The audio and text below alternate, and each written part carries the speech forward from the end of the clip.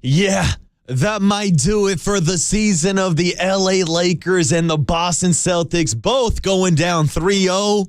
And the San Francisco Giants taking 2 out of 3 from the Miami Marlins. What's up, everybody? Happy Monday morning. It is indeed Marcus Boucher, the Waterboy from the Murph and Mac Show, taking you up to 6 a.m. this morning with, of course, overnight Dave behind the glass.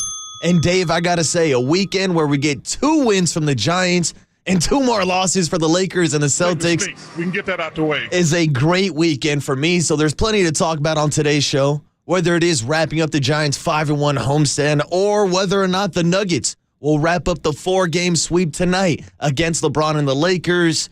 Whether or not the Boston Celtics are ever going to show up after having another no-show and being blown out by nearly 30 points in the third quarter last night.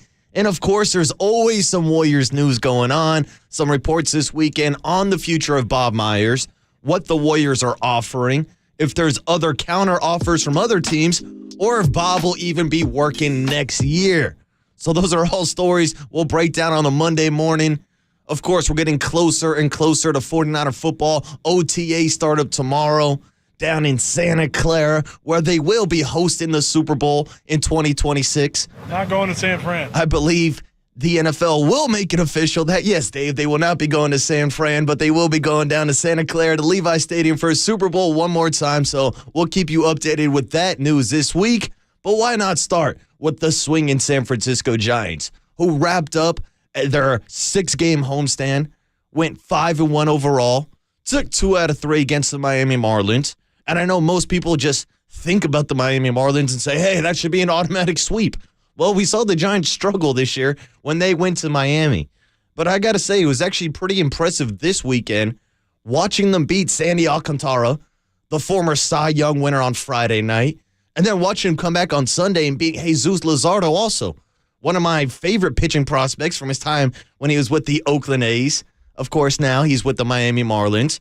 And there he was, striking out 8 guys on Sunday, but the Giants put up 7 runs. And, of course, squeezed in the middle of all that was their Saturday loss, where they lost 1-0 to a guy named Braxton Garrett. Now, again, I think this explains baseball perfectly. You have 2 studs. You've got Sandy Alcantara. You've got Jesus Luzardo. And the guy that has the best pitching performance is Braxton Garrett. But maybe that's because he is a left-hander. We've seen the Giants struggle a lot this season versus left-handers, and that's why it was good to see a couple young right-handed bats in the lineup this weekend. Of course, we've been talking about Casey Schmidt since he got called up about a week and a half ago, a couple Tuesdays ago. But today, we're talking about Patrick Bailey, the man that was actually selected ahead of Casey Schmidt in the 2020 MLB draft. That's right, Casey was number 49 overall, a second-round pick out of San Diego State. Meanwhile, Patrick Bailey was a first-round draft pick.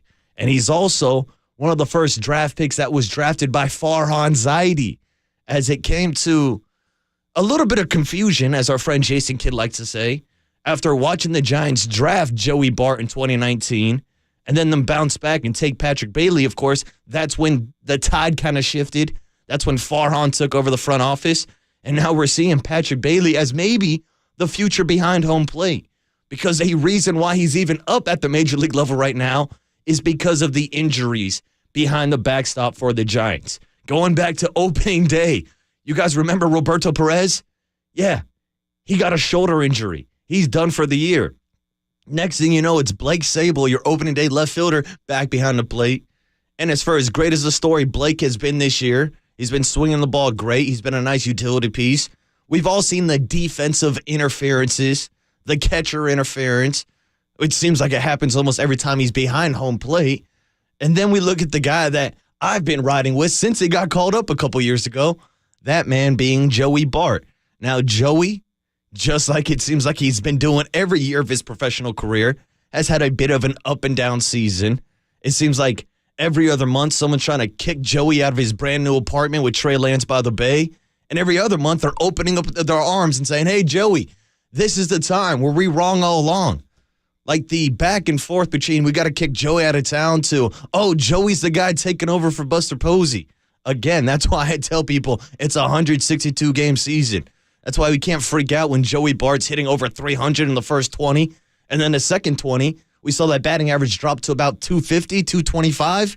And it's something that I talked to Mike Krukow about when I was filling in for Paulie Mack the other week on whether or not Joey has been hampered by that groin injury. Now, Mike told me the Giants wouldn't put him out there if he wasn't healthy enough to play.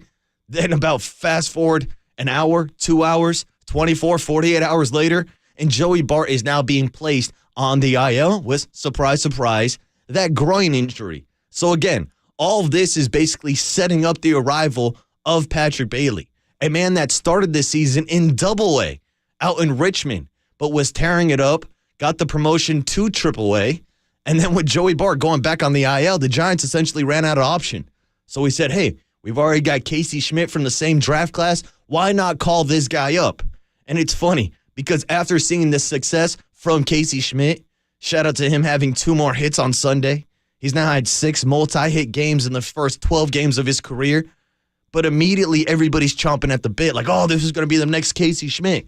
He's going to be a superstar. He's going to be an all-star. Now, as soon as this news broke, we talked about it on Murph and Mack. I heard FP filling in for Papa with John Lunn, and they were basically telling people, pump the brakes, pump the brakes. Let's not get high expectations for this kid.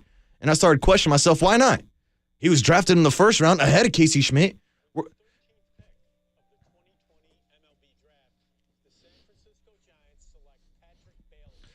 So why not? Why can't this kid come up and have instant success? And it's somebody that actually compared to Casey Schmidt back when I did go and watch Patrick Bailey with the San Jose Giants. Because this is the thing that's really cool to me. As somebody that lives down in the 408, a South Bay native, I've grown up going to San Jose Giants game my entire life. Well, post-pandemic 2021, I probably went to more San Jose Giants games than I ever have in my entire life. And here's the thing, when you're looking at that 2021 roster, a roster that won the championship that year in the Low West A division, it had guys like Casey Schmidt, like Patrick Bailey, oh, this other guy you've heard of, Kyle Harrison, Luis Matos, who just got called up to AAA, Cole Waits was the closer. We've seen him hitting the big league level. Ryan Walker made his debut this weekend. I mean, this team was absolutely loaded with talent. And now we're seeing a lot of those guys on the doorstep, knocking on the door, either at Sacramento in AAA or now being called up to the big leagues. And going back to what I saw from Patrick Bailey in San Jose was exactly what I saw this weekend. A guy that is an excellent defensive catcher. Now, there will be people who will look at his stats, look at his batting average, break down the analytics, and say, hey, I'm a little worried about this guy's bat. Well, I'll tell you, as a catcher, it's more about the glove than it is the bat. I know we all got spoiled by the success of Buster Posey, and everybody thinks they're going to have a Hall of Fame catcher behind home plate. It's not that simple. And right now, when you're looking at Patrick Bailey, a guy that won a Gold Glove last year in the minor leagues, he is currently the best defensive catcher on this roster, ahead of Joey Bart, ahead of Blake Sable, 100% hands down. Now, the criticism for Patrick Bailey was that he wasn't the greatest hitter. Going back to his time down in San Jose, I saw him struggle at the plate a little bit, but this is a guy, since leaving San Jose, kind of like Casey Schmidt, started to find his own in Eugene, started to find his own up in Richmond with the Flying Squirrels, and then continue to dominate at the AAA level. And that's what I love to see, because obviously things change in a couple years. I hadn't seen Patrick Bailey play since 2021. Now, I saw him in spring training a little bit this year, and I kind of got those same impressions that I got from Casey Schmidt in spring training this year. I said, okay, this guy came back, added 10, 15 pounds of muscle, added a little bit of size, added some pop, and now we're talking about a real player that can make an impact. And the cool thing that stands out to me from Patrick Bailey this weekend, on Saturday, he gets his first hit off a lefty. On Sunday, gets his first home run, batting righty off a lefty. And this is a guy that is touted, or should I say the split stats will tell you, he's better actually hitting from the left side of the plate. And that's why I do think if we want to get into a situation where we're talking about the futures of Joey Bart and Patrick Bailey, they could get into a platoon system where Patrick Bailey plays against righties, Joey plays against lefties. But we saw this weekend Patrick putting some pretty good swings against left-handed pitchers also. He actually said his home run versus Jesus Luzardo might have been the best right-handed swing he's ever had in his lifetime. And I'm sure Giants fans are hoping to see a lot more of those swings in the near future. A guy where we don't know how long he's going to stay up. But if he does what Casey Schmidt is doing right now, takes advantage of the opportunity, why not play him every day? Why not give him the opportunity at least until Joey Bart is healthy? We'll see what he does. And if he is back in the lineup today with the Giants going on the road to take on the Minnesota Twins before they go out to Milwaukee, a little bit of a road trip here and some news to pay attention to for who could potentially be pitching to maybe a Patrick Bailey or a Blake Sable on Thursday. Because when Patrick Bailey was making his first career MLB start, guess who was on the bump? Logan Webb. And unfortunately, like I said, probably the best pitching performance the Giants got all weekend was from Logan Webb. But he got Matt Cain. The Giants gave him 0 run support. Ended up going into the 6th or 7th inning and then actually had to be called out by Gabe Kapler. Pulled him from the game around 92 pitches. Was dealing a little bit with some back tightness. Now, Logan said after the game that he felt fine. Felt like he could have gone back out there. But it is something that we will have to keep an eye on. We've actually got some sound from Logan Webb and Gabe Kapler on the other side, giving you the latest injury update on Webby. And we've also got some sound from Patrick Bailey, talk about making his MLB debut. We'll get to that on the other side. But again, shout out to the Denver Nuggets. Shout out to the Miami Heat, potentially breaking out the brooms for only the second time ever in NBA history. Both matchups in the Eastern Conference Finals and the Western Conference Finals are up 3-0. And as much as Laker fans would love to tell you this morning that they're feeling fine, kind of like in Game 1 when Darvin Ham was talking about, oh, yeah, this is where we want to be. No, this is not where you want to be. You're down 3-0. And I know you've got LeBron James on your team, but even quote-unquote Kings James has never accomplished anything like this. No team ever in NBA history has came back down 3-0. You want the actual numbers? When it happens, teams are 0-149 in these series. You can pretty much stick a fork in them. And tonight, Jamal Murray and Nikola Jokic will look to get the job done. Tomorrow night, Jimmy Butler and the cast of crew that this guy has. Shout out to the Miami Heat and their Heat culture. I mean, they're doing this without Tyler Hero, without Victor Oladipo. Instead, you got guys like Caleb Martin out here, Gabe Vincent, Duncan Robinson putting up 20-plus points. Great basketball. Not the greatest entertainment from a series perspective, and probably not the greatest matchup from an NBA Adam Silver perspective, as they were salivating over a potential Lakers and Celtics matchup. Now it's looking like neither team might win a game in this series. Both squads up 3-0. Nuggets, Lakers tonight. Let's put a fork in King James. And shout out to all those, I don't want to insult you, but those Laker fans out there tuning into national radio this morning saying, oh, today's the day. LeBron James going to come back 3-0 for the first time ever. Now comes the part where we throw our heads back and laugh. Ready? Ready! Lakers are down 0-3. Giants win 2 out of 3. And the Celtics are down 2. It's a good weekend. Hope everybody's having a Monday morning. And thank you for tuning into the leadoff spot. We'll get into some of that Gabe Kapler, Logan Webb, Patrick Bailey sound on the other side. It's the Waterboy Marcus Boucher on a Monday morning on KNBR 104.5 FM and 680 AM, the sports leader.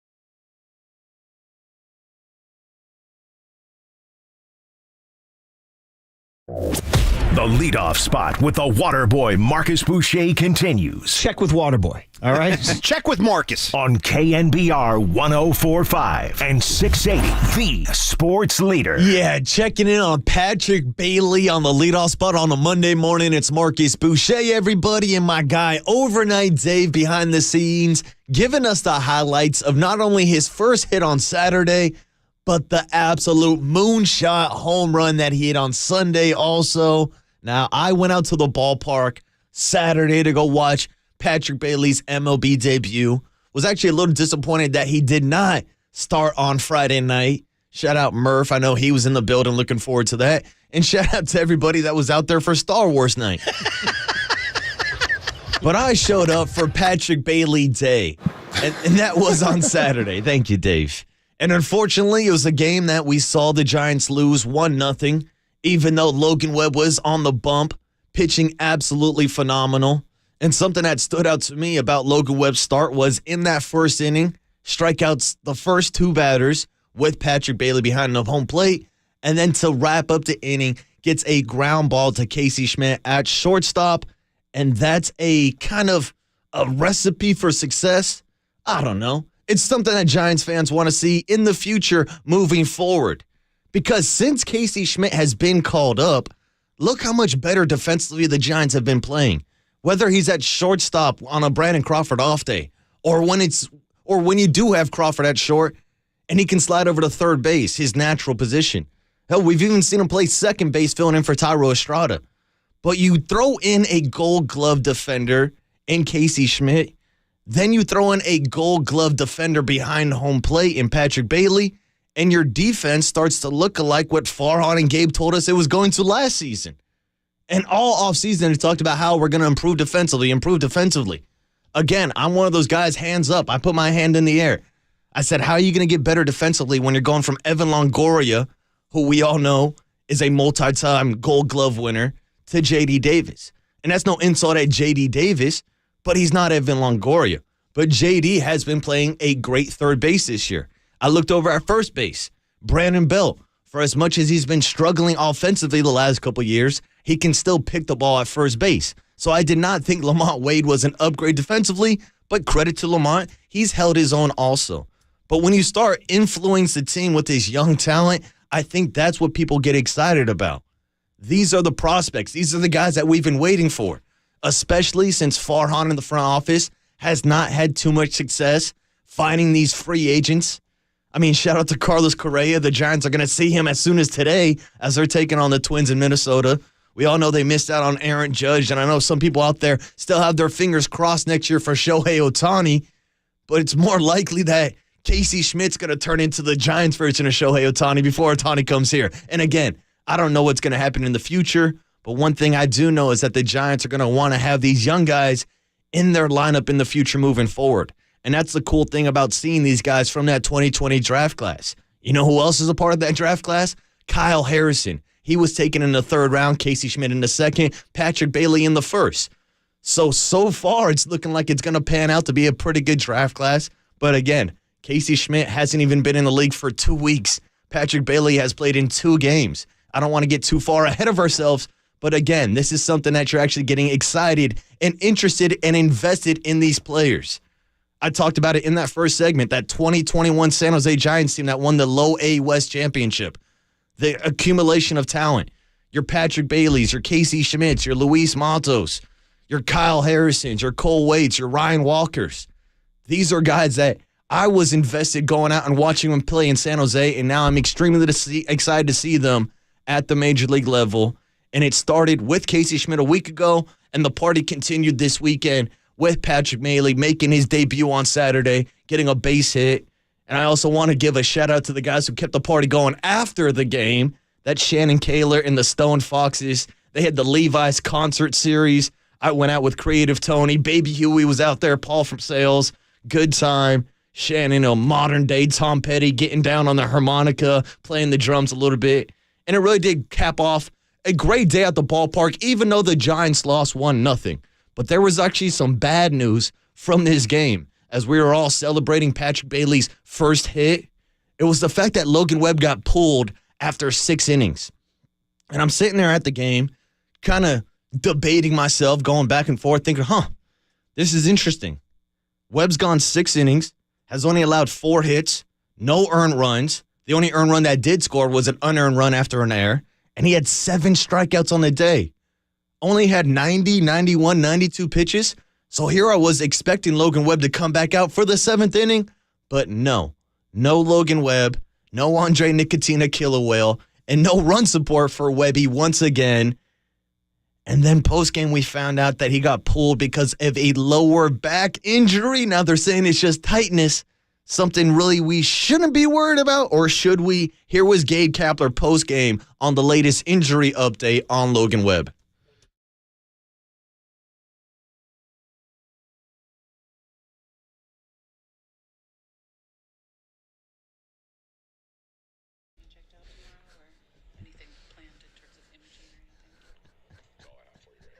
Yeah, that's all I got for you. You're going to get this injury report and you're going to like it.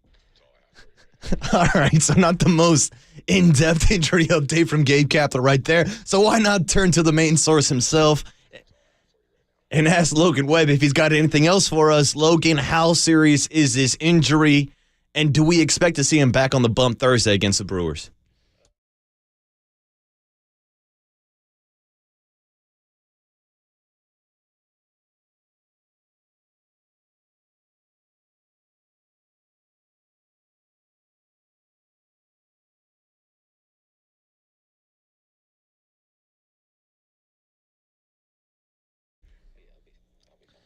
All right, so there's Logan Webb basically saying he'll be fine. He could have gone back out there for the 7th inning, but Gabe said, yeah, Logan, that's all we're going to give you today. That's all I got for you. But hey, Logan said it himself, he's fine. I expect him to be fine moving forward.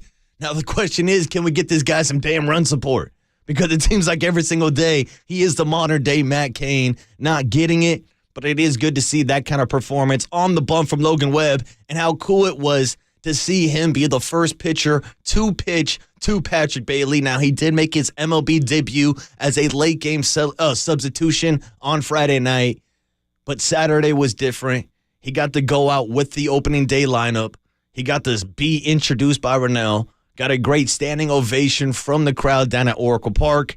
And here was Logan Webb, actually, before we get to Patrick Bailey, talking about what it was like pitching to the rookie and how he performed behind home plate.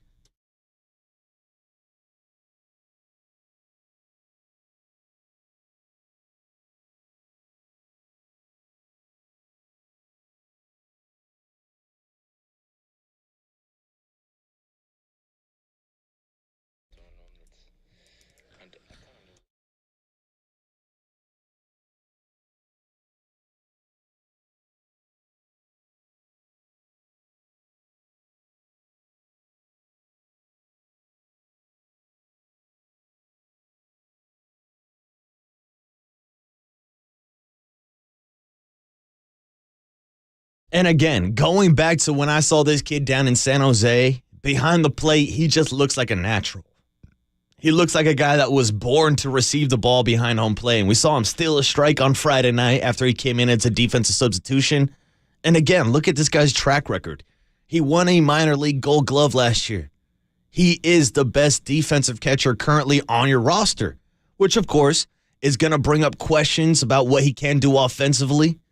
I think the only negative we saw from him this weekend defensively was on Saturday when he allowed 2 stolen bases, dropped 2 balls on the transfer. But hey, like I said, it's his first start behind home plate. Maybe there were a little bit of big league jitters, a little bit. But going back to what we saw with the bat, the base hit on Saturday, the bomb on Sunday, and then how about the kid after hitting his first major league home run, drops down a sacrifice bunt, a little safety squeeze, gives the Giants an insurance run, just showing he could do a little bit of everything. Here was Patrick Bailey talking about his defense before we get into the offense and what it was like catching Logan Webb, the ace of this staff.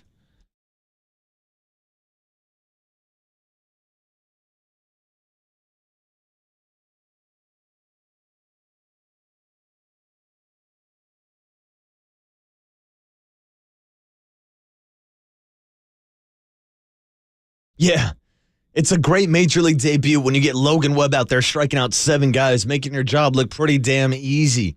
But that's the thing. Because Patrick is so good defensively behind home plate, he's going to make the life easier, not just for Logan Webb, but for Alex Cobb, Alex Wood, Anthony DeSclafani, the entire pitching staff.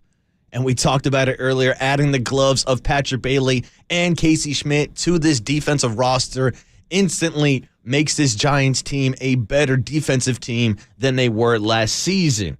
But I wanted to get to Patrick Bailey talking about his first career home run. He's a guy that's pretty mellow, doesn't give you a long answer, but again, he's still a rookie. Here was Patrick Bailey talking about squaring up a ball, doing it from the right side of the batter's box, and maybe it being the best right-handed swing of his life.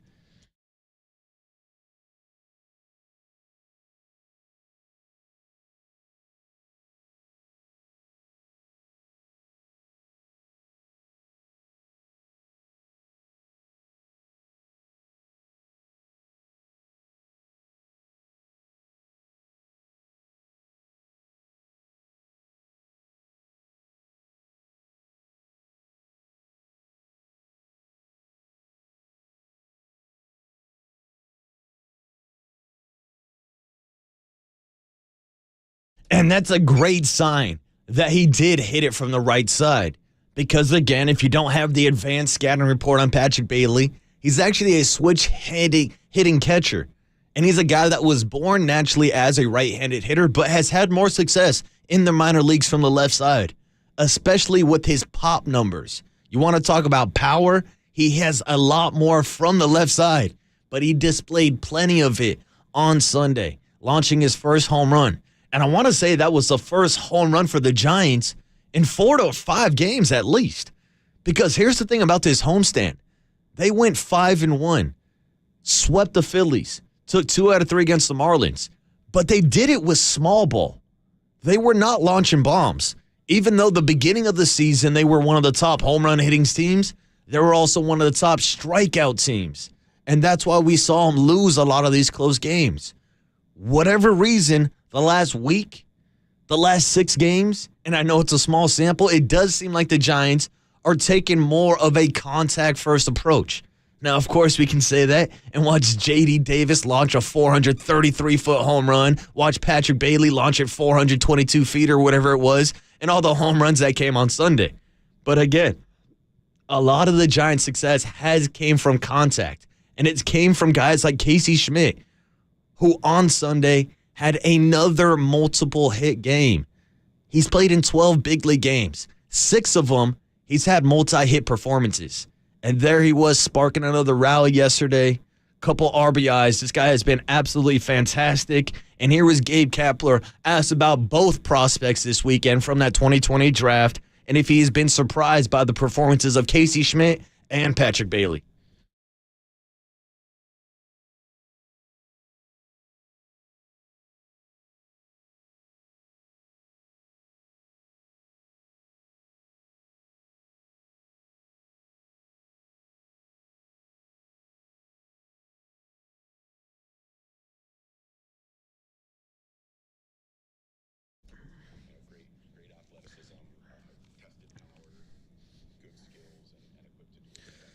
And the Giants are playing some of their best baseball of the season with some of their young guys providing that spark.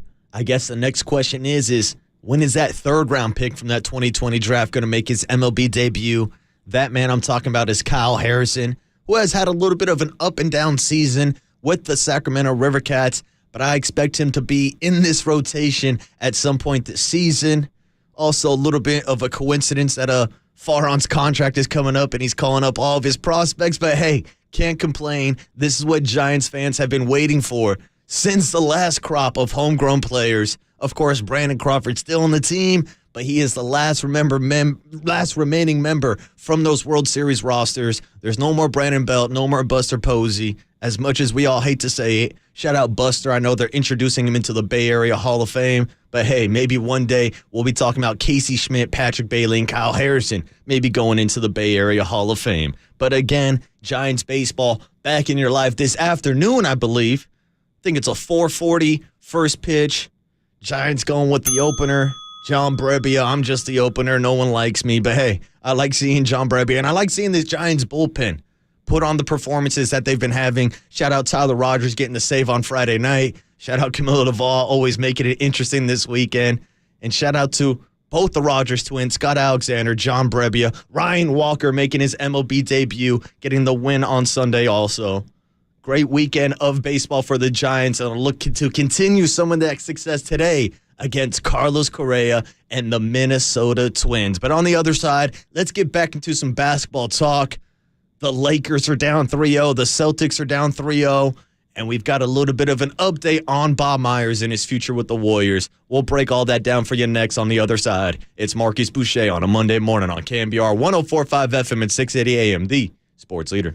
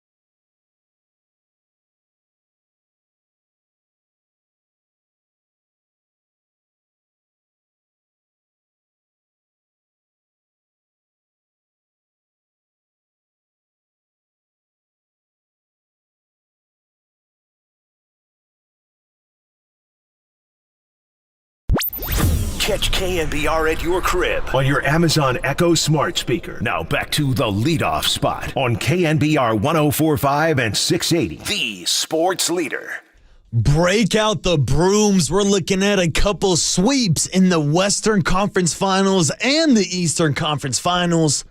Only the second time in NBA history where both conference finals have one team up 3-0. Lakers stink. We can get that out the way. And yes, Dave, we can talk plenty about how bad the Lakers have looked.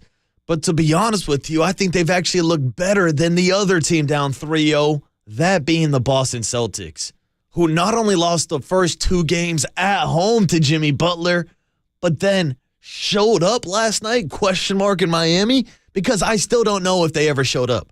They lost last night 128-102. Jimmy played good enough for us to win. Yeah, Jimmy played good enough to win.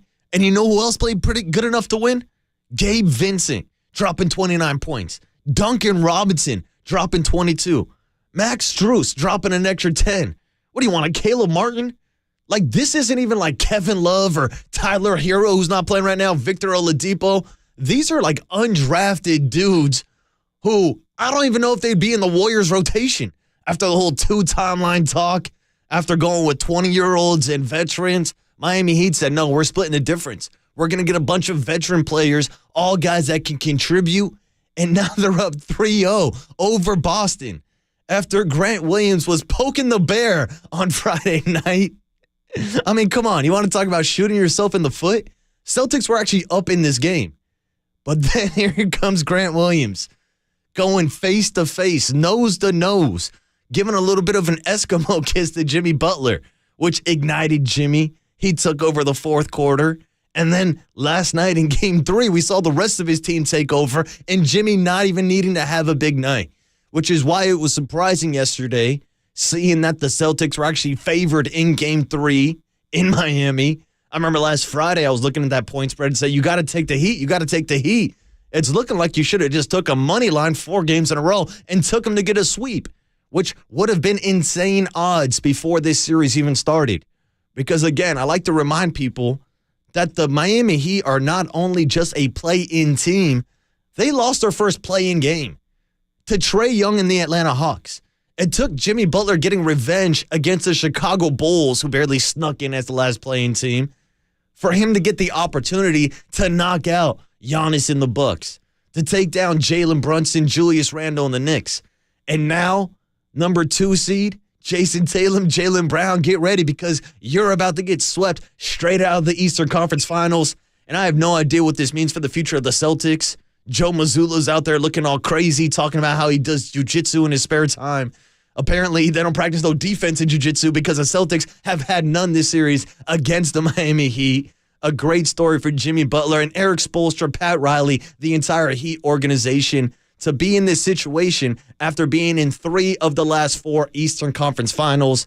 I expect them to put away the Celtics on Tuesday. They're actually a 2-point favorite in that game, but tonight we might see our first sweep of the conference finals, that being the Denver Nuggets, who are looking to go to their first NBA Finals ever, and they're a team that's on a mission. We played some Mike Malone sound for you last week when he was talking about the narrative after Game 1, and he told basically Skip Bayless and Stephen A. Smith, Murph and Mack, every media outlet out there, to put that in your pipe and smoke it.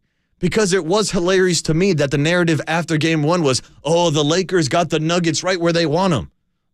Really? They were down 1-0. And I know they erased like a double-digit comeback in the fourth quarter, blah, blah, blah, blah, blah. So, you put that in your pipe, you smoke it, and you come back, and you know what? We're going to go up 2-0. Yeah. And guess what? They went up 2-0. And then they went up 3-0. Doubling down, went into L.A., went down to Crypto.com in front of all those fake celebrity Laker fans who, oh, by the way, were leaving with about 2-3 minutes left in the fourth quarter. That's always a great look in the playoffs, especially in a conference finals game. But I'm hoping it's those same sorry-ass fans in the building tonight. Because, again, this morning I'm driving in, listening to national radio, and I hear on ESPN radio Laker fans saying, oh, I don't know why you guys are writing off the Lakers. LeBron James is the GOAT. Bah! He's going to come back tonight. Well, as good as LeBron James is, he's never came back 3-0. As good as Michael Jordan was, he never came back 3-0. Probably because he was never down 3-0. As good as Steph and Dre and Clay are, they've never came back 3-0. The list goes on and on and on. You know why? Spoiler alert, nobody has ever done it. Teams that are down 3-0 are 0-149. So unless LeBron James pulls a bunny out of his hat, shout out to the time he killed Bugs Bunny in Space Jam 2 and then bring him back to life. Maybe that's what the Lakers need. Maybe they need to take out Bugs Bunny and then reanimate him and bring him back. Maybe he can help him on the court tonight. They're an underdog in this matchup. I really think Denver's going to close it out. Maybe LeBron can salvage it and win one game. Like I said, I give them a little bit more hope than I give the Boston Celtics right now. But man, oh man, Nikola is playing amazing. And he really didn't even have that great of a game 3, but it was Jamal Murray taking over once again. Shout out Aaron Gordon, our guy from the 408. And shout out to the Nuggets looking to put a bow on the Western Conference Finals tonight against the Lakers. But there's one piece of basketball news that I wanted to squeeze in real quick before we got to the Murph and Mac show. And that, of course, is an update on Bob Myers. And over the weekend, there were multiple reports on what Bob may or may not do in the future. The first one came from the San Francisco Chronicle and C.J. Holmes, who reported that, yes, he could maybe be leaving San Francisco, but maybe not working anywhere else. Dave, listen to me on this one. They said if he does stay in San Francisco, not San Fran, then the Warriors would be expected to make him the highest paid GM in league history, which shouldn't be a surprise to anybody. This is a guy that laid down the groundwork for the 4 titles for the Warriors. We've spent weeks now talking about his relationship with Draymond Green, and shout out to Draymond. I know he did a podcast talking about Bob and stuff. We don't got time to play that. But we know how much he means to the players, how much he means to Steve Kerr, how much he means to Joe Lacob. And that's why, to me, I've been paying so much attention to the story because I do think it's going to be the first domino to drop about talking about whether or not Draymond Green is going to opt into his contract, on whether or not the Warriors can negotiate a contract extension with Klay Thompson where he doesn't want a max contract, and maybe he will take a pay cut. If it's not Joe Lacob having these conversations, maybe they go differently. And that's why I was, I guess, pleasantly surprised to see the reports from C.J. Holmes this weekend that they will make him the highest paid GM if he chooses to accept the offer. Now, that's the question. Does Bob Myers even want to do this job anymore? He doesn't have too much left to accomplish. Now, to somebody like me from the outside looking in, you would assume that he'd want to ride out with the guys he rode in with, like Draymond Green likes to tell you on the podcast. If I'm Steve Kerr, if I'm Bob Myers, if I'm anybody tied to this Warriors franchise right now, I'm hitching my wagon to Steph Curry. That's the only timeline that matters right now. As long as Steph is still on the court, I'll still want to be around. But maybe Bob has gotten to the point where he will want to go to the media. I know he started a podcast this offseason.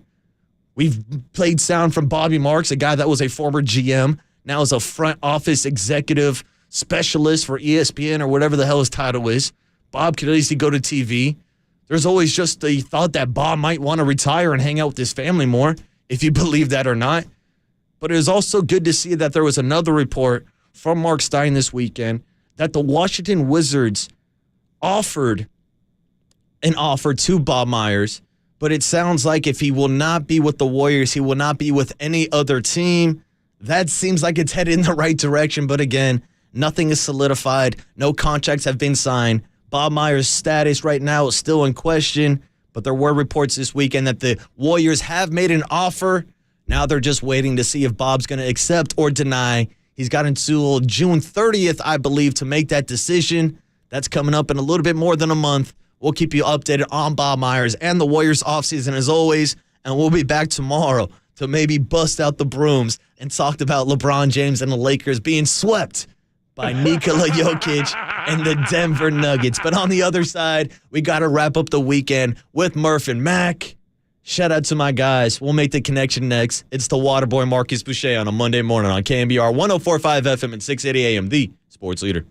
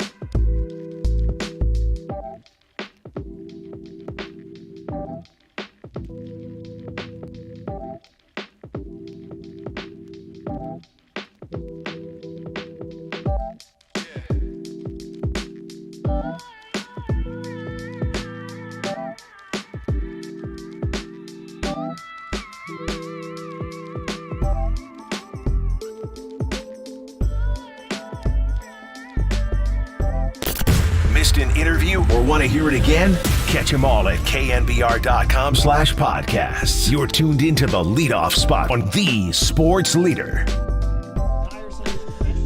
All right, fun Monday morning on the leadoff spot today. Shout out my guy Overnight Dave behind the glass.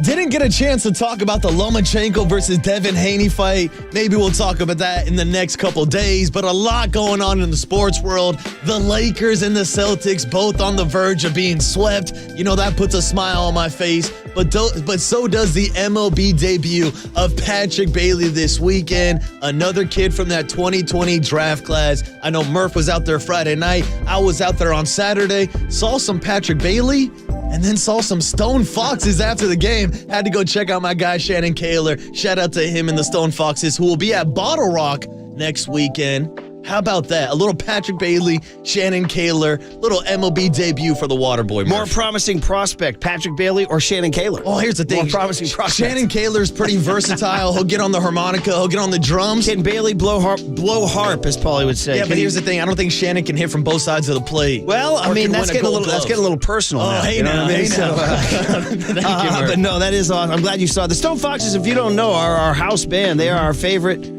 rock and roll band, and they are a legit touring rock and roll band that have a decorated recording career. Their songs have been used in Jack Daniels ads and in movies and TVs and all that. So anyway, we promote the Stone Foxes any chance we get. They rock. Yeah. They rock out with their sock out. And they were out at the Levi's concert series after game on Saturday. Shout out to all the guys. Shout out my guy Bud, who bought me a beer. Recognized some me guy named Bud? From the live stream. That's because the live stream. The live stream. Walked up to me, he goes, "You're the water boy, huh?" I was like, "How'd you recognize me?" He goes, "You're on camera now." Yeah, you are, buddy. I said, "Oh, they got me." Does it feel like there's a slight hazy orange glow here this morning? Yeah. Paulie comes in and messes with the lights. It's like a light orange glow in here right now. It's the Paulie Mac light show. We got to get, I don't know. I like how Paulie treats it like a concert. He's like, he I need these fiddles lights. around. He goes up, down, up, down. Next thing you know, it looks like reminds me of that day that horrible day we had during the pandemic when the whole city was orange. Yeah. Kind of feels that way this morning. It looked like the end of the world. But anyway, by the way, my life's goal is to play for Pat Riley and Eric Spoelstra one day. That's my life's goal. Here's the Miami Heat, dude. My goal is to one day just like spend a week with those guys and just with my mouth open and learn about the secret to life. Heat culture. Heat culture, dude.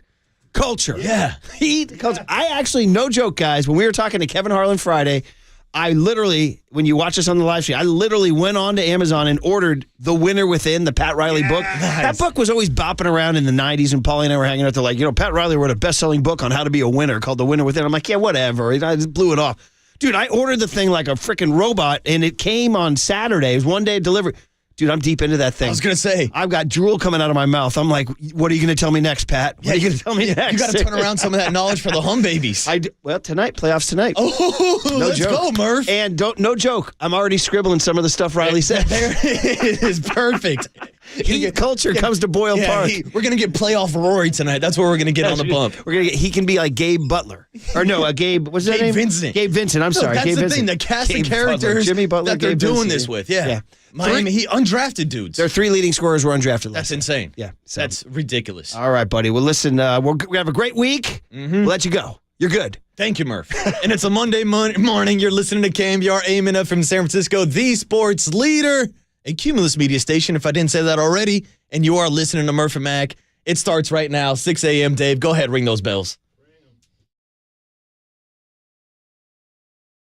Good morning, and welcome to the KNBR Morning Show with Brian Murphy and Paul McCaffrey on KNBR 104.5 FM and 680 AM, the sports leader. What a weekend for Patrick Bailey and for Jimmy Butler and for calling timeouts right in the face of Celtics and for my man Paul Mack. Hey now. Who just came back from the venerable LA Forum. Pat Riley's house, if I may. With a new Steely, too. Yeah, I got my new Steely I on. like that. Yeah, thanks, bro. Feeling good. What is the Grateful Dead rule on like buying gear? Is it like you have to like refresh, or do you go with the same stuff? No, there's not. Gut instinct. There's really there's no formal protocol there. I'd say whatever catches your eye, if it's available and you got a couple of bucks in your pocket, you make it happen. But that Just one doesn't simple as say that. like LA Forum. It's just I don't need any of that. Okay. I just need to steal your face. That's all I need. Everybody look at Paulie on the live stream. I got the skull happening. Looks good. I like that one. Looks good, feels good, and what a show I saw, Murph. They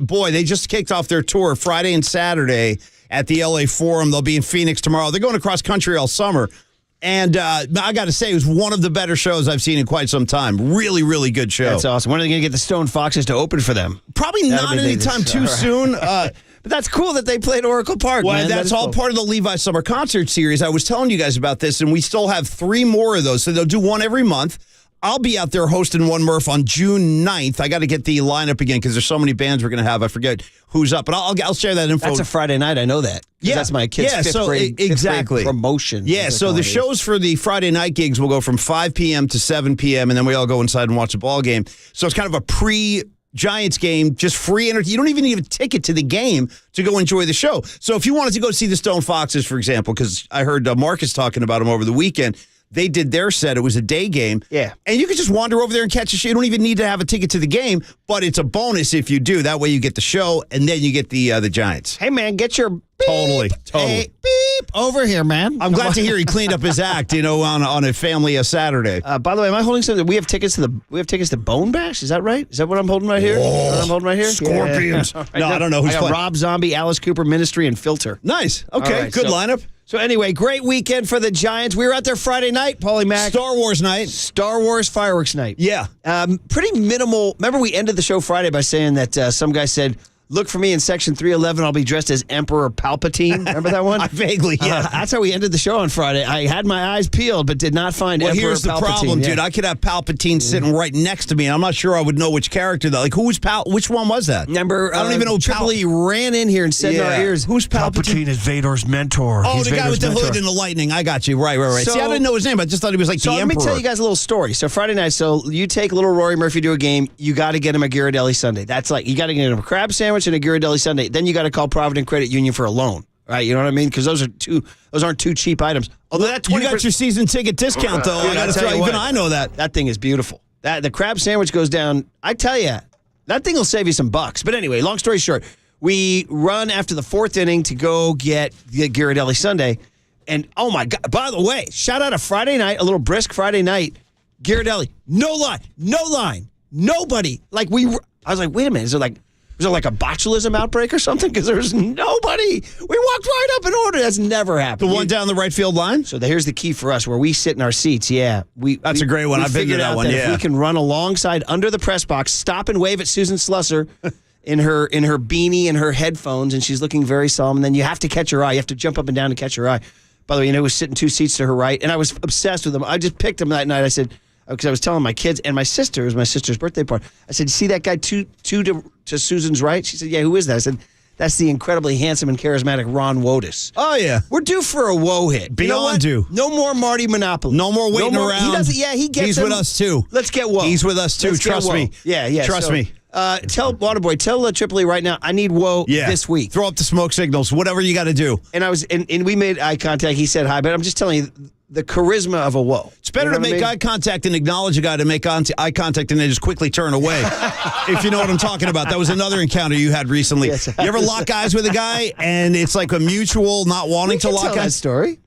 We can tell that story. Well, you should probably tell it. I wasn't I'll even- tell yeah. it. It was Gabe Kapler. Yeah. It was Gabe It's Kapler. great. It's so great. So it was it's the perfect. game where I think Larry thought we were talking too much about the Warriors. So Now, you should tell everybody where Larry seats, just in case they don't know. Well, Larry knows everybody knows where Larry's seats are, right? They're in the front row, right by the on-deck circle. Right by the dugout. Now, yeah. the seats actually to his left are the Sue Burns seats. Those are the 4 that right abut the dugout, where you can lean into the dugout. Larry's are actually to the right of Sue Burns' seats. So Larry's actually 4 seats away from the dugout. Yeah. Sue Burns, rest in peace. Yeah. The beloved owner, no more, she's no longer with us. They have a little plaque for her because those were her seats. So anyway, if you sit in those, Larry brought my kid and his 2 buddies down, trying to make us talk more Giants and less Warriors, right? Best seats in the house, too. They're so incredible. I'm You're practically on the field. Oh, and you could hear, we heard Gabe and Kai and all them. What the blank is this? Mother, father, and the umpire. Yeah. Chris Guccione. Yeah. There And was then some the stuff. locking of the eyes, though. But then one Yeah. point, Gabe was kind of had his hands in his pockets and he was Yeah. kind of turned and he I'll looked. turn. And he looked right at me. Locked eyes. And I looked right at him. Bam. Yeah. And he looked away. That's the best. So like that uncomfortable moment where you realize they're like, oh, I don't want to see you, and you don't really want to see me. I'll just look away. Have we all been there? Oh, totally. Yes. Totally. Have we all been I'm probably there? a master of that. Lock eyes with me, I'll look away immediately. Who's the person around the office that you make eye contact with and look away? I'd love to. I don't know if I can reveal that on the air because it might jeopardize my standing. You know what I'm saying? But you can, yeah. I got you. I got you. But anyway, long story short, we're coming back from the Ghirardelli Sunday thing, and there's a guy in front of us in a red like terry cloth robe. Kind of hard to describe. Like we're walking from Ghirardelli, we're about to make a left turn onto the concourse down. So we're coming down the right field line back towards home plate. So this guy was in a red terry cloth robe right in front of us, and I don't know how he sensed that we were behind him, but he just turned around, and his face was completely made up in this Star Wars sort of green makeup. And it was I know that one. Yeah, that's yes, I know the character, and like green and black. On. Yeah. Yeah. And he had a hood on. Those are like those newer ones that came out, like 4, 5, and 6 or whatever. See, those are the ones he I turned around and went like, see, no, and I'm telling you got an 11-year-old kid. He's like 1, 2, 3. I don't know.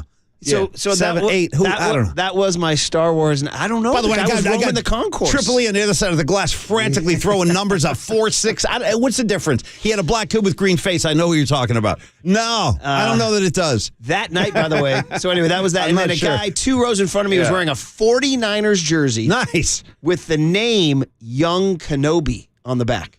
Well, so instead of like Purdy or Kittle or McCaffrey, it said Young Kenobi. Well, I got the obvious question at this point, Murph. What number was he wearing? 13. Okay, all right. So I thought it was Tim Rattay. I asked. Yeah, I don't know. So it was Young Kenobi. But anyway, so that all was fun, and we also saw Casey Schmidt face the mighty Sandy Alcantara, the Cy Young winner. Look overwhelmed, and in his third at bat in an 0-2 pitch, he calls timeout. We're like, poor Casey, he's getting a toast to the big leagues. Strokes an rips an RBI single to left. And I mean, this kid, you could feel his energy going from home to first as the crowd went nuts because he made it from a 3-2 ball game to a 4-2 ball game, I think. I think so, yeah. He made it from a 3-2 ball game to a 4-2 ball game. And Paulie, much to your delight, I know you were headed down to L.A. and all that, he got to first. He blew the kiss. We haven't talked about the kiss blowing thing this year, that they blow kisses this year. He got to first, blew a kiss. I just blew a kiss at Murph, by the way, right now. You can't. You lied because it's on live stream. Well, the people in the cars, they don't know that. You can do that. You can do it on a live stream. It was in my head. Should we blow kisses to Marcus when we go to break? Yeah, I'll do them right now. Yeah, there's one, see? But anyway, he got to first, blew a kiss, and then yelled as clear as day, Paulie, 2 words that Tim Lincecum once yelled, the second word being, yeah. Yes. Blank, yeah. I'm just here to tell you it was a great moment. To see young Casey Schmidt scream it. So the full version of this. F yeah. Yes. So it was a nice, like the kid just is pulsating. You know what I mean? He pulsates energy. I got to take issue with you right out of the gate on a Monday morning. I got to take a step back. Like Bob Weir implores us to do on occasion if we get too close to the stage. He'll just tell you to take a step back. Every time I count to just 3, like this.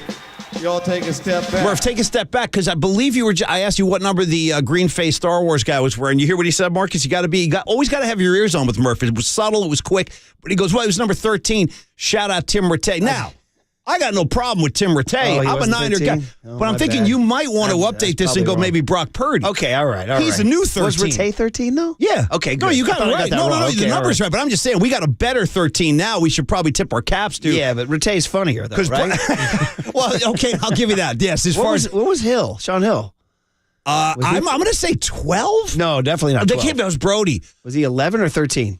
Great question. You should know that. That's you. Yeah, no, I'm struggling. That's what you do. That's a great call. Anyway. You got me stumped on Sean Hill. We can look it up very easily. It's 13. See, there's 3 of them now. Do you still have it? Wait, which one? Which one? For the 13, Sean Hill. We could say. Oh, I would have to pull it out. Never mind. Never mind. All right. Then let's just put the stamp on the Giants, who are creating a little energy, guys. We're witnessing something right now with Patrick Bailey and Casey Schmidt. There's something going on. So let's put the stamp on it. You guys ready? Kai Correa calls Rob Manfred. Manfred said, "Did you just finish a 5-1 homestead?" He said, "That's right, pitch clock boy. Put it in the books." San Francisco Giants 7, Miami Marlins 5. It's all good, baby. It's all good. Beautiful baseball. Beautiful baseball. The Giants. Fun. This is some kind of good. This is unbelievable. And people get the biggest kick that we still have Bochy. By the way, victory thing. Murph, you ask and you shall receive. Like Brock Purdy and Tim Rattay, Sean Hill wore number 13. So that's Actually, a great. You know what? You know, I need to do that again. Please, another factor. Okay, hold on. So, yeah. Like Brock Purdy, Tim Rattay, and the guy 2 rows in front of me called Young Kenobi, Sean Hill wore number 13. Murph's really good at that because you always times that you hit the post pretty nicely. You do. It's a skill. It is a skill. Well, let's stay on this skill set and here salute Bobby Weir and the guys who leave the yard. Shout out the man who's just plugging along with a nice season, J.D. Davis, number 8. That's Marcus's guy. Bombs away. You called that out a couple. You said, that's my guy. And then the guy who came up as part of this movement, as my 15-year-old kid called it, he goes, Dad, you have to admit his draft class was masterful. I said, masterful? I said, Bill Walsh's 86th class was masterful. That's masterful. And he's like, well, you're not giving enough due. Schmidt, and Harrison, and it's the greatest. Patrick Bailey, number 1. Bombs away. Was that a masterful draft class? It's something we'll discuss, I guess. Okay. So it's great to be back. Happy Monday. Hey, now. Today we are all aspiring to be part of Heat culture. And we'll get the guest list on the other side. Monday morning style. Murph and Mac on the live stream, by the way. KNBR app, KNBR.com, YouTube live stream, Twitch. Hello. Take your pick. On KNBR 104.5 and 680, the Sports Leader. Yeah, you know, we're awesome.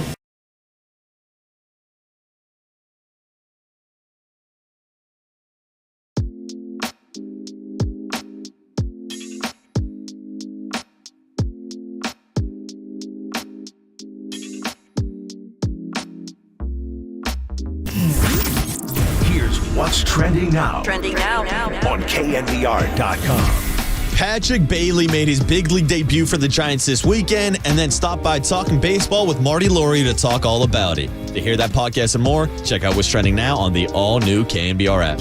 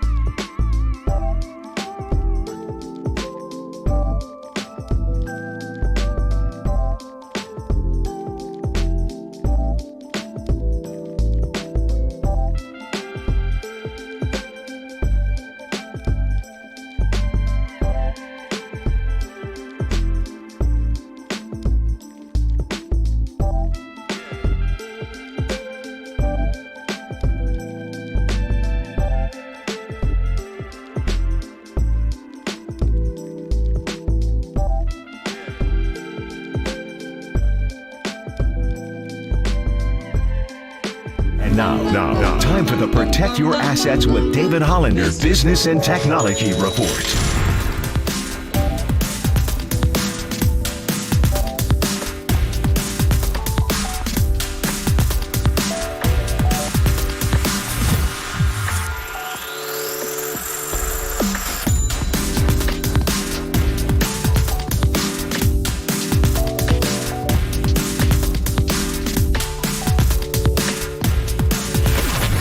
This has been the Protect Your Assets with David Hollander Business and Technology Report.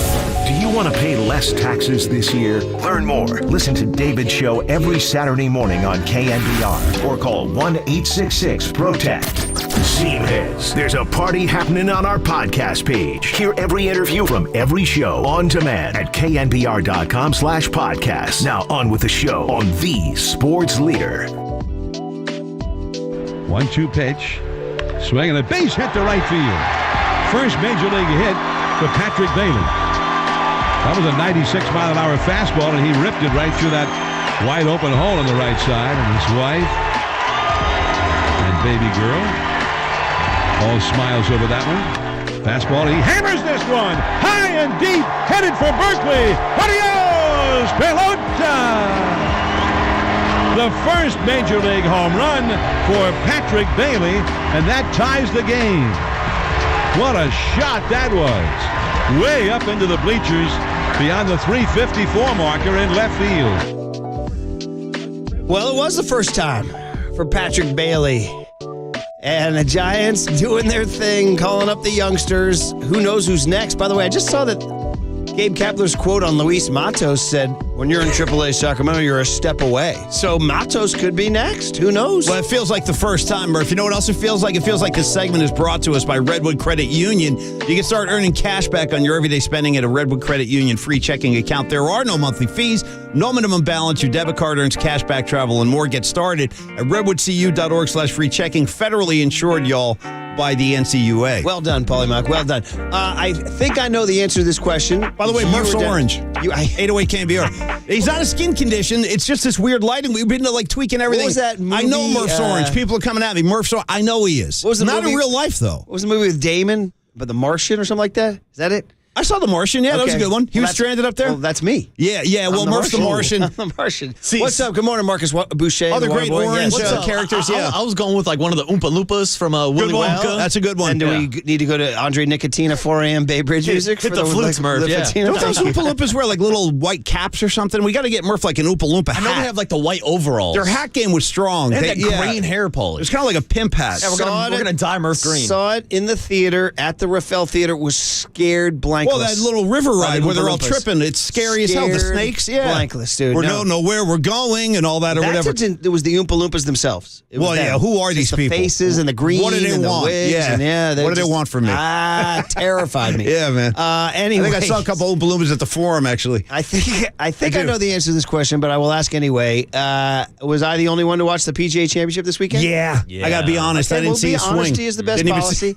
So, It is. I didn't see a swing. I had to do this to a kid in my team the other day when they said something to a player on the other team, and there was an incident, then the kid said something to us. There was an incident. And I had to say, hey, listen, I need to know what happened. I pulled the kid out. I said, listen, honesty is the best policy. And he told me the truth. Don't lie. He told me the truth that they had yelled out the name of the girl that the pitcher had a crush on. Nice. And that's what they had done to rattle the pitcher from the other team. That'll do it. Oh, that's just good heckling. Yeah, that'll do it. That's good research. I support the heckle. That's good research from the kids. As the coach, I had to say, you know what? Yeah, Let's back off of that. But I did say honesty was the best policy, and they did it. But anyway, the PGA Championship, remember I said on Thursday, I said, do you guys, what's the lowest wattage major you've ever seen? I'd say the 2023 PGA at Oak Hill. Remember that? We were going in. I said, I think if you check the tape, I said, maybe something will happen Sunday. Maybe something will happen Sunday to give it just a pulse. And sure enough, this is for my people out there that did watch it, and hopefully you guys at least watch SportsCenter to see the story of Michael Block, the club pro. So I'm going to get kind of in the weeds here, but the PGA Championship allows club pros to play. I know it gets confusing. The PGA of America is not the PGA Tour. What is a club pro versus a touring pro? It's for the golf crowd. But anyway, let's put it this way.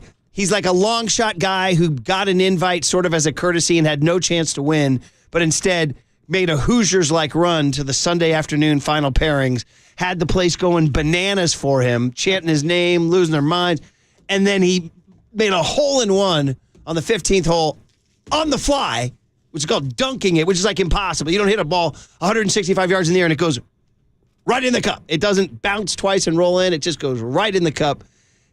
Phenomenal moment. Just wanted to shout it out to everybody out there, and then tears afterwards too. You could not watch the Amanda Balanolis interview with him afterwards and not cry. So I just wanted to shout that out. That it was a great, and you guys watched none of it. Like none of it. I didn't see it. Nothing. I didn't see it on SportsCenter. I didn't see a putter. I didn't see a wedge. Didn't see a sand trap. Nothing. Actually, I flipped over once on Sunday morning, and I saw Brooks Koepka was up by like 10 strokes, so he was minus 10. No, he never had that big. Well, he was minus 10 or something. Well, yeah. So he's. I don't know. See how vague it all is? I should have never talked. Maybe you really didn't golf see. background. You ever grab the sticks and head out there? No, I'm like Happy Gilmore. I show up to the driving range. I just try to hit it as far as I can. I bet you could blast the ball. I bet you could drive it. Hitting it far is a good thing. Yeah. So I played a total of 18 holes in my life, 2 9-hole courses. I won both times. So you played pictures. 9 and 9? 9 and 9, Okay. yep. I remember once, Murph, you came back from this was one of the great traditions. I don't think it exists anymore, but Marcus, they used to have at Pebble Beach, they used to have a charity event where the Niners would play Giants, like Giant Greats, Niner Greats, some current guys with some, legendary old-time guys. And Murph would go out there and play and MC and host it and all this stuff. And then you came back once, and I remember you said, dude, Matt Cain hits the ball like 170 miles off the tee. True story. I remember you saying that. So my point is, Marcus, that's where it all starts. A big drive. Even I know that. You know who else does is Kevin Franzen. He hits the all these pro ball player guys. He hits the P out of the ball. They can crush it. Yeah. Yeah. How's your drive, Murph? I've seen you blast a few balls. Come on. You know the old joke about the guy with the guy who has the gorilla at the golf course and says, the gorilla's there's hanging out on the putting green. The guy said, "What the hell's this gorilla doing here?" He goes, "Well, this gorilla will beat you in golf." He goes, "What do you mean this gorilla's going to beat me in golf?" And he goes, "Yeah, he'll beat you in golf." He goes, "No, he doesn't. He's going to bet you $1,000." So they just, "Yeah, let's go." So now we're betting. And so the guy hits his drive. Gorilla gets up there, wham! It's a 500-yard par 5, 250 yards right down the middle. Actually, I should update this joke because in the 80s, 500 yards was long. I'll say 600 yards now. 300 yards right down the middle. The guy goes, "That's incredibly lucky. Gorilla can't do that again." So they go out there again. The guy hits his second shot. It's okay. Gorilla gets up there, 300 yards, boom, right on the green, into the hole. The guy says, "That's it. I give up. This gorilla is the greatest thing I've ever seen. That's unbelievable. I give you $1,000. You're right. The gorilla was better than me." He said, "By the way, how does he putt?" He said, "Same way he drives, 300 yards, right down the middle." That's the big joke. Okay. I got you, man. That's the big joke. I got you. Right? I'm out here telling golf You want me to jokes. punctuate? Let me give you some love on that one, too. We put a lot into it. Here we go. It's a big build-up. So anyway, it was an awesome story, and when he made the hole-in-one, his club back in Orange County, California, Southern California, they had like 100 people in the grill room, and they were going nuts. And they showed him the video of it afterwards. Then they said, "Do you know who filmed that video?" They said it was your son, Dylan. Now the guy starts to bubble up. He starts to get a little emotional that his son filmed this video. And he said, and we asked his son, "What about it?" He said, "This is the greatest moment of my life." The son said that to tell his dad. Boom, cue the tears. Nobody, not a dry eye from coast to coast, because the guy had just finished this miracle week. He finished top 15 at the major. And then his son sends the video and calls it the greatest moment of his own young life. Well, it sounds like to me he's quoting the Tears Bishop from galore. Caddyshack. Yes. The greatest game of my life. There he is right there. So anyway, and Brooks Koepka enters history, by the way. His 5th major joins only 20 players in the history of the game, the likes of a Seve Ballesteros. Boy, for a tournament that nobody watched, Murph is coming with heavy stats and numbers and intel. Let me switch topics now to the other one. Did you guys see the Jokic brothers Saturday night? This is what I want to talk about. Yeah, let's get into some Jokic. Let's get into Did you see them? Well, I didn't see it live. Did you see them, Waterboy? Oh, I saw it, Murph. Oh, and I saw the They were clips. heckling Jack Nicholson. Well, listen. As Jack was leaving, they said, "See you next year." And that's my. Can I do that? Or is that if Jack can hang culturally on till next year, I mean, too Jack's late. getting You old. already did it. See you next year, man. And they got the neck tats and No, everything. you bro. do not want to mess with these people. No, by the way, I'm telling you right now, you don't want any part of these I guys. love that they're always out there in the Jokic jersey. They too. were wearing the Jokic they got jerseys. the jerseys Why- on. bro, Yeah. it's a family affair, and they're intimidating as hell. It's their name too. They might be the most intimidating sibling combo that we've seen. Let's be honest, like to support like a star brother. I don't know that we've ever seen a brother combo like these two. No, and when they heckle you, what can you say? Not a word. Yeah, not a word. If you're smart, you don't Not a say word. anything. They're both. I want to get sizes on these guys because they're not that different than Nikola. No, they're big boys, man. They're big boys. They got to be north of And 6'6". I got to be honest, Murph, they flat out look like they can kick an ass. They really, and they probably have. Well, they're out there looking for. They're kind of giving off the air of like, if you want some, we're right here. But I will say this, You know though. what I mean? I will say this: picking on a senior citizen like old Jack Nicholson, maybe not the toughest move. Well, they weren't really picking on him. They just said, "See you next year." See you next year. He goes, you know who I am? I'm Jack Blanken Nicholson. I've had him all over the world. By the way, so we talked about how the fix was in for the Lakers Celtics. Well, not so much, guys. So much for the not conspiracy if Pat Riley theory. has anything to say Oh, my about God. it, for So, God's sake. I sent Paulie the stat. Did you see him last night with the swept-back white hair just nodding? And did you see that? I did not, It was like in the actually. third quarter, they had a tight... It was when the game was totally out of hand. Yeah. Did you catch that, Marcus, when they had the close-up of Pat Riley? No, I missed So they it. showed Pat Riley. Murph, it was a profile shot, so you saw like the side of him, and he was like this, arms folded like this, Murph, nodding. Like this, nodding. So- and then Harlan was like, look at him. He's like a proud papa nodding. He goes, all of these undrafted guys, and now they're going to the finals. So here's the Crazy. stat from David Aldridge. Pat Riley is 1 win away from his 19th appearance in an NBA Finals as a player, coach, or executive. 19. That will mean 19. Riley has either played in, coached in, or been his team's top decision maker in 24.7% of all the finals in NBA history. Dude. I mean, now is that even a higher rate than Tom Brady? Because Brady went to 10. I would... Did Brady go to 10? Yes. Yes, he did. He went to 10. And there's 56 or 7 of them? Lost twice to the Giants and to the Eagles. Yeah, so he went to 10. So 10, Jesus. I know, right. So like LeBron. LeBron's been to how many finals? 130. Yeah. I don't know. Not this year, though. I don't think so. But anyway, so Brady's been to 10 out of 57. So Riley has a higher percentage. Pat Blanken Riley, man. That's why I ordered the winner within. Let's be I was reading honest. it last night in bed. Let's be honest, too. There's got to be a big part of his soul that still takes great satisfaction out of kicking Boston's ass. I know that's still very meaningful to him. And to them, they're not done. Like Riley's like, what do you mean we're going to the finals? We're not done. Well, that's the one Like, you guy gotta, that the Jokic brothers can't intimidate is Pat Riley. They try that S with Pat Riley. He'll be like, what do you want to do? You want to do it here or in the hallway? Can you imagine if we have a Jokic Brothers Riley showdown? I might take Riley. I might go with Pat Riley in that matchup. Honestly, I would see if you see the Jokic brothers reading a book, they'll be reading The Winner Within over there on the sideline. Now, there was a football coach who had, I forget which coach did that in the playoffs last year. Remember, we talked about this on the air. And I'm sorry that I'm forgetting which coach did this, but there was an NFL coach there in the playoffs last year that handed out copies of that book to his whole team. Right. And he said, this is going to inspire you guys. And I'm sorry, I forget which team, but to your point, the methods of Pat Riley even transcend basketball. There was like a football coach who was preaching it too. The opening line in the book is, teamwork is the essence of life. Oh, there it is. Period, paragraph. Look at the Murph and Mac show. No teamwork, no show. All right. Guest list on a Monday, 5/22. No glove, no love, no teamwork, no show. I'm on chapter 2, which is called The Disease of Me. The Disease of Me. How about that? All right. See, we work together, right, Waterboy? Yeah. He said, you want to be a part of, I can't get the exact line, but something like being a part of a team is ultimately being part of something that matters. Something that matters. I understand. So there you go. I'm under the spell, Paulie. Shout out Metallica, Nothing Else Matters. Well, there you go. Nice. Unless they read Riley, then being a team matters. Yeah. Okay, what do we got, buddy? Real look at this quick, now. I got an update for you on the Jokic brothers. Okay. The youngest brother is 6'6", a former D1 player 6'6". himself. The older brother is 6'11", just like Nikola. Don't These mess dudes are giants. with the Jokic brothers. no I tried chance. to tell you.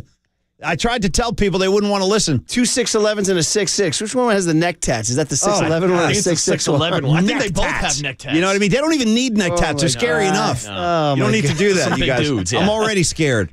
What are their? Do we have names on them? That'd be great to get their Oh, names. so I yeah, got we do. names. It looks Vincent like- or something, It yeah. looks like Nemanja, Sure. Perfect. Nemanja. Perfect, Nemanja. And then the largest brother, who's 6'11", is Strahinja, Strahinja. Okay, wait a minute. STR. Strahanja. Strahanja Jokic. Strahanja. I'm sure I'm butchering that, but hey, that's the best attempt I could give you You're this probably morning. pretty close, though. Yeah, whatever. Strahanja. You did a pretty good job there. I don't want to insult him. I don't want the Jokic brothers showing Heard up you to the mispronounce office. my name, man. I heard you were talking about my name, Paulie. Put some respect on my Heard name. you were talking S, man. They're going to walk right in here right now on the live stream. Just stand there with your arms Yes, I am folded. Strahinja. Yes. Hey, take this orange color off Murph, would you please? Keep my Even the Jokic brothers don't like the lighting. saying very. Keep my name out of your mouth. I'm going to get the Joker saying, keep my brother's names out your mouth, boys. Going Will Smith. All right, what do we got, buddy? All right, starting off this morning in about 20 minutes, we'll hit you with the hums and bums, your total weekend recall, let you know everything that happened this weekend. Monday morning tradition for decades. That it is Let's go, indeed. yes. And then we'll continue the tradition of talking to Mike Krukow to kick off our Power Hour 7:35 this 5-1 morning. homestand and Bailey and things be happening. Bailey and Casey Schmidt. This is a movement. The kids are here, and they might be our big hit this morning at 8 a.m. Stay tuned. There is some debate. We'll but discuss. There is some debate, but we think we like the big hit to be framed in the form of a compelling question, and I think we have it. By the way, we had our first tweet from a guy already calling out a big hit energy prediction. Yeah. So we got the people on the social media now beginning to chime in. They're already feeling the BHE? Yes, they are. I'm In feeling fact, it too. It's a Monday. He actually guys know the words. BHE. You down with BHE? Come on, Murph. This is how you do it. Down with BHE? Who down with BHE? So what is PHE, buddy? Big hit energy. Okay, well, yeah. guess what? This guy, his name is DH3 from Windsor. He actually calls out hashtag big hit energy. He makes his call. Shout out DH from Windsor. Shout out DH Lawrence. I read a bunch of his stuff in college. listen to yeah. you. Wow. English literature. I took the class. Unexpectedly DH highbrow Lawrence, there. your Brownings, all those guys. Wow. Yeah. Read them all. Jesus, Paul, I've read them all over the world. Okay, so then big hit, all right. Big hit 8 a.m. Our cooler of content at 8:20. Then we'll check in with Tim Kawakami at 8:50. All right, well, that's hardcore. A little bit of Bob Myers news from this weekend. We'll check in with him. And then 49ers OTAs are right around the corner. So Matt Barrows is stopping by today at 9:15 to talk 49er football. We read a huge piece on Jair Brown in the Chronicle, and the piece was basically a written version of what we experienced on the radio. How every person who's ever encountered this guy in their life is blown away by this guy. Going back to his high school coach, going to his JC coach, going to his Penn State coach, going to Steve Wilkes and John Lynch. Everybody loves this guy. So go Jair, go. That's it. But now it's time for the backlash. Go Jair, go if the Jokic brothers say it's okay. Exactly. Now it's time for the TIG backlash here. Now, too much positive press. So, what do we got after Kawakami, Barrows, and Barrows 9:15, and then we'll top it off 9:35. NBC Sports Bay Area, Dalton Johnson. We can talk Warriors, That's my boy. Giants, and 49ers with Dalton. all coming up? That means Hums and Bums are only 15 minutes away on KNBR 104.5 and 680, the sports leader. Yes!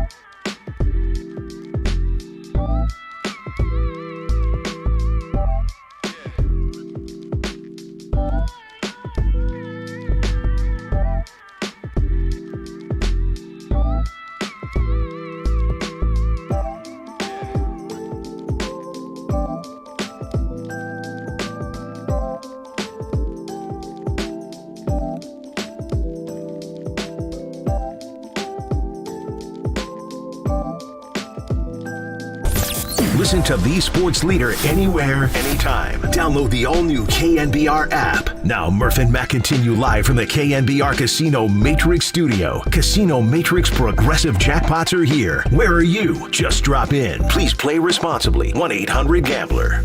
The Miami Heat, thanks to another brilliant performance by guys that we continue to call role players. Maybe we shouldn't anymore because of some of the star power. Hey, Gabe Vincent at 29 points. Duncan Robinson outstanding off the bench. What a flat-out embarrassing performance on the other end by Boston, in particular. Its top three scores as Miami routs the Celtics to take a 3-0 series lead. 1 win away for the Miami Heat from the NBA Final. I mean, listen, you know Boston pretty well, buddy. You went to college out there. You have buddies there, dude. I know their fan base. I know what they're going through right now, but I got to tell you, dude, first of all, listen, no one's going to confuse me with any kind of NBA analyst. Like, give me one of the top names out there. I'm not a Woj, okay? They're not going to confuse Polymac with Woj, but I will say this.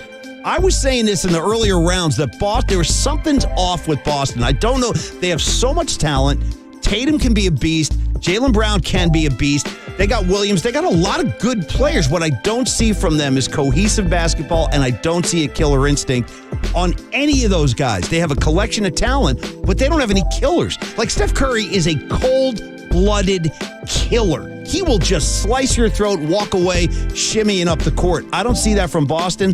And when they benched their starters last night, I mean, they had 4 white guys out there. I'm like, where'd these guys come from? I don't even know who these guys are. Paulie, that's how they got through the entire 80s. No kidding. No, yeah. Boston always had like this collection of white dudes. Like, where did these guys come from? Used to be Ainge, Jerry Seasting. Bro, we need to tell Waterboy about Jerry Seasting.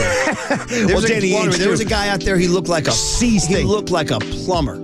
This guy had no athletic build whatsoever. He actually was balding slightly. Yeah, unbelievable look. Not even unbelievable his look. Size was not even a feature. He's like 6'2". Handyman. Kind of guy 6'2". Kind of guy who would come build a shelf in your house. This guy was like the essential 8th guy on the Celtics rotation. And he used to get important minutes. We all know the Celtic history, so I don't have to get into it with the whole all of the racial, the history that goes along with the Boston Celtics, but they've been doing this all the time. They trot out a Joe Klein, you know what I mean? Guys like this, like, where are these dudes coming from anyway? And did you hear how Shaq opened the inside the NBA postgame? I'm not sure. Ernie was like trying to set the table. Yeah. We are here in Miami, and Shaq just goes, "Can I ask a question?" And Ernie was like, "Let me set the table here first." He's like, "No, I got a question. I got a question now." Ernie's like, "Well, we got. I'm gonna get to you in a minute." And then he goes, "Okay, fine, Shaq, you have a question." Yeah. And Shaq goes, "Since the Celtics quit, can we quit too?" See, that's the impression I got too. It's like they folded last night. It's almost like they don't want any part of this. And meanwhile, the Heat are hungry. They are not messing around, man. This team is not messing around. And we can go on and on about the Heat when they get to the finals, because they will, right? I mean, no team has ever, 0 teams have ever. However, that was true in baseball too. The Red Sox became the first team ever, sorry, Waterboy, to come back from an 0-3 deficit. So It's not over. Not entirely unprecedented in sport, but it's highly, highly unlikely. I just don't see it. More riffing on the Celtics last night. Gabe Vincent, one of their undrafted players, who, by the way, I didn't know was from Stockton. Some listener said he went to the same high school, and I guess he's a UC Santa Barbara Gaucho. I've slept on Gabe Vincent. That's on me. I've slept on 2 people, Waterboy, LeBron James and Gabe Vincent. Triple E loves the night that LeBron became the all-time leading scorer that I said, I've kind of slept on LeBron the last 20 years. I'm just waking up to him now. Now, Murph, but anyway, Gabe Vincent said last night on TNT, he said, the Celtics are a really good team. They're not going to lay down. And Barkley said, clearly you didn't watch the game tonight. I heard that. That was pretty great. No, they really did. They appeared to fold last night. Like they just didn't want any part of the fight that the Heat were bringing. I mean, the Heat are bringing the fight. I mean, they have the Celtics. Is it on the coach, Joe Mazzulla? Yeah, he's got to wear some of it. He's probably gone. I mean, most likely he'll take the blame and he'll take the fall. And Jaylen Brown have to. You know what I heard your guy Greg Papa saying last week, because they were after they went up 2-0. I heard Papa saying it wouldn't shock, and I don't know where he's getting his information or if he was just kind of like just spitballing, being whimsical. But he said it wouldn't shock me if Brad Stevens comes back out of the GM booth and starts coaching this team again, because they have. That's what I was saying earlier. They have so many good players. What is missing right now? Is it leadership? Is it fight? Is it killer instinct? Maybe that has to come from the coach. Yeah. So I would expect they're going to have to make a change there. Another thing somebody said, Philly lost to this team.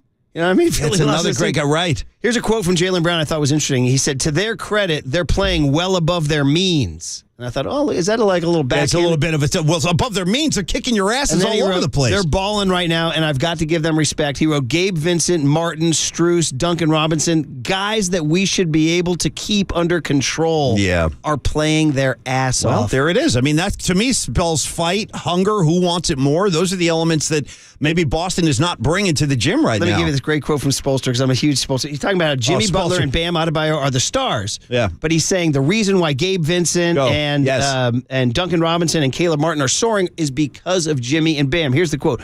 Jimmy and Bam are fueling that. They are infusing those guys with confidence.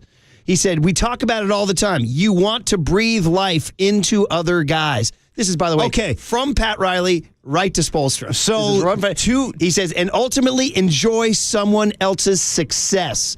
But that takes great emotional stability. Okay. This is pure Riley. Pure Riley. How do you guys feel about this? Because this is, we're talking about the guys that want it, the intensity, the urgency, the guys with the killer instinct.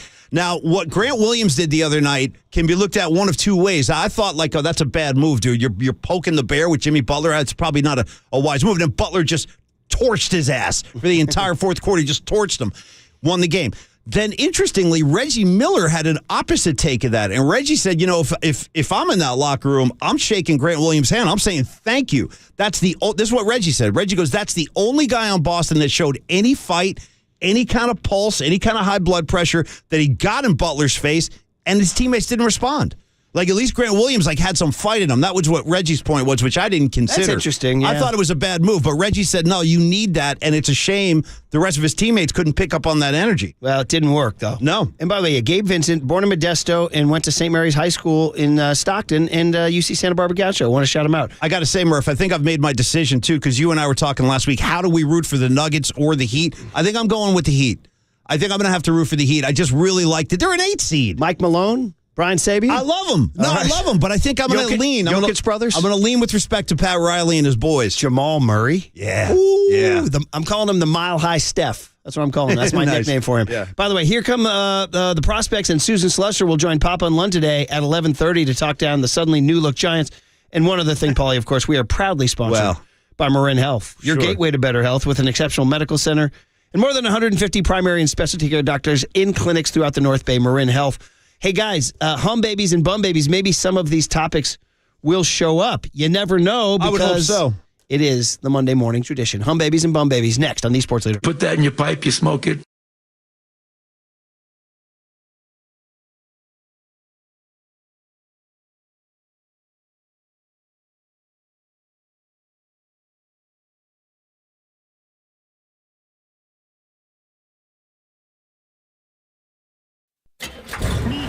From the Chilton Auto Body Traffic Desk.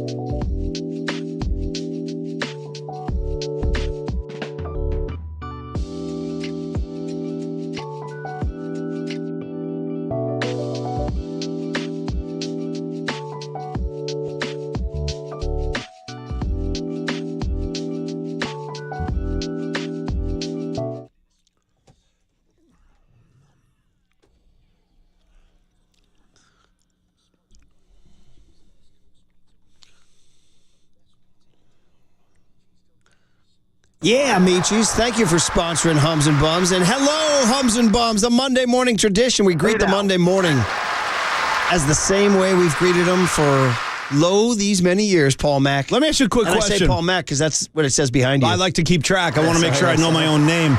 Shout out David Crosby, if I could only remember my name. All right. So what was the question, buddy? I'm sidetracked. The question's gone. Forget it. It's already vacated my head. All right. It's going to come back in the middle. Oh, thank you very much. It's going to come back in the middle of Bum Babies. All right. So we rotate every week. Paulie was off last week, and I did bums. So this week, Paulie returns. He does bums. I think that's appropriate. Paulie, over the weekend, I know the bums are definitely not Bobby Weir, John Mayer, and O'Teal. Oh, nice, and Jeff Murph. Chimeni. Shout out O'Teal. When you and I were at that party up at the beautiful home in Mill Valley, I walked into this dining room area, this beautiful home, and there was O'Teal standing right there. And I go, hey, O'Teal, let me ask you a quick question. I hear you're going to be taking some lead vocals this summer. Yeah. I said, what are you going to be singing? He goes, I can't tell you that. Did you really ask him that? I did. And that's what he said. He goes, I can't tell you yet. But it's funny you bring him up because he took a lead vocal at the show I saw Saturday night. He sang a great Jerry song called High Time. Beautiful ballad. Oh, really? Yeah. It's on Working Man's Dead. He sounded great. He's a really good singer. Good job. Paulie Mack at the LA Forum seeing Dead and Company. I can't get back soon enough, Murph. I'm telling you, it was really one of the better shows I've seen in some time. I need more shows. Yeah, and you will see more shows in Shoreline coming up. But anyway, the Bum Babies are here, and it's time to find them losers, Paulie. Damn losers. Yeah. Damn losers. And I got know that you're a stickler for facts and correct information, so I got to correct you, and I got to say it's not Shoreline, Murph. They're doing 3 nights at Oracle Park. Oh, wow. Yeah. And that's where I think I knew that, but I had forgotten that. Wow. Yeah, it's a big. You're gonna like Casey Schmidt. You're gonna go 3 for 3. All 3, okay, and and to make matters even more cosmic, Murph, the final night of the tour is my birthday. So now, we're talking potentially one of the great days in Paulie Mack's life. Well, I'm looking forward to it. I will say that. All right, Murph. Now, you talked about Bum Babies. We mentioned this in the last segment. I'm going to start with Grant Williams. Now, if you watch this Heat Celtics series, you could say that Boston was maybe thinking about getting that win in Game 2 until Grant Williams decides to get in Jimmy Butler's face. So let's talk about this. We sign off Friday. Celtics are down 0-1. Okay, that's not insurmountable by anybody's standards. In the Eastern Conference Finals, they took the court at home, rather, against the Miami Heat. This is Game 2 now. Oh, boy, now we wake up today, Murph. You see the Celtics are down 0-3. They're basically in rigor mortis. No team has ever come back. I like rigor mortis, by the way. Nice. Yeah. No team's ever come back from 0-3 in the NBA in the postseason. Now, Friday night in Boston, Grant Williams, he drained a 3. Celtics have a nice lead. They got a 9-point lead. They're up 96-87. They're on their way to getting a win and even this series out. But then he decides he's going to get all up in Jimmy Butler's face. Bad move, Holmes. Bad move. What happens then? Butler goes nuts. He scores on Williams. He gets fouled. And then the two go head-to-head. They got they're butting heads against each other, literally. An instant viral moment. They led into the game last night with that image, actually. And do you think that woke up Butler? Maybe just a little tiny bit. Bro, he got his flamethrower out and just started torching Grant Williams over and over and over. I think he drained 6 field goals in the fourth quarter after that, is my recollection. The Heat close out, Murph, on a 24-9 run. They win Game 2 in Beans. It's 111-105, your final score. And basically, the series was all but over at that point. You saw what happened last night. Listen, forget about what Reggie Miller said on the Murph and Max show. As far as Grant Williams is concerned, he's a bum baby. Williams defends Butler. A bump, the grind, the gyration, and the 2 in the foul. And they're having words. Look at this. Nose to nose. Eye to eye. It's Butler. Driving right into Grant Williams. Got him. Foul. Count it. And he's pointing at Grant Williams from the ground. Pointing at Grant Williams on the contact in the potential N1. It makes me smile. It does. When people talk to me, I'm like, okay, I know I'm a decent player if you want to talk to me out of everybody that you can talk to. I don't know. It's just competition. I do respect him, though. He's a big part of what they try to do. He switches. He can shoot the ball. I just don't know if I'm the best person to talk to. You expect to beat the best. No matter if I lit him up or not, he's going to do that. Yeah, sure, you did poke a bear, quote unquote. And how are you going to respond? Because for me, he made some tough shots, a battle, and I'm going to keep battling. You know, he's going to have to make every single tough shot the rest of the series. And I'm not going to turn and look otherwise because I respect him as a motherfucking player. He's a great man. Great person, great human being, known him for a while. But at the end of the day, this team, we have a real decision to make. And that decision is going to be, are we going to come back and really set the tone the rest of this year and really make a statement? Or are we going to come out and lay down? And I don't think this team is built for laying down. Did Grant Williams make a mistake poking the bear with Jimmy Butler? Next question. I mean, that was Jaylen Brown. Yeah, Listen, let's go through the voices. You heard Jaylen Brown and Williams before. Yeah, thank you. Williams before that, and then Jimmy Butler kicked off the sound. sound bites there. I got to say, Murph, now again, like Reggie Miller said, he thought that was a good thing because at least Grant Williams was showing some fight. I could see showing part some of emotion. that, yeah. And Reggie was like that. You don't want to be scared of a guy. You want to go at him. Do you remember you don't go to, what do they say? Like, you don't go to don't bring a knife to a gunfight, or don't bring a spoon to a knife fight, or whatever the hell the phrase is. I'm forgetting right now. What is it, Waterboy? No, you're right. Don't bring a knife to a gunfight. Okay. That's it. Yeah. So, I mean, I do appreciate the competitive spirit in him, but you better be ready. Right. Yeah. I mean, so. Yeah. Don't bring a gun to a knife fight. Don't bring a hybrid to a dead show. Let's go sativa. And here's the thing. Grant Williams has got to know his boys are behind him. It reminds me of like back in my college days, we all have that friend who's not really a friend, but he's friend of your friends, and he goes out drinking with your he's buddies. He's a friend of your friends. That's always trouble. And because he's got numbers, all of a sudden he's a tough guy and he's looking for fights. Well, dude, here's the thing. I barely know you. I'm not backing you up. I'm not showing up. You're not in my inner circle. Yeah. You're not him, and neither was Grant Williams. So you're saying Grant Williams is that friend of Waterboy's friend. Yeah, exactly. A mutual friend who thinks he's a tough guy because he's hanging out drinking with the baseball team. Put a mental note card in the back of your brain in the filing cabinet to bring this topic back, because I got to move on to my next bump. But someday I'd like to explore the topic of friends of a friend. So when you've got your high school crew and then you bring a college friend home, it's happening. And then they're at odds, and then, who is this guy? Why is he hanging in our circle? It's a thing. I don't think I like him. It's a whole bit. There's politics involved. Anyway, we'll move on. But Murph, someday we'll get into that. On to the next one, baby. Murph, the L.A. Lakers. Look at the L.A. Lakers. Now, I was in Pat Riley's house over the weekend, and I felt the ghosts. I got to say. When you say house, you mean Miami? Or are you talking? No, I should be specific. I'm talking about the L.A. Forum, where I just saw Dead & Company. I really like that building. The LA, I was telling Murph during the break, the LA Forum makes me feel, it's so old school. What do you give me for the LA Forum and Oracle Arena over in Oakland? I mean, in terms of like former homes of legendary moments that are now just sitting there. Yeah, and they're both, well, the Forum is utilized quite a bit apparently for concerts. So, but no more basketball, no more Lakers.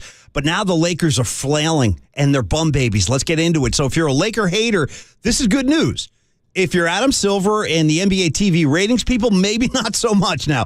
But going back to L.A. did not solve the Lakers' problems with Denver. The Nuggets won Game 3 on Saturday at Crypto.com Arena. Not the LA Forum, Murph, Crypto.com Arena. 119-108, there's your final score. It appears LeBron James and AD are gassed. Tired from the climax of the Western Conference Finals. They look gassed when they were in Denver. Some people said, well, it's the altitude. It's just the oxygen, which is a thing. It's a real thing. But I got to think, I mean, the guy's 38 years old. He's going to have to start feeling it and showing it at some point. And maybe that's kind of in the mix here. There's also a problem with D'Angelo Russell. Defense is absent, shooting under 30% from the floor in this series, a woeful 19% from deep. He was great in the last round. D'Angelo, in fact, the first two rounds he was good in the Warriors series. D'Angelo Russell, but he's cold right now. The Lakers are in a free fall, man. It's ugly. I asked Marcus during the break, I go, can the Lakers get this game tonight? And he goes, nah, I'm not sure I want to really touch this one. I think Denver closes the door tonight. In the meantime, sorry, Lakers, you're bums. And Denver is 1 win away from Nuggets history. Their magical season continues. They take the 3-0 lead here in these conference finals. The deficit is 3-0, not 4.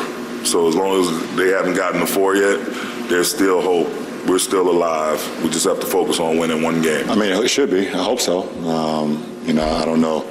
Can't speak for the guys right now because I don't know what's going on through all their minds right now, but I still do.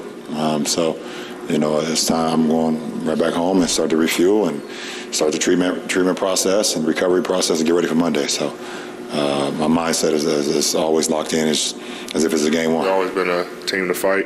We're resilient, and we're going to keep fighting until it's over. It's not over. They have to win another game. And like I say, our job is to, take it one game at a time and focus on Monday. The only way you can win this is to make history. You've made history so many times before. You know the game. Does that thought even cross your mind that that's the only way you can do it and you'd like to make history again, obviously? Of course. That's the only mindset for me. For sure. I'm sorry, but with the Jokic brothers looking on, they got neck tattoos. They're threatening Jack Nicholson. I don't see this going well. They were threatening. Well, they were waving at him. They were taunting him. So wait, did I hear you say, Waterboy, this morning about LeBron being swept? Was that you? I heard, or was it somebody said how many times LeBron has been swept in a series? Yeah, somebody was talking about that. What's the answer? I'm curious. They said it only happened twice. The Spurs swept him in 2007. When he's where? With Miami or the... when he was with the Cavs. He's a Cav, okay. The Spurs swept him in 2007. I'm trying to find the other one. But anyway, it doesn't happen to him a lot. No. I think it only happened one other time. It would be shot. What do you think, Murph? You expect them to get a game tonight, or is it over? I would be, obviously, because of the home court versus the road court, I'm giving the Lakers a much better chance to extend the series to a gentleman's sweep than the Celtics. In my gut of guts, maybe the Lakers get one tonight. And then we go gentleman's sweep. We kill them off in Denver. I feel the opposite. I think Denver ends this thing tonight. I think they just look too good. I just don't think LA matches up well with them. They can't stop them. You could be right, although, like we said, both those games in Denver were pretty close for a while. Yeah. And now, but the fatigue factor. I was reading the LA Times, and they're saying, listen, they had to put a lot of energy to get into the play-in bracket. No question. Well, after they made those trades. What, are we feeling bad for these guys now? No. Are they tired out? But I always say, even after they eliminated the Warriors, it's like only one team ends happy. The Lakers could be feeling this same pain, and they're about to. Real quick question before my last bum, baby, and Murph, it's for you. Would the Warriors have played Denver tougher?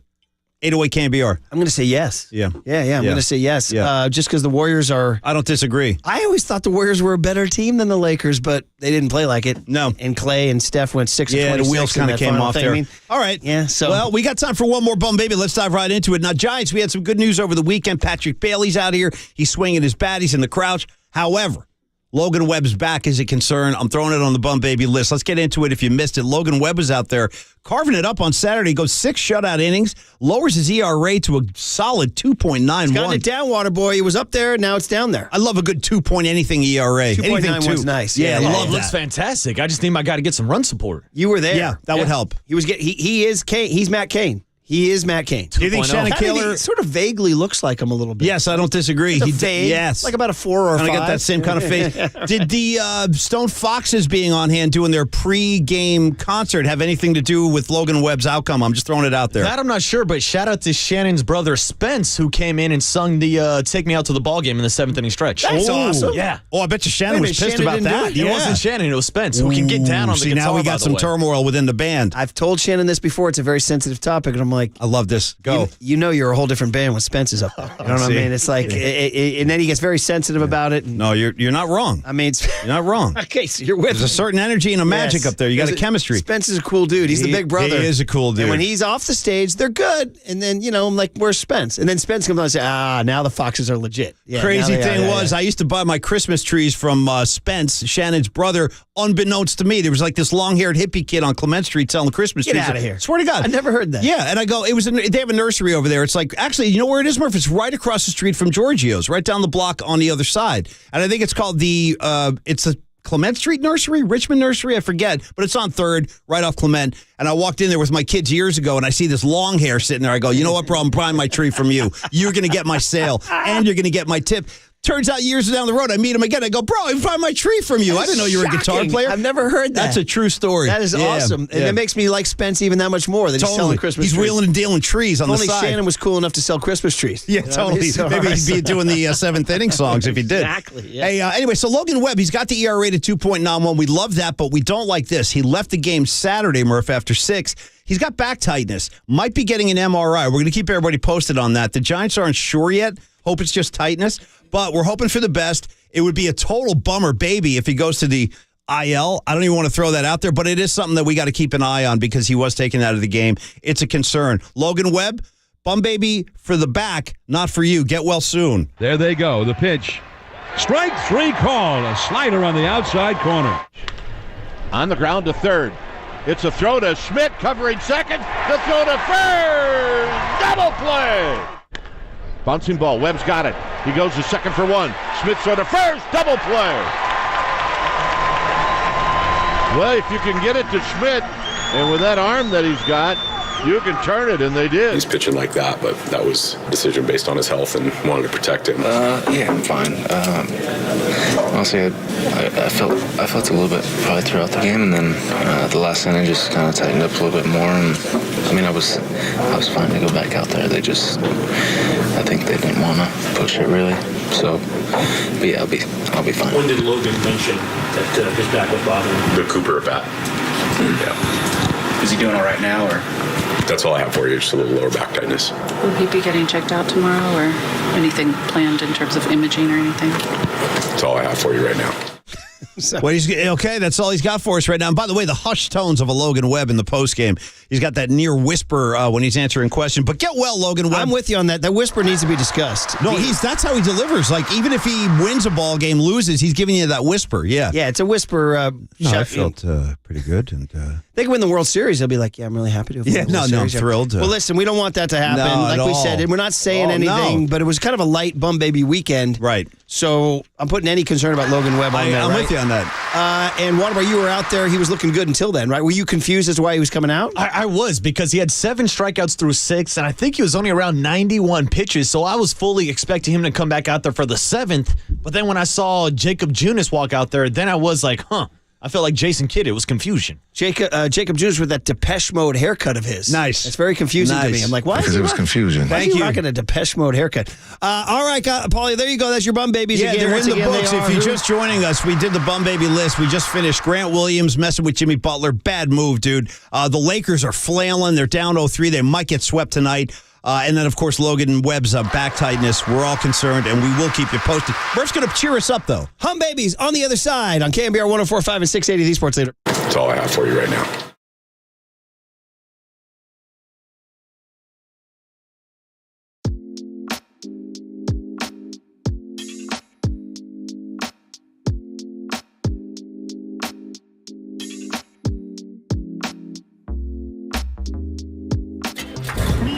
From the Chilton Auto Body Traffic Desk.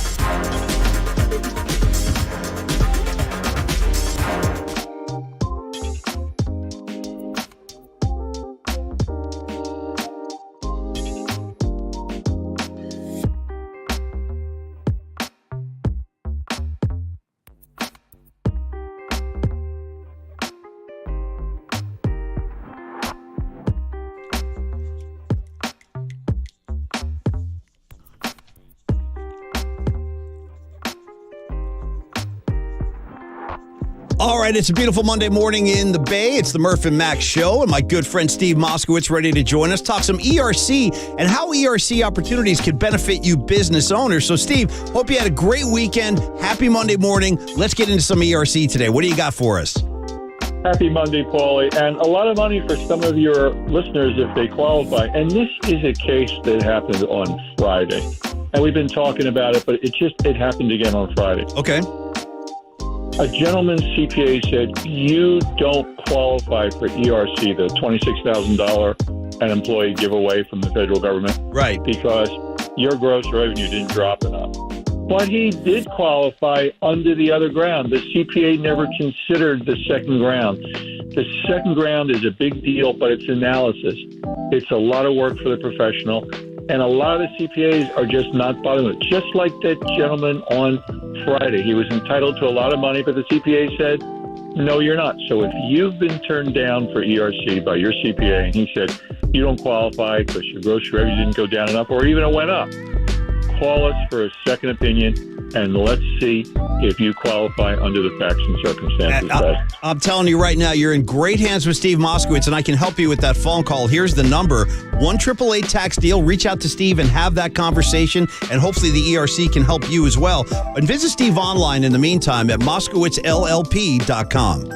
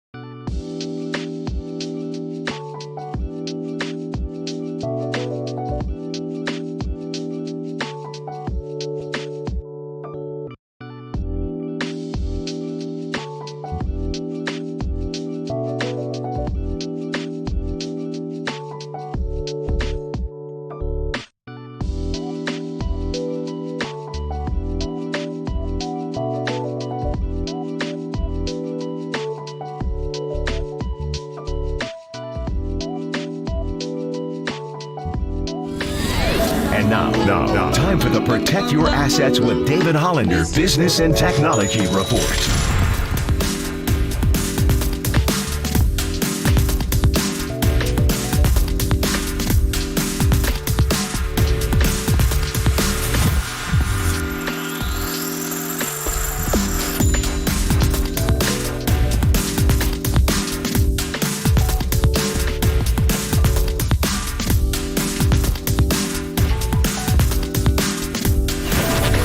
This has been the Protect Your Assets with David Hollander Business and Technology Report.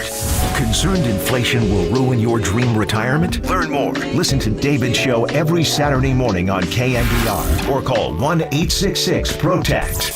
Listen to the sports leader anywhere, anytime. Download the all-new KNBR app. Now Murph and Matt continue live from the KNBR Casino Matrix Studio. Casino Matrix Progressive Jackpots are here. Where are you? Just drop in. Please play responsibly. 1-800-GAMBLER. All right, hum baby time. It's that time. Monday morning, we love our hums and bums. We get your weekend going. Before we start the Power Hour with Mike Krukow and the big hit, which I think we've decided is going to be, are you looking at the Giants differently? Is your outlook different?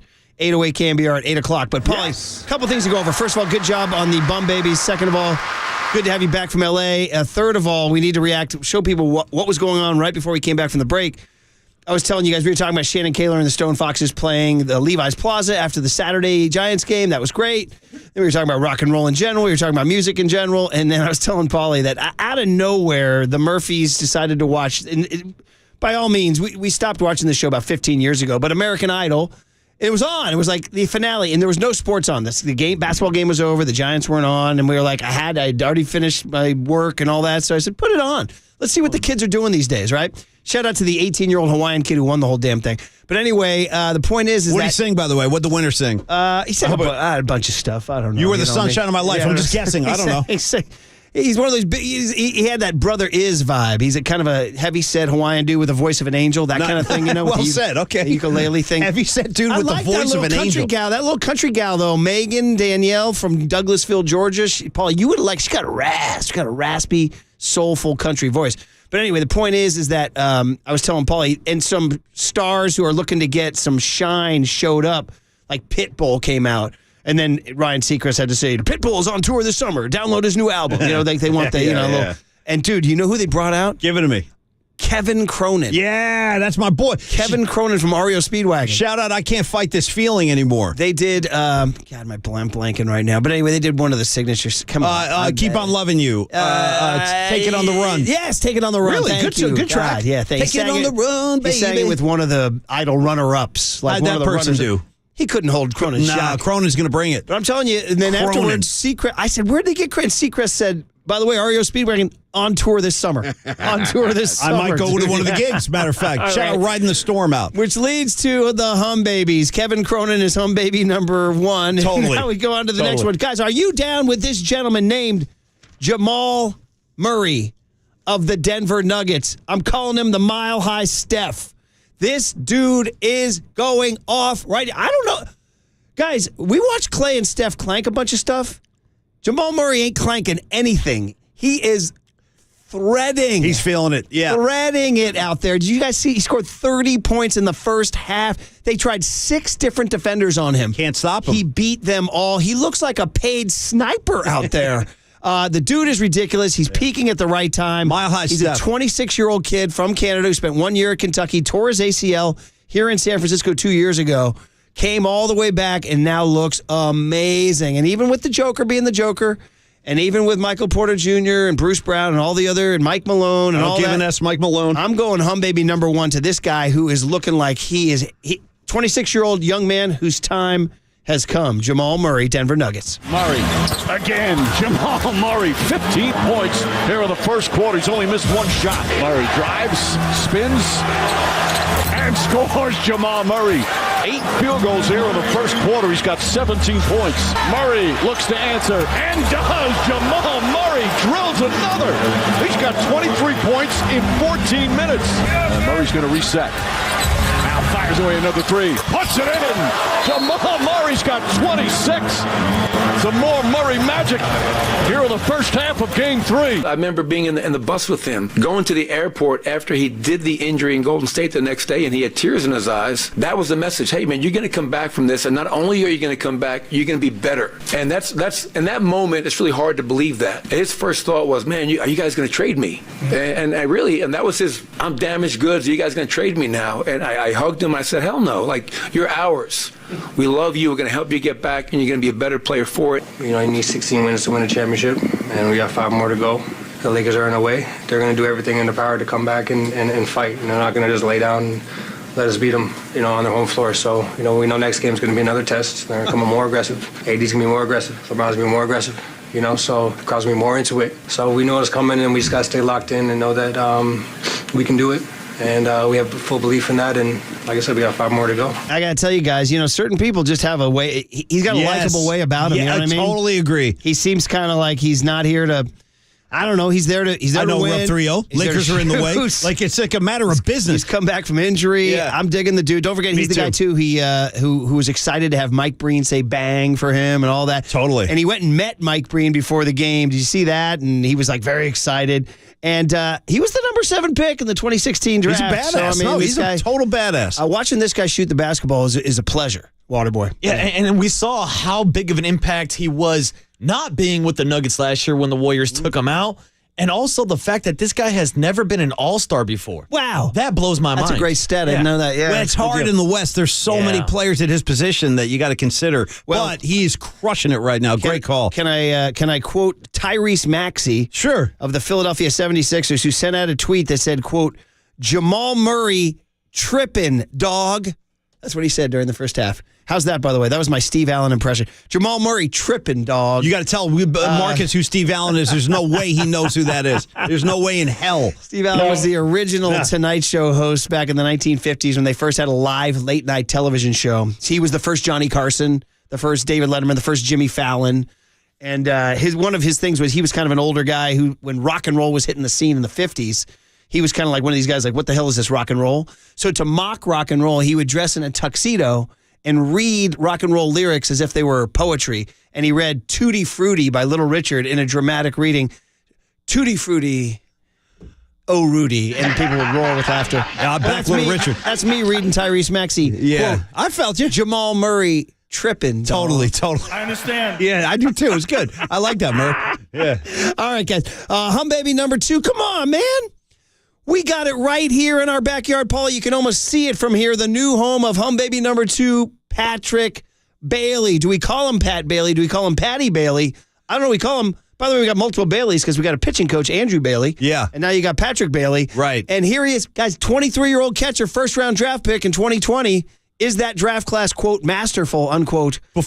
Well, that's to be determined. But to dive deeper into your Bailey thing before you carry on with the story, shout out to the greatest Baileys of all time, Patrick Bailey. What was the other Bailey you just threw out there? Well, I said Andrew Bailey. Andrew Bailey, and now I'm going to throw out Bill Bailey. Murph goes, who's Bill Bailey? I know who he is. That's Axl Rose. That's his real name, Bill Bailey. I thought it was the David Lee Roth cover of the Dixieland with the clarinet being played by the Van Halen dad.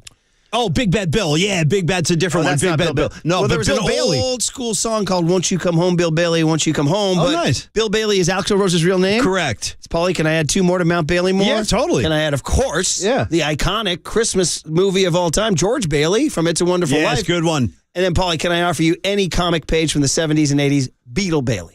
Beetle Bailey. By the way, if I got to keep going, wasn't not Lonnie Anderson, but the other woman of WKRP. Her name was Bailey Quarters. Shout out Bailey. I might have been partial to Bailey. I'm going to be totally honest. But this is the Bailey we're talking about. Patrick Bailey out of North Carolina State, 23 years old. By the way, Waterboy, tell me, the kids, Casey Schmidt, Pat Bailey, we're going with the big headband. Or what do you call it? The do-rag? What do we call it? I think we've been trying to figure that out. Like what do you call that? I don't know. It's a great question. It's an interesting look. Yeah. It's an interesting look. It's the bigger headband, yeah. Speaking of which, it's kind of an Axl Rose look, Paulie. Once Isn't again, it? Yes, see it how is. we tie it together. Bill Bailey. Yes.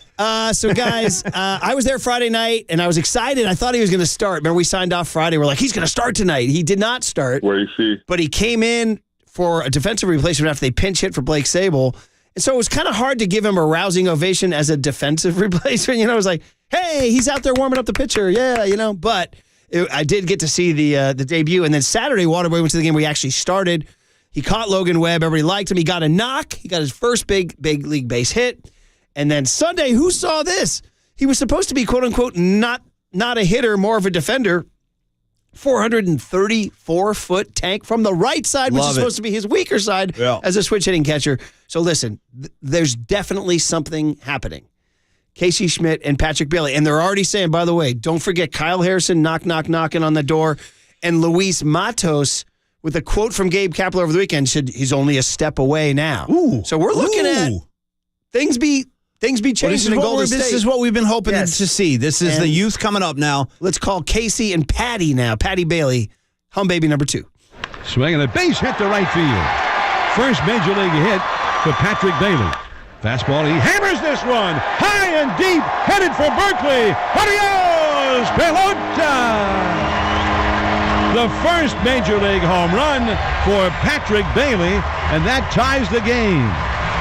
What a shot that was. Way up into the bleachers beyond the 354 marker in left field. Pitch.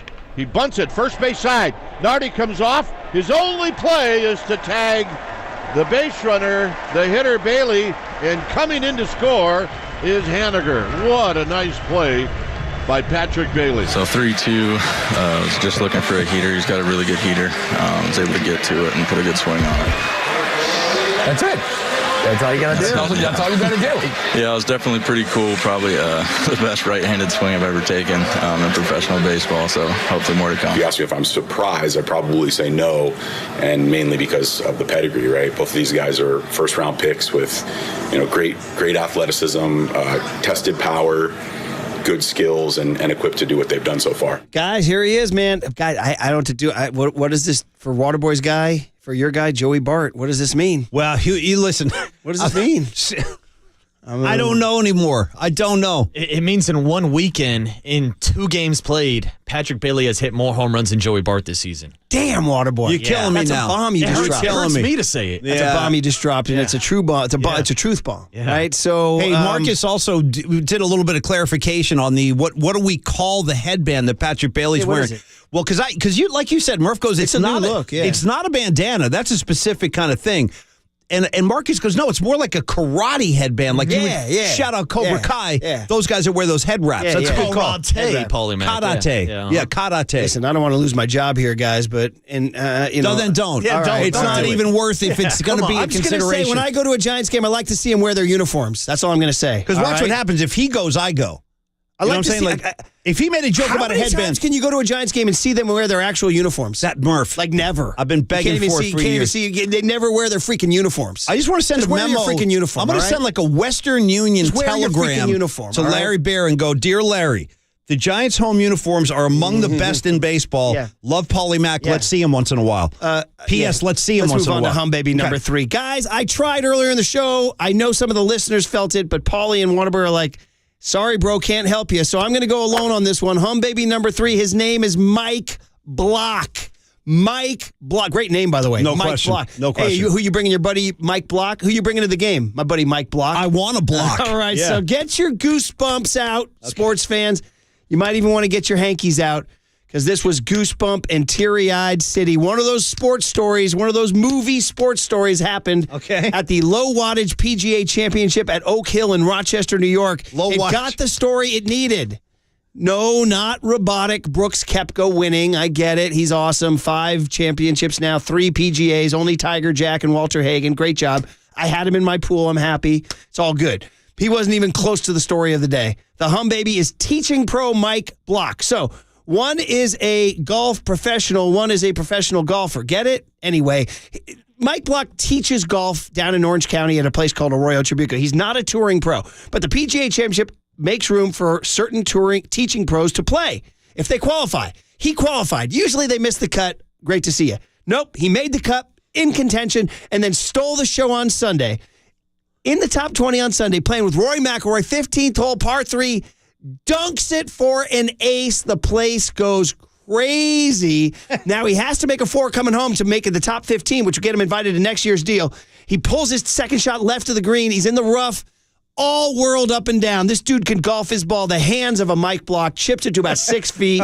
Rolls in the putt. Nance is going nuts. The crowd's going nuts. Rory's going nuts. Rory's too nice. He's so nice. He's hugging this guy. Dude, go kill somebody. Don't hug this guy. This is great. I love everything Murph's saying. Rory needs more Pat Riley. Big time. Needs more Pat Riley. Time. But then, guys, the big thing happened at the end. He goes and sits down with Amanda Balanois. God, I can't say her darn last name. Anyway, Amanda B., and she says, I want to show you a video I got from your home club at Arroyo Trabuco. And it was about 100 people watching him, and they're going crazy for him at his home club. She goes, you know who sent me that video? And he says, who? She says, your son sent it to me, his son Dylan. Oh. Now, here it comes now. He starts to bubble. She said, and I texted Dylan. I said, what does this text mean to you? What does this mean to you? He said, it's the greatest moment of my life.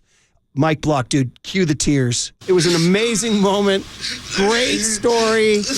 I might have had a little moment in the living room. I Googled it online. I wrote, Mike Block cries on, and dude, the tweets came out. One guy wrote, if you're not crying right now with Mike Block, then you can F right off. That's what some guy tweeted. I tell you, no, there's nothing wrong with it. Here he is, nothing. Hum Baby, number 3. Good. Seconds ago at the 15th.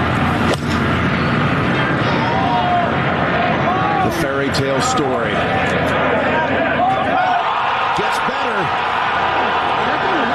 A home run for Michael Block. I didn't go ahead and did it. Right in the hole. No way. No way.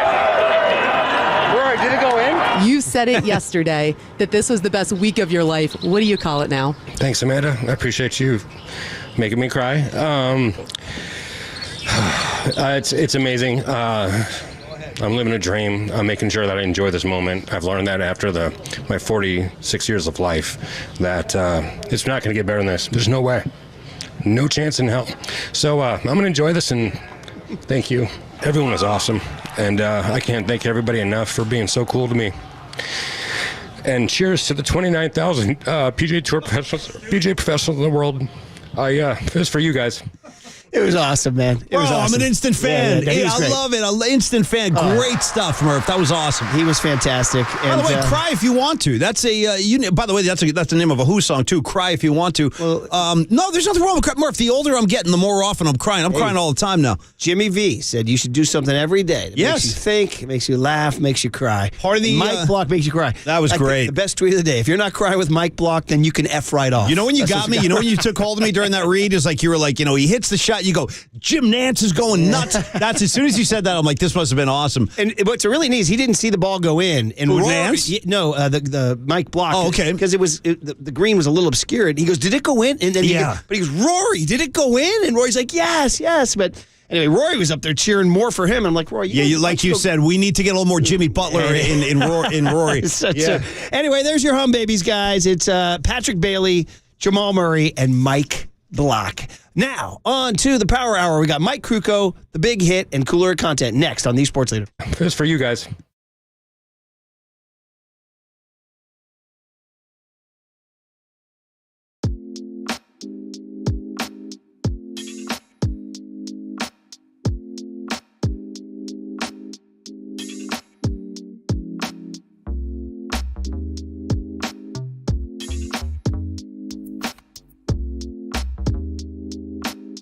Be caller number 10 to 415-896-KNBR for a chance to win a pair of tickets to see your San Francisco Giants take on the Padres Monday, June 19th. First pitch, 6:45. Presented by Toyota, the MVP of MPG. With class-leading MPG and more hybrids than any other brand, Toyota, let's go places.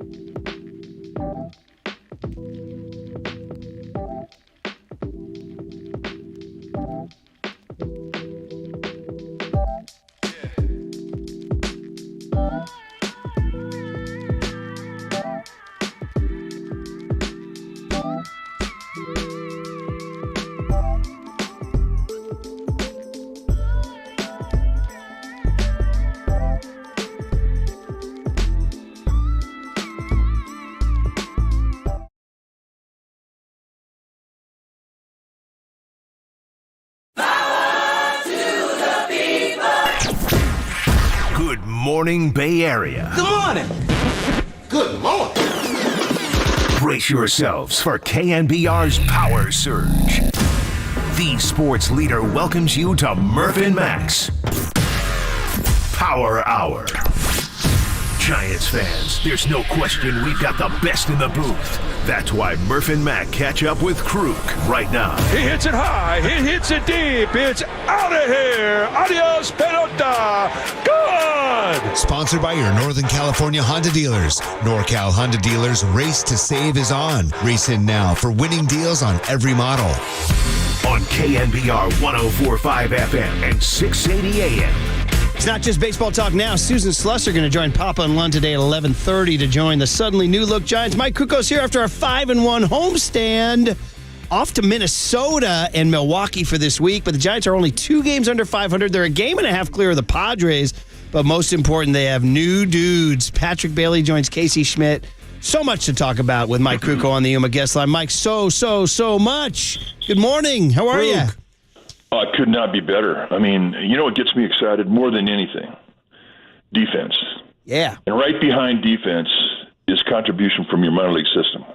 Nothing gives you a more deep-rooted strength than bringing up talent from your own system. Nothing. And the coolest thing about it is that everybody in that stadium watching this team gets it, feels the exact same way. And the energy is just off the freaking charts right now because of what these young guys have been doing. And the Giants defensively, they threw out a team out there this weekend that was really good. I mean, defensively, absolutely rock solid. And look what they did. They have a 5-1 homestand against 2 really good teams. And I think as good as that lineup is in Philadelphia, and it's scary, but I think that the Marlins have a better chance to finish ahead of the Phillies. Now, I may be way off on this, but I was really impressed with the strength of this Marlins team defensively and with their arm strength, and for the Giants to have that kind of a homestand and a great weekend, it just, man, they're finding themselves. The chemistry's happening. Well, I mean, I know, like Mitch Haniger was a big part of the weekend, but he's not really the story right now. We can get to him later. The story is Patrick Bailey. And so, Mike, I think it was after we signed off with you Friday, I think, that we got the news that he was getting called up. So we were like, whoa. So I went to go back to Friday and the news that he was coming up and what your reaction was and what do you think it kind of meant big picture? Because some guys get called up. Like, for example, Elliot Ramos has been called up and then sent back down like a day or 2 later. Well, Casey Schmidt's different. He's here. And I'm wondering now about Pat Bailey, how you reacted to the news, how he fits into the roster, and, you know, what that call-up meant. Well, first of all, I mean, you don't have to be a seasoned scout to appreciate what this guy does behind the plate. And, you know, there's always, when a guy has, you know, he comes in as a defensive replacement on Friday, and he gets his first big league start with Webb on Saturday.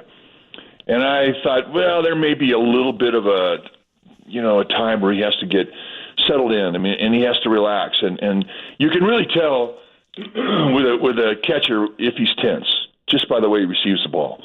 He's a little boxy. He doesn't have quite the elasticity with his wrist and his elbow, his 2 shock absorbers. So, you know, and a guy who's got a reputation for being soft behind the plate and being good to throw to, you know, that you would think, all right, you know, you may take an inning to warm up. First pitch, man, it looked like he'd been there for 10 years. Really calm behind the plate. Now, the question with him has always been, look, he's a great glove, he's a great defensive player. What kind of bats he got? Well, we haven't seen enough of him, and especially from the right side. Well, I mean, he's playing against left-handers. That Saturday day, he relaxed Webb in the first inning, and it relaxed everybody who played behind him. The effect that his defense had on that team was remarkable. And then, you know, he has a 1-for-3, gets his first big league knock, and he had a nice approach and 2-strike at bat to get his hit. We're thinking, okay, that was a good hack. So he goes into Sunday, and again, relaxed. Alex Wood. And who's the toughest critic of a young catcher? It's an old pitcher. Mm-hmm. And right away, Wood and Bailey, you know, they hit a comfort zone, and it was just like they've been there their whole lives. And then what's he do in a one-run ball game? We're down. He comes up there against Luzardo, who's filthy dirty, and he hits a bomb to left field. And I look at Kuip and I say, well, where the hell did that come from? And then he had other great at bats beyond that. I mean, he had he hit a line drive, got caught. I mean, just good at bats, good presence in the batter's box. So all of a sudden, you're looking at this guy, you think, I mean, he's hit the comfort zone. There's no time period that you have to wait for him to settle in. He's there, and you can see how it affects the whole team, not just the staff.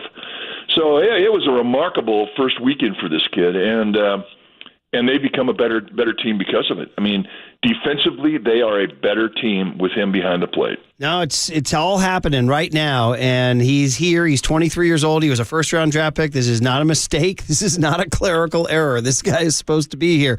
So I guess my big question is, if you're Joey Bart, that's it. What are you thinking? What now? Yeah. You better kick it in gear. Yeah. That's what you're thinking. Yeah. I mean, Bailey, he's got 7 at-bats, and he's got a home run. That's more home runs than Joey Bart has this year. Oof. Yeah.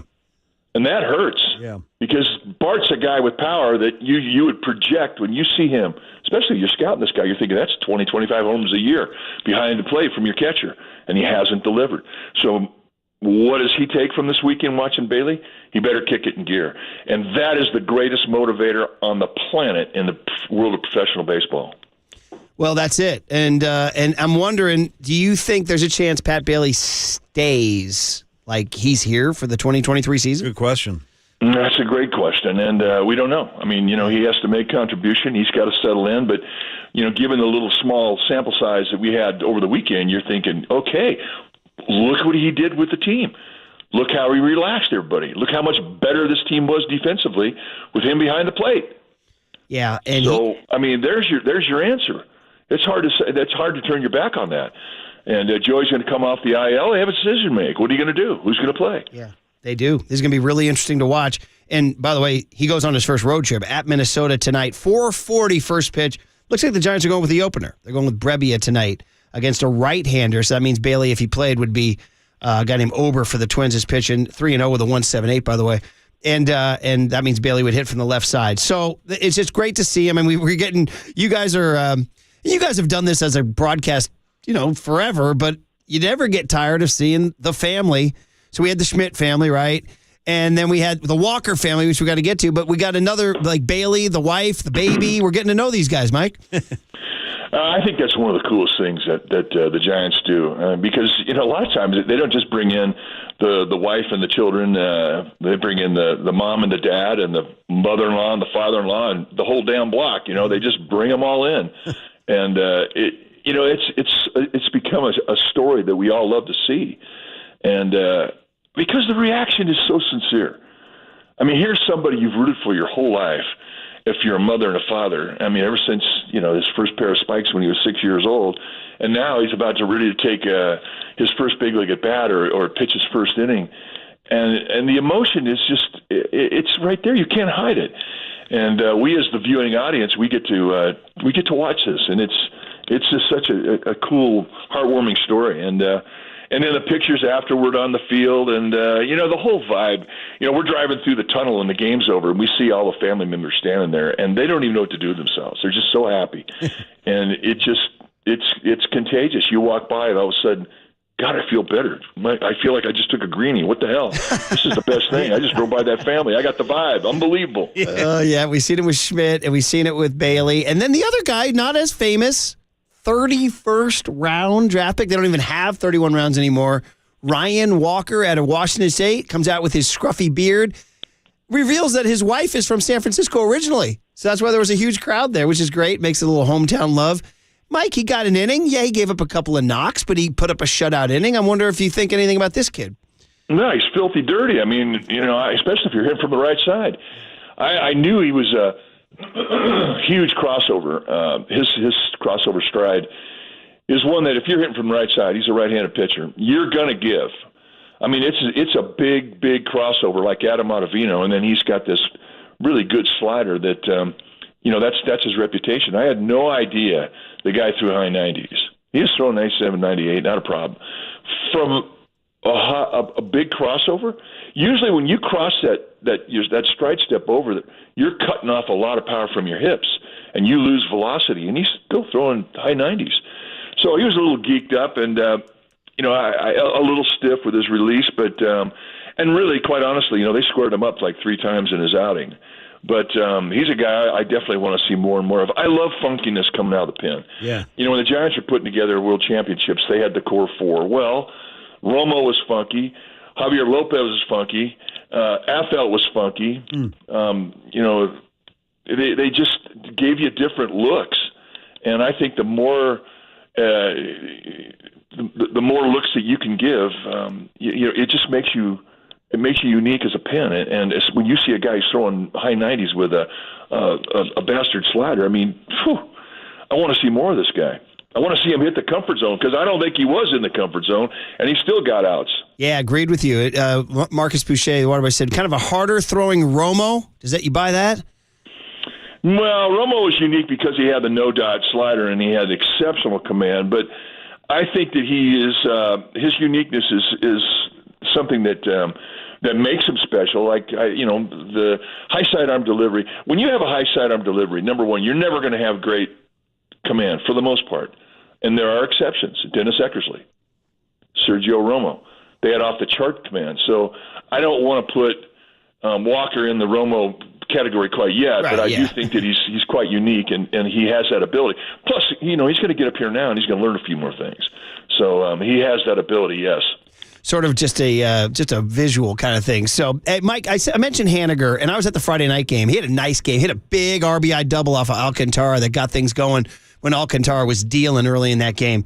And he had 2 more knocks yesterday, 2 more runs scored. So he went 4 for 11 in the Marlins series. Easily his best series as a Giant with the double, with 3 runs scored, with a couple of RBIs. He got off the interstate. He's up to 211. And I'm just thinking, like, I can see, at least at the game Friday, it felt like a different team when he contributed. That had to jump out at you this weekend, huh? Oh, totally. Absolutely. We've been waiting for this guy. Yeah. And even, when he started hitting home runs in Mexico and whatnot, I didn't think he was still capable of covering the whole strike zone and going the opposite way because he was getting pummeled to death with soft stuff. And you watch a guy, being an old pitcher, you watch a guy and you look how he sits. Meaning, does he look hard stuff? Does he look soft stuff? Does he react and change in the middle of an at-bat? Does he react and change in the middle of the game? And for the most part, Haniger sits fastball. He's on the fastball, and they've been jerking his chain with soft stuff a lot. And he's been out front a lot. And he hasn't used the right side of the field very much. And now he is. And now he's taking off-speed stuff, and he's going the other way. So I think he's making adjustments. He's getting better coverage of the plate. And some of those breaking balls that he's hitting, they weren't hangers. They were good pitches, and he still went down and beat them.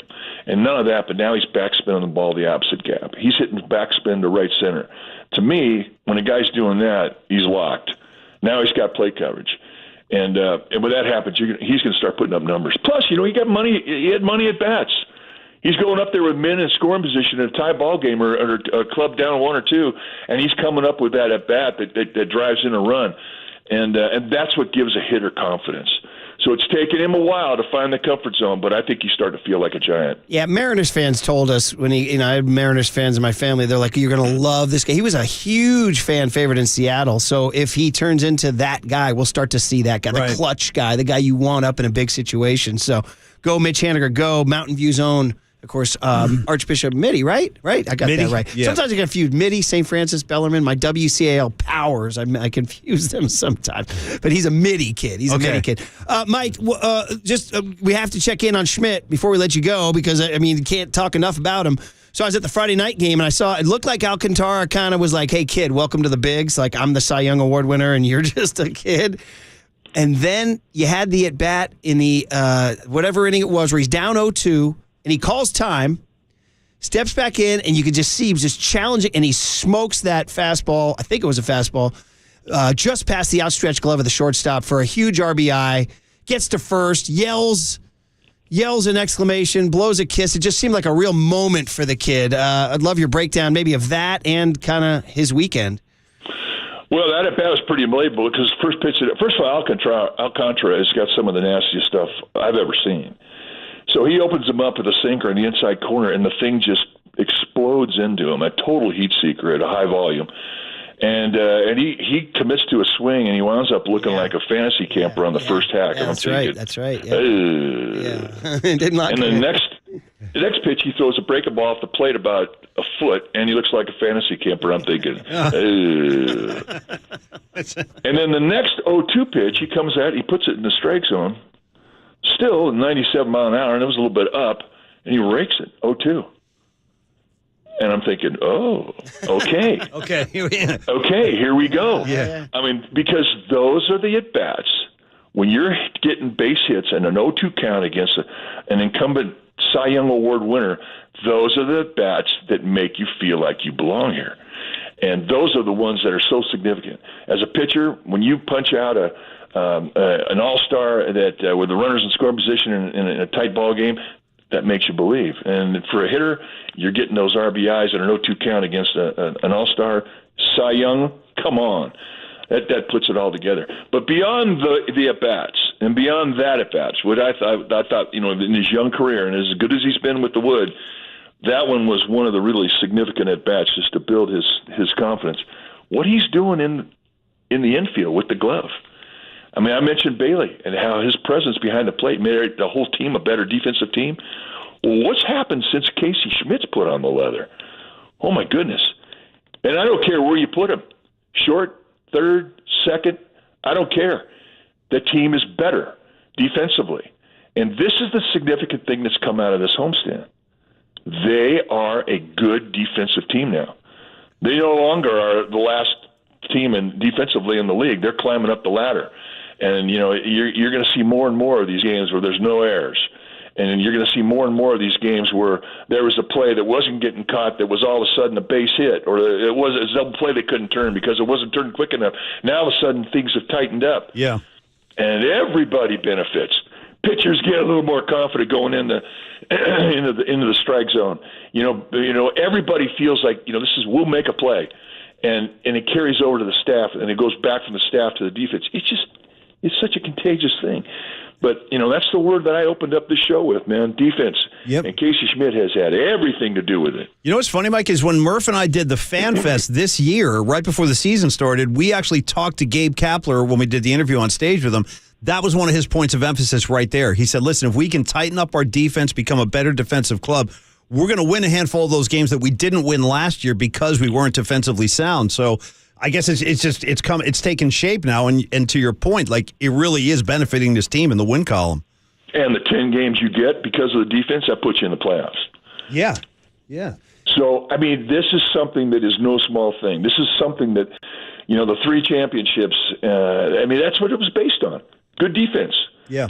Good base running. Being able to execute a situational at bat. That's how you win, and that's certainly how you win in October.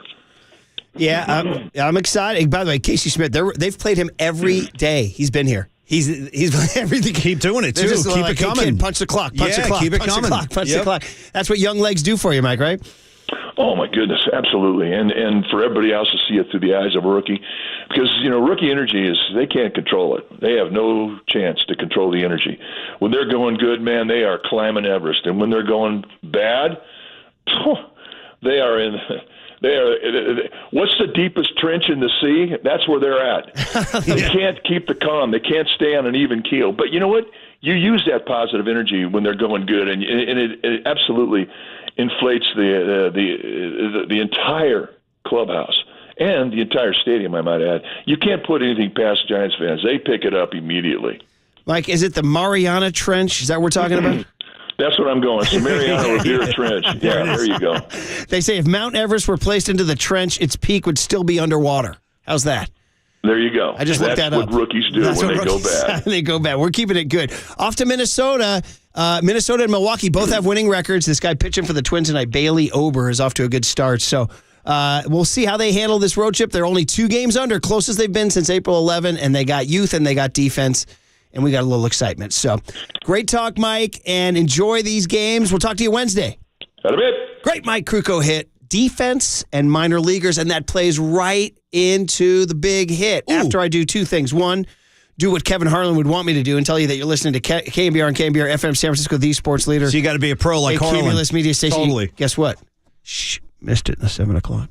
So I'm not telling Harlan about that. Might not come on again. We have Bone Bash tickets. Not now, but like later in the show. What are you talking about? Let me see this bill again Concord right here. Pavilion, September 22nd. Alice Cooper, 4 Rob months from Zombie. today. Shout out Ministry. Remember Ministry? Shout out Jesus Built My Hot Rod. Might need to hear that today, Marcus. Shout out Cooper. Jesus Built My Hot Rod. Hey, I showed you Kevin Cronin during the break. I kind of like seeing him again. It was nice to see Cronin. It's been a while. Well, Cooper and Cronin, still going. You know what I mean? Oh, they're peers. No, they're peers. I mean, Cooper's still going. You're not going to stop Cooper. Okay. He's coming out, yeah. Paulie Mack, can you say Alice Cooper seen him?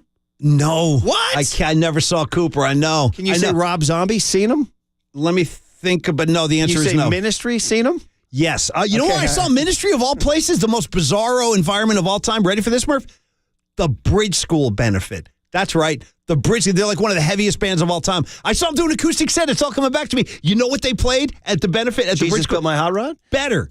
Friend of the Devil by the Grateful Dead. Nice. I am not kidding. They actually covered the Dead. Ministry covered that. At the, you asked, there's the answer. You said an unlikely spot. I would have said, did they play the Levi's Plaza with Stone Foxes? No, but Shannon Kaler did. And the intel coming in, by the way, is not only was their set phenomenal, Marcus, I've actually heard the Giants officials say it was the biggest crowd to gather at a Seals Plaza concert so far. What do you give me for Shannon Kaler and the Stone Foxes changing the outlook just like Casey Schmidt and Pat Bailey changed you know what? And that's your big hit tease, buddy. So what we're asking you guys on the other side, is your outlook changing on the Giants? Are you charged up by Pat Bailey and Casey Schmidt or nah, you're still a cynic? We'll get into it. 808 KNBR is the phone number. Nah. The Giants finish a 5-1 homestead. They're ahead of the Padres in the standings. It's happening. 500 by Flag Day is in the cards. It's in the cards. Let's blank and go. Big hit energy next on KNBR 104.5 and 680, the Sports Leader. Well, first of all, let's make sure we give a station ID. This is KNBR San Francisco. Mike Krukow with Murph and Mac has been sponsored by your Northern California Honda dealers at NorCalHondaDealers.com. The Murph and Mac Power Hour surges on. Feel the power. Next on KNBR 104.5 and 680, the Sports Leader. Here's what's trending now. On KNBR.com. Two of the Giants' top prospects, Casey Schmidt and Patrick Bailey, have both made their MLB debuts in back-to-back weeks. So to read more about the top 2 draft picks from the Giants' 2020 draft, check out those stories and more trending now on the all-new KNBR app.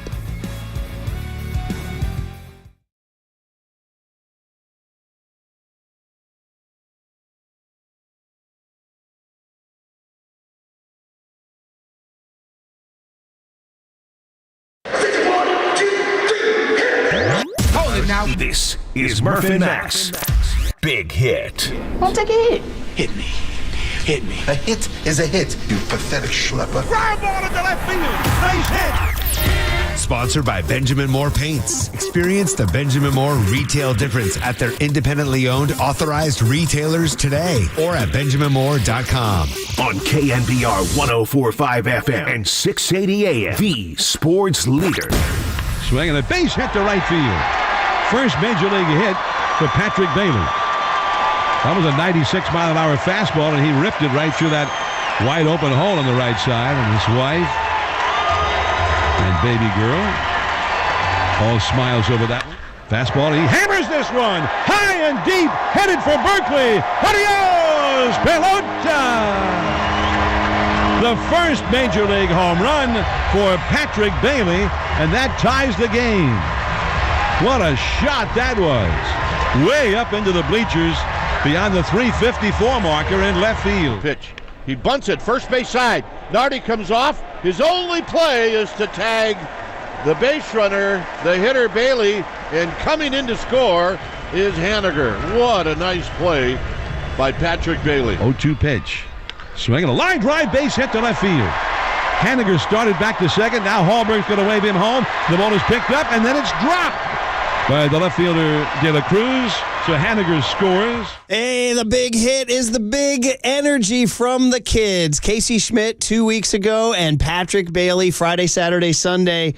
Asking you big hit energies. What does a big hit Dave Otay? Are you a big hitter? If you're listening to the big hit, are you I a would big think hitter? so, in more ways than one, too. Metaphorically and literally, you're a big hitter, if you know what I'm talking about. Yeah, Marcus knows. Is this time for Tommy Lee or no? Anyway, Yeah, it's a little bit of if you're Tommy Lee. You could also apply that same principle to the Puff Puff Give community. Let me tell you something. You know what I mean? I love weed. Yep. Okay? I love it. Dave All Chappelle right. loves it. It's a big hit. We're You asking see? all you big hitters out there, has this changed your outlook? Are you charged up? The very first text I see on 925 says, I am fired up. Yeah. They are the spark we needed, and they're going to blank up.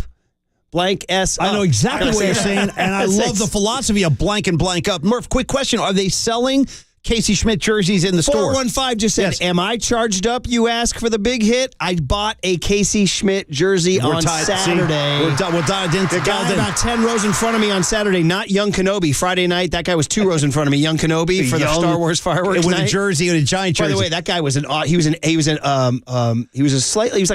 was even older than me, slightly older Asian American guy with a ponytail, Paulie. Yes. He turned around after I love everything you're saying. Turned around. By the way, the whole night he kept, because I don't mean to be eavesdropping on the guy, but he kept holding up his phone. He was checking on his dog on a home cam. I need to hang with this guy. And then when the fireworks ended, he turned around to me and he said, "That was effing awesome." Yeah. High-fived me. This same guy with the ponytail. Yes, That's my boy. The Young Kenobi I like jersey. I like But the guy 10 rows in front of me was wearing an Orange Friday Casey Schmidt number 6. An Wow. Orange Friday No Casey kidding. Schmidt. Okay. Dude, I think I saw the same guy on Saturday. I saw an Orange Friday Casey Schmidt jersey. How'd it look? Well, yeah, we're awesome. It looked awesome. I asked. I got the answer. That's great. I'm glad they're already out there. Polly, one more too. Got 83817 says, "Mines have changed, dog," and he sends a screenshot of his bet on the Giants to win the NL West. Wow. Dude, how about that? Wow. 214 says Casey Schmidt has a higher OPS than Carlos Correa. Love that. Well, we'll have to get that. 415 says simply, "I'm pumped," all caps. So 707 says absolutely fired up. So this is all it took, Paulie, to get people going was, and I think if you go back and check the tape, when I called you guys from outside the Dublin pub, shout out Fallon's. What a pub that is. That was a great phone call. I remember that. What a pub that is, by the way. You going again this year, by the way? God willing, the I creek keep still telling Murph rise. to take more time. Don't go. You should got take- these things called kids. Well, you throw them know with a what I mean? sitter for a couple of days. They'll be fine. You know They're who takes them? The DePippas. See, you're in good hands and with Aunt the Pips. Katie takes them too. But don't you think Murph should stretch it out? Go get a little more Ireland in you. By the way, I bought Aunt Katie for her fancy birthday one of those killer white bomber jackets with all the patches on it. She wore it, but was afraid to spill red wine on it. I don't blame her. I understand. By the way, we bought the $18 glass of red wine out there, although cheaper with the 20% discount. Time out one second. Shout Wait. out the woman's house pour. She gave me a pour like it was a draft beer. That's a big help right now. It was like 2 or 3 glasses in one. Dude. You It do was realize that huge. you can get like a very, very good bottle of California wine for about $20. So they're essentially giving you one glass for 18. Paulie, it's the ballpark. Yeah. You know what I mean? And by the way, what are we talking now? You're surrendering your rights when you walk into a Are we ballpark. talking cabs, Pinots? What kind of red are we We got dealing the with here? prisoner cab, right? It was a cab, I think, wasn't it? Well, whatever you guys need. Whatever they had. Yeah. But anyway. Was it a plastic cup? Yeah. Yeah, I know how they do it. What are you going to do? You know what I mean? No, you got to take your wine. Here's Kapler on Patrick Bailey's first Major League start on Saturday. I thought he did a nice job behind the plate today. I thought he was able to slow the game down well. Thought he was in perfect sync with Logan Webb, and imagine there's more of that to come. Ooh, more of that to come. 831 says, my outlook is completely different. I'm still not expecting playoff success, but we have guys to rally around. This gets back to what I said to you about that call from Dublin after Aaron Judge dissed us. I think I said, if you check the tape, I said, guys, it might have been when I called you and Marcus after the Carlos Correa. That was money, too. I said, guys, the only thing we have now is you got to look to the farm, and we just got to wait and see when these kids can come. I did not expect it by May 22nd. I'll tell you that. So is this in a way? I did not expect Casey Schmidt and Pat Bailey. And by the way, they're saying Matos is, quote, a step away. Well, let's get, shout out Rolling Stones, give me shelter. He's just a step away. Bro, all right, dude. I couldn't have done it any better. In a way, Murph, is this almost like redemption for Farhan? Is he starting to... Dude. I don't know. Honest to goodness, Casey Schmidt and Patrick Bailey are Farhan. Well, fine. Well, then never let it be said that I'm not a fair man. You know what, Farhan? Let me tip my cap, man. You deserve this. Yeah. Going all in. Yeah, it's been a while. His name is Farhan Zadi. He came here for you and me. The future is ours to see. From game to Mike Yastrzemski. Think about it, baby.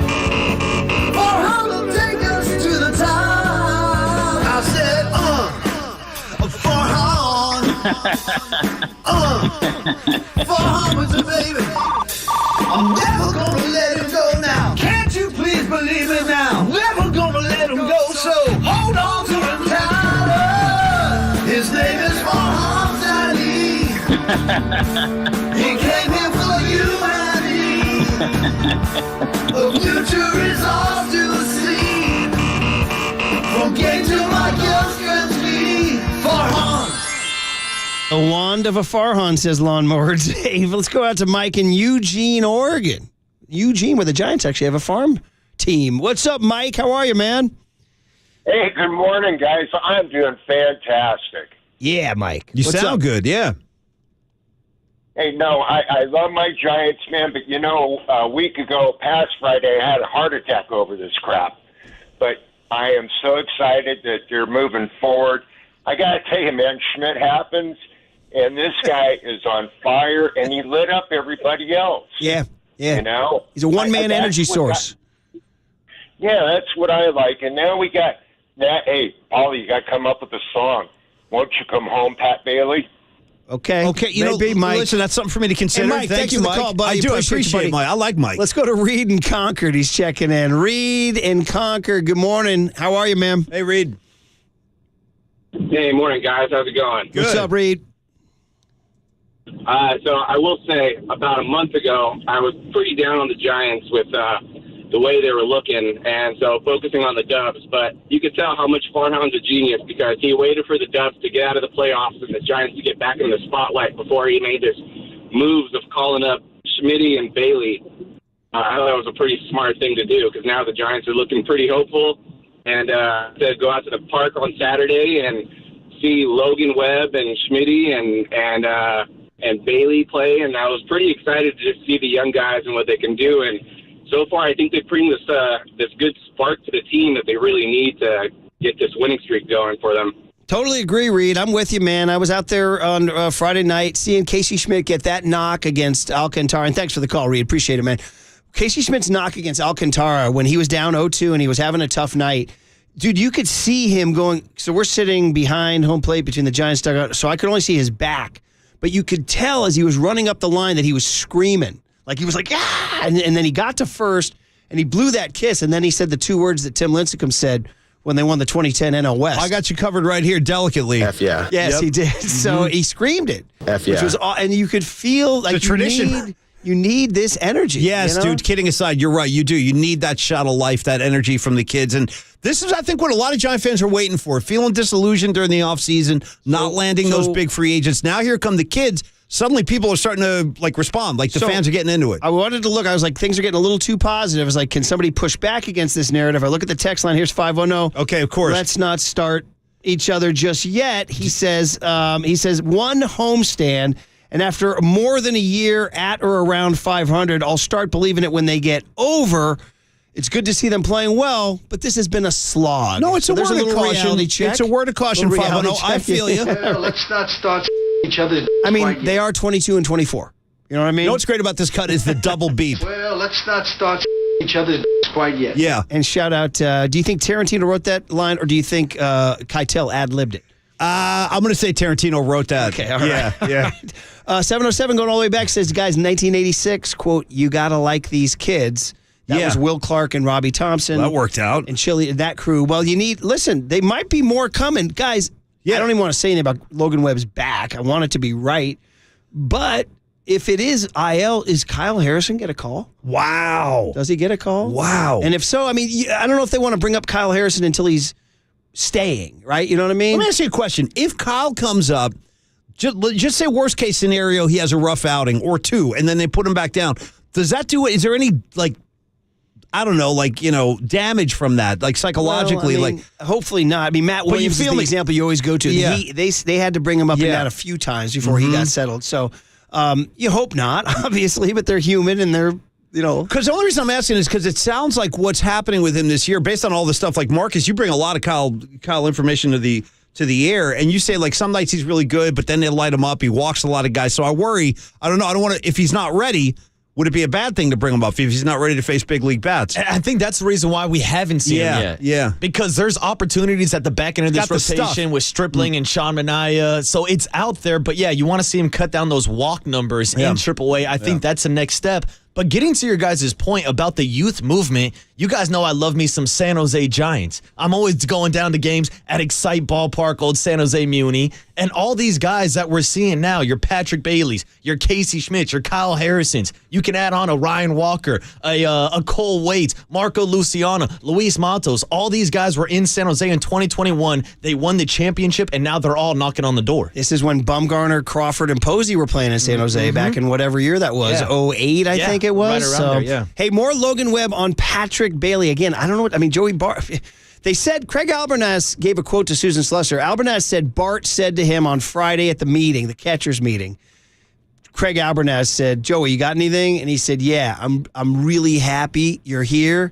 You earned it. Congratulations. Let's go. Now, that's the Pat Riley, like you got to be happy for someone else's success to be part of a team. But that's Jimmy Garoppolo said on our show, that's not an easy hug to give.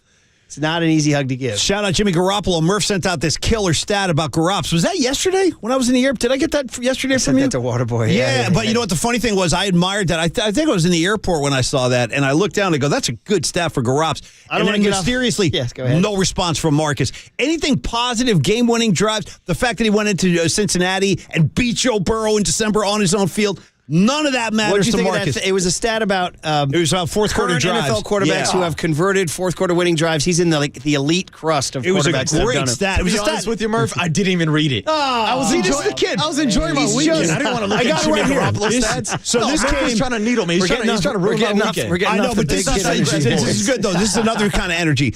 Here we go. Jimmy Garoppolo. He's only one of 8 quarterbacks to convert game-winning drives in at least 50% of the games when he had a chance. He's one of only 8.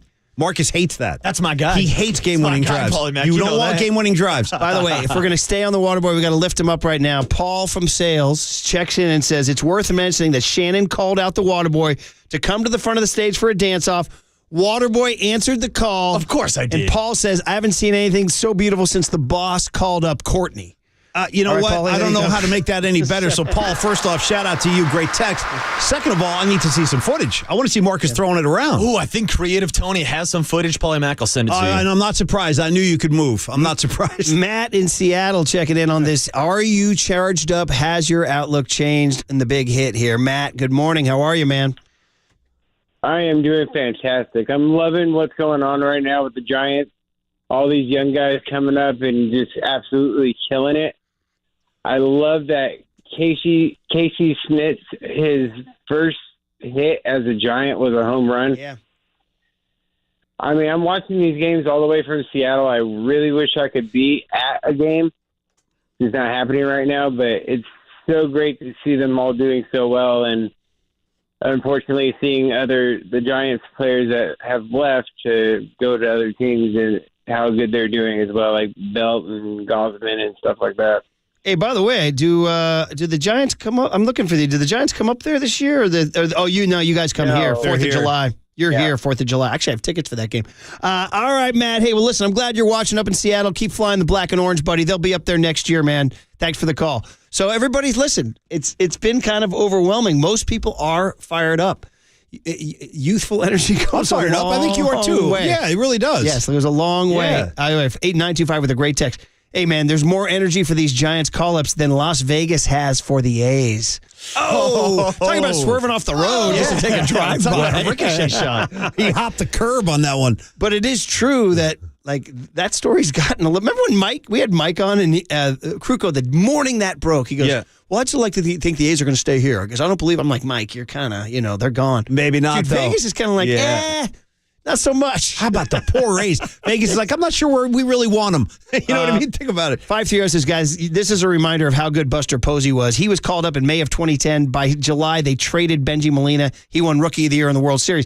Somebody actually asked, I think it might have been my sports arguing 15-year-old. Casey Schmidt, Rookie of the Year. I said, let's just... It's a little early now. Do I have to go back to the Wolf? Yeah, I can do it again. But he brought it up. No, I'm like, well, what about you're in, huh? Yeah, I mean, it's a possibility. He's going to get enough playing time. I know guys like Corbin Carroll out in Arizona are having a good season, but why not? Throw him on the list. First time in history I've hit this 3 times in one segment, but Marcus, I got to just kind of calm you down. Well, let's not start each other's. It's a very small sample size. We love what we're seeing, but let's see it kind of grow over months. And Paulie Mac, to your point, I think one thing you can get excited about is what Mike Krukow was talking about this morning, is the defense. Casey Schmidt won a Gold Glove in the minor leagues. Patrick Bailey won a Gold Glove in the minor leagues. As it stands right now, Patrick Bailey is instantly the best receiver, best defensive catcher on this roster. Joey Bart better come out swinging. And I'm serious, like offensively, he better be swinging that stick, man. Yet another person, those 6'5" hours. Schmidt and Bailey, nothing like it. LFG exclamation point. See? They're buying in, Marcus. They're buying in. Listen, Larry's like... Larry's just sitting over in Seacliff. He just put the phone book down. He goes, I don't have to tear that one in half. I'll wait. Warriors got eliminated. Schmidt and Bailey got called up. Larry's starting to win the tug of war. Come on, Larry. We're feeling it, man. Yeah. Well, they're not home again. Now you're like looking like, hey, when can I go see these kids again? Yeah, let's look at the schedule. What's happening? I got you home next week against Pittsburgh. Yep. Oh, we have the Memorial Day tickets, actually. Monday the 29th. For sure. And then Walter checks in, the producer of Papa and Lund. That's my boy. I love Walter. And he says, guys, you're sleeping on Keaton Wynn. He's going to get called up.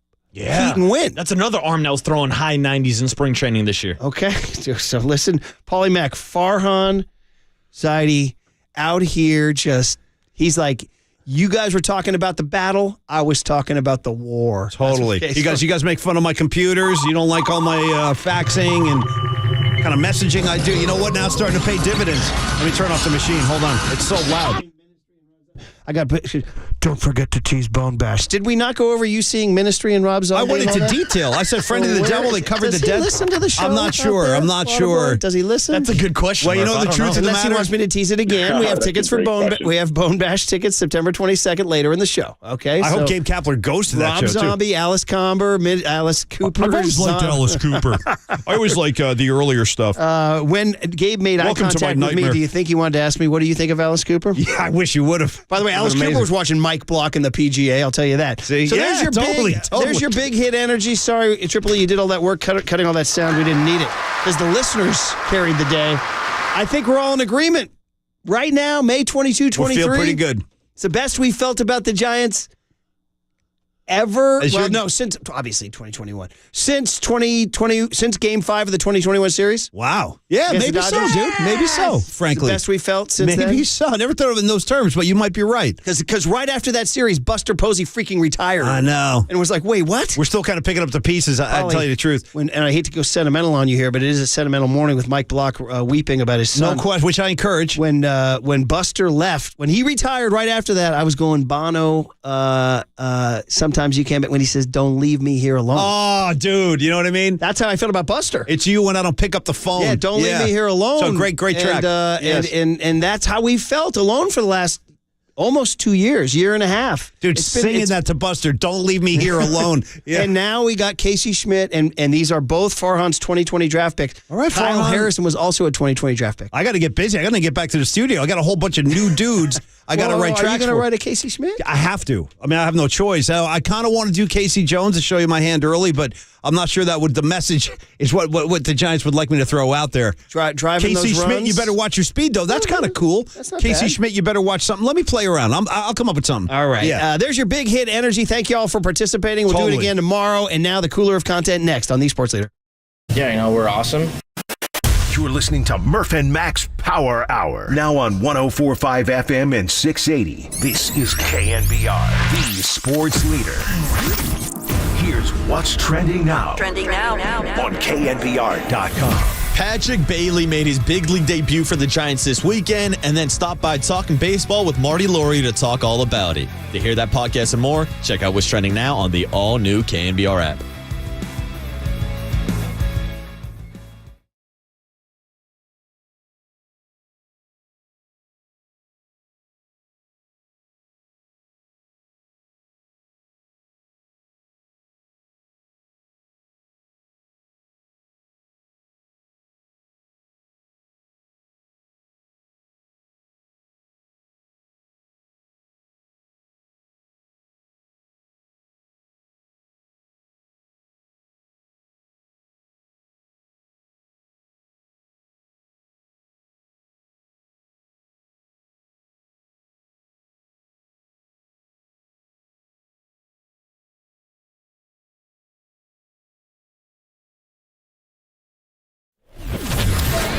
Now, time for the Protect Your Assets with David Hollander Business and Technology Report.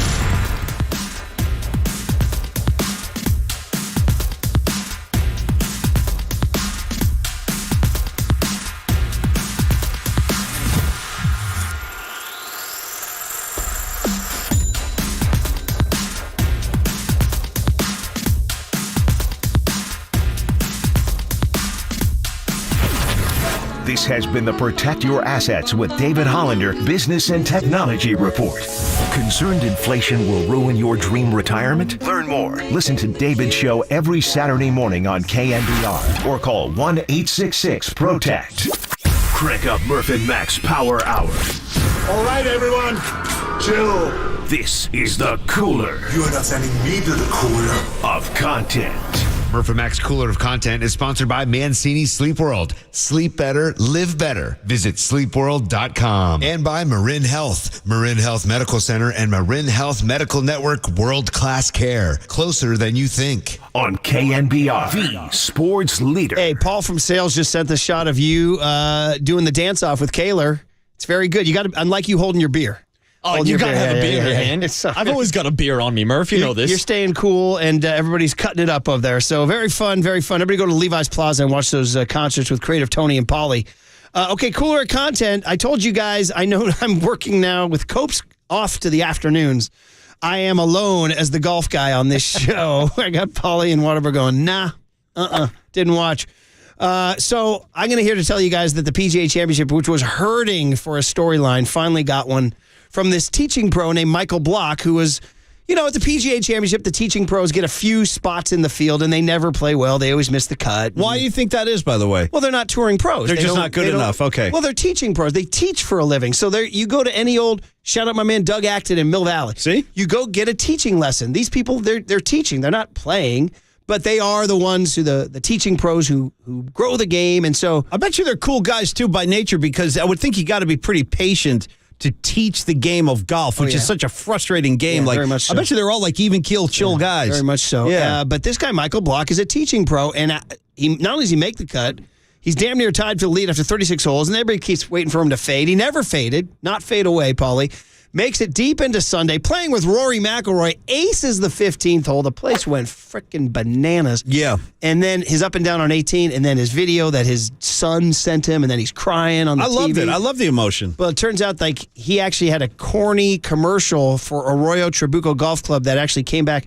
People are now laughing at him because when he was trying to get customers out to his golf club, he filmed this commercial. Hi, my name's Michael Block. I'm the head golf pro here at Arroyo Trabuco Golf Club. Why am I better at golf than you?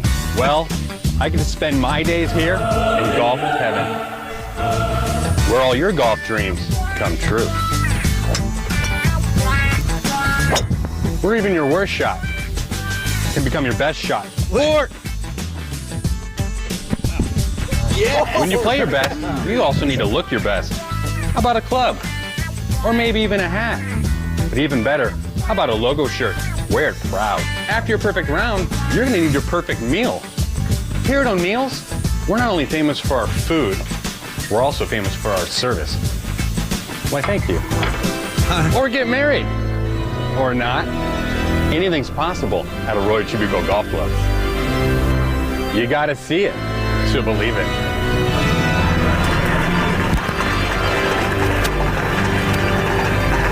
Come see us here in golf heaven at Arroyo Trabuco Golf Club. A lot going on there. Yeah, I don't think a short film. That's more than a commercial. That's like I mean, I've never heard of a golf club taking that much ad space. I've also never heard a golf ad that has like Boogie Nights porno music under it. Did you guys hear that music bed? Like wow, wow, wow, wow. Like what are we doing? Where's Dirk Diggler? So this guy actually has a little sizzle. Totally. Where's Brock Landers? Block Landers. There you go.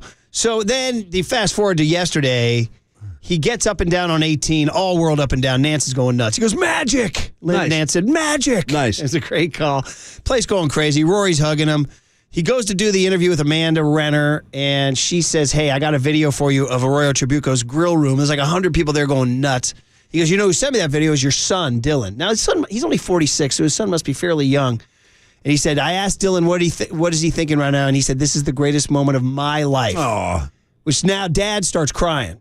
And so this makes the cooler content. Okay. He's got the tears welled up, man, and she throws that at him. Yeah. You said it yesterday that this was the best week of your life. What do you call it now? Thanks, Amanda. I appreciate you making me cry. It's amazing. I'm living a dream. I'm making sure that I enjoy this moment. I've learned that after my 46 years of life that it's not going to get better than this. There's no way. No chance in hell. So I'm going to enjoy this, and thank you. Everyone was awesome. And I can't thank everybody enough for being so cool to me. And cheers to the 29,000 PGA Tour professionals in the world. It was for you guys. You know what? I back him. I'm checking him out online right now. I love this guy. Yeah, he's a cool dude, man. I love the emotion. I love he's just got a nice looking face, like nice, genuine face. See, when he said it's never going to get better than that, I actually thought when he was walking off 18 after he got up and down. You might be right. Paulie, you should have seen the crowd was like surging to touch him. Right. And chanting his name. Yeah. And it was like... Shout out Bill Walton winning the title with Portland when they mobbed him on the court. Christ-like figure. Totally. So I was thinking, this has to be the greatest moment of his life. And sure enough, I mean, it was. So anyway, what's the greatest moment of your life? I don't know. This last segment? I was going to say, I think mine was watching Dead and Company play Franklin's Tower at the LA Forum. 808 KNBR, what is the greatest moment of your life? Marcus, you got one top of your head, like ready to go? Top of my head, I'd say maybe my 18th birthday. Wow, good answer. I asked. What happened? I don't know if I can get into it. You probably got involved. You had some romantic escapades. There were multiple young ladies involved. Look at this guy. Hey, you asked me. I did. All right. I did. We're all adults. We're all adults. This is just between us, right? No one's listening. Don't no worry. one's listening. That's what my boss keeps telling me. Hey, I'm proud of you. Is that an FCC violation? Good for you. Hey, now. Good for you. You asked. Good for you. Nah, it was all fun. Oh, I don't know how we follow that other than No, you can't. You just can't. What's this about a balk? I missed this. That's a balk? They did a 45-second thing on a balk. This was Friday night when the Marlins guy got a balk. You were at the game. Well, yeah, I was at that game. Yeah, listen. Mm-hmm. Yeah. Well, it was about, the home plate ump looked like he called time, and then it was kind of crazy. J.D. Davis was up, full count, and it looked like the home plate ump called time, and then they threw a pitch anyway. It was ball 4, and the ump said, take your base, and Skip Schumacher, the Marlins, said, well, you called time. Yeah. And they came out, and there was almost like doing pantomime. They kept holding up their arms like, you did this, you did this, you did this. Then they ran the catcher, Stallings. Shout out Marcel Marceau. This was the play-by-play of Krukow Friday night. Okay. Somebody's going to argue because both managers are on the field. Yeah, they're in the go position. I get two umpires going, I didn't see anything. Hunter's like, I didn't see anything either. That's a ball. I didn't see anything. What about you? Brock, you're the new guy. What about you? I didn't see anything. I got nothing. Marvin Hudson, the crew chief, calling the powwow. See, we got 3. I don't see anything. So it's unanimous. What a first. Yeah, you walked him. There was no time. Here comes Schumacher. We told you. Right on cue. 2 guys are going to get thrown out here. And I think that was Jacob Stallings that got tossed. And Hunter had it cocked. Yeah, he did. That's a balk. He called a balk on Hunt. That was really funny because he was going to throw Schumacher out. He had it cocked and then he put his hand down. So he did not throw Schumacher out. He threw the catcher out. That was a nutty night. Young Kenobi was out there tonight, was calling for the toss. Hunter had it cocked. By the way, I actually sympathized with Schumacher on that one because the ump did call time. Yeah, I think so too. But it was wild. You were talking about a lot of the people around you at the game Friday night, a lot of Star Wars characters and stuff. What was, because you got a pretty strong shirt game yourself. Murph's got good jersey game. He's got road jerseys, a home jersey. What were you rocking? I actually went very understated, Paulie. Just simply black jacket, Giants cap. I went with this very parka you're seeing here. That's kind of how I roll too, yeah. Although I might have worn a Giants jacket. Underneath it, I had my McCovey pullover, so I layered. That's kind of what I was hoping to hear. Layered. With the 44 with the orange? Yeah. It's incredible. By the way, I wear that McCovey jersey every home baby game, every Majors Giants game. I did not know that. Yeah. I got people saying to me, man, I need that jersey. No, it's I'll be wearing it tonight, Paulie. Wearing it tonight. Was that? How did you acquire that thing? What's the story of that jersey? Craig Alexander, the Junior Giants, asked me to do an event where we went and spoke. And he gave it to me as a gift. Hey, Craig, if you need me for any events, I take the same size. I'm just kidding, but it's an awesome jersey. Brooks Koepka won the PGA Championship. I had him in my pool.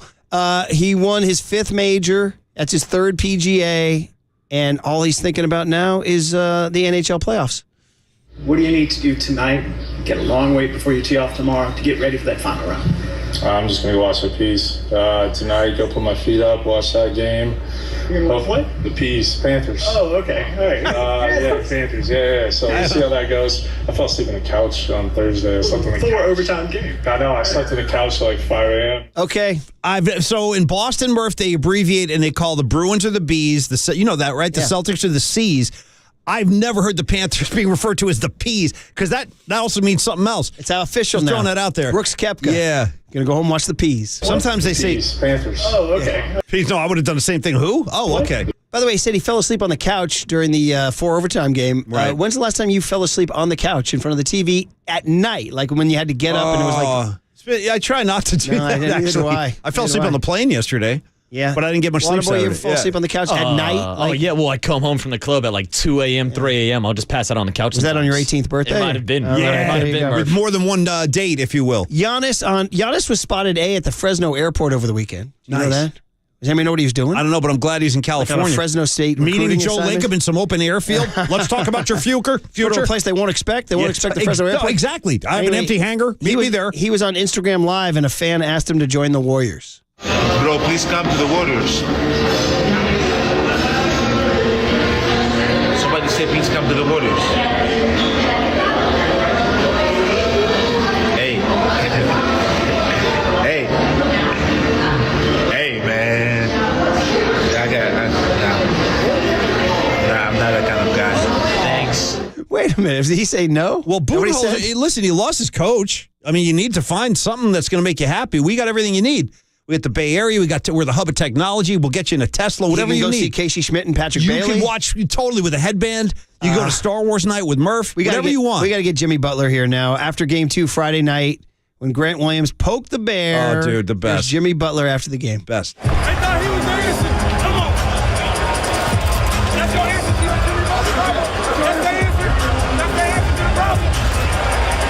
Come on. That can't be the answer. Kind of hard to hear him, but he said they thought he was the answer. They thought he was the answer to the Jimmy Butler problem. By the way, did you see his very dramatic timeout to Al Horford last night? Ooh, when they hit a shot to go up 29, and he went down to a knee. He looked like, you know what? What do you give me for his knee and like the Molly Shannon? Oh, Catholic schoolgirl.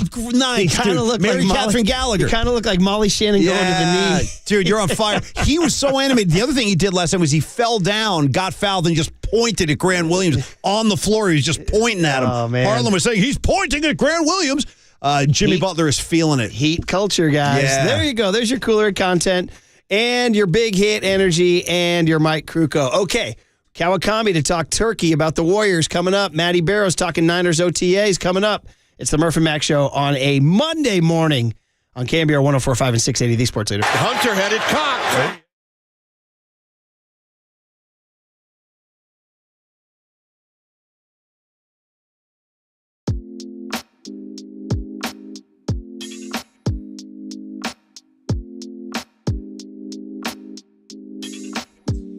Oh, I like talking about Amici's East Coast Pizzeria. So we've always talked about a lot of things. Food's always fresh and hot. Drivers are on time, courteous. But those are residential deliveries. I also want to talk about catering your event. Catering your larger event. Okay, so you can still order your favorite pizzas and other items individually if you want, but we have a catering menu at Amici's. So you can order pastas and salads and flame roasted lemon chicken wings. Love them. In larger sizes so your group can help themselves buffet style.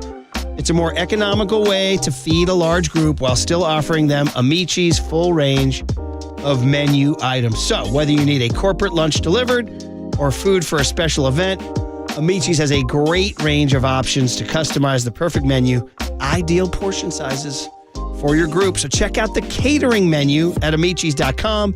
And when you want to enjoy a fully customized and catered event, Amici's delivers.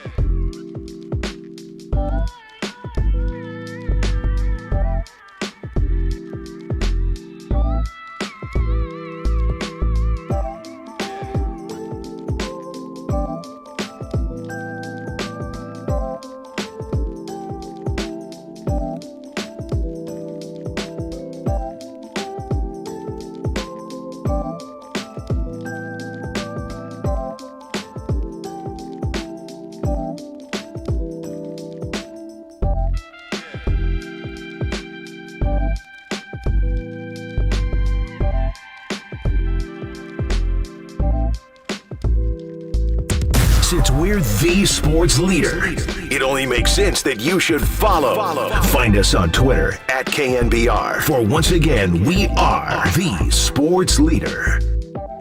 1-2 pitch. Swing and a base hit to right field. First major league hit for Patrick Bailey. That was a 96-mile-an-hour fastball, and he ripped it right through that wide open hole on the right side. And his wife and baby girl all smiles over that one. Fastball, he hammers this one high and deep, headed for Berkeley. Adios, pelota! The first major league home run for Patrick Bailey, and that ties the game. What a shot that was. Way up into the bleachers beyond the 354 marker in left field. Fun stuff, man. We did the big hit on Is Your Outlook Changing, and it was a pretty much resounding yes that Patrick Bailey. And it's funny because, yes, FP follows this stuff pretty closely, and I think he said it after our show yesterday when he was in with Johnny Lund, which is don't expect, the Casey Schmidt bat. Really, actually, with Casey Schmidt, you weren't even supposed to expect the Casey Schmidt bat. He was supposed to be a glove only.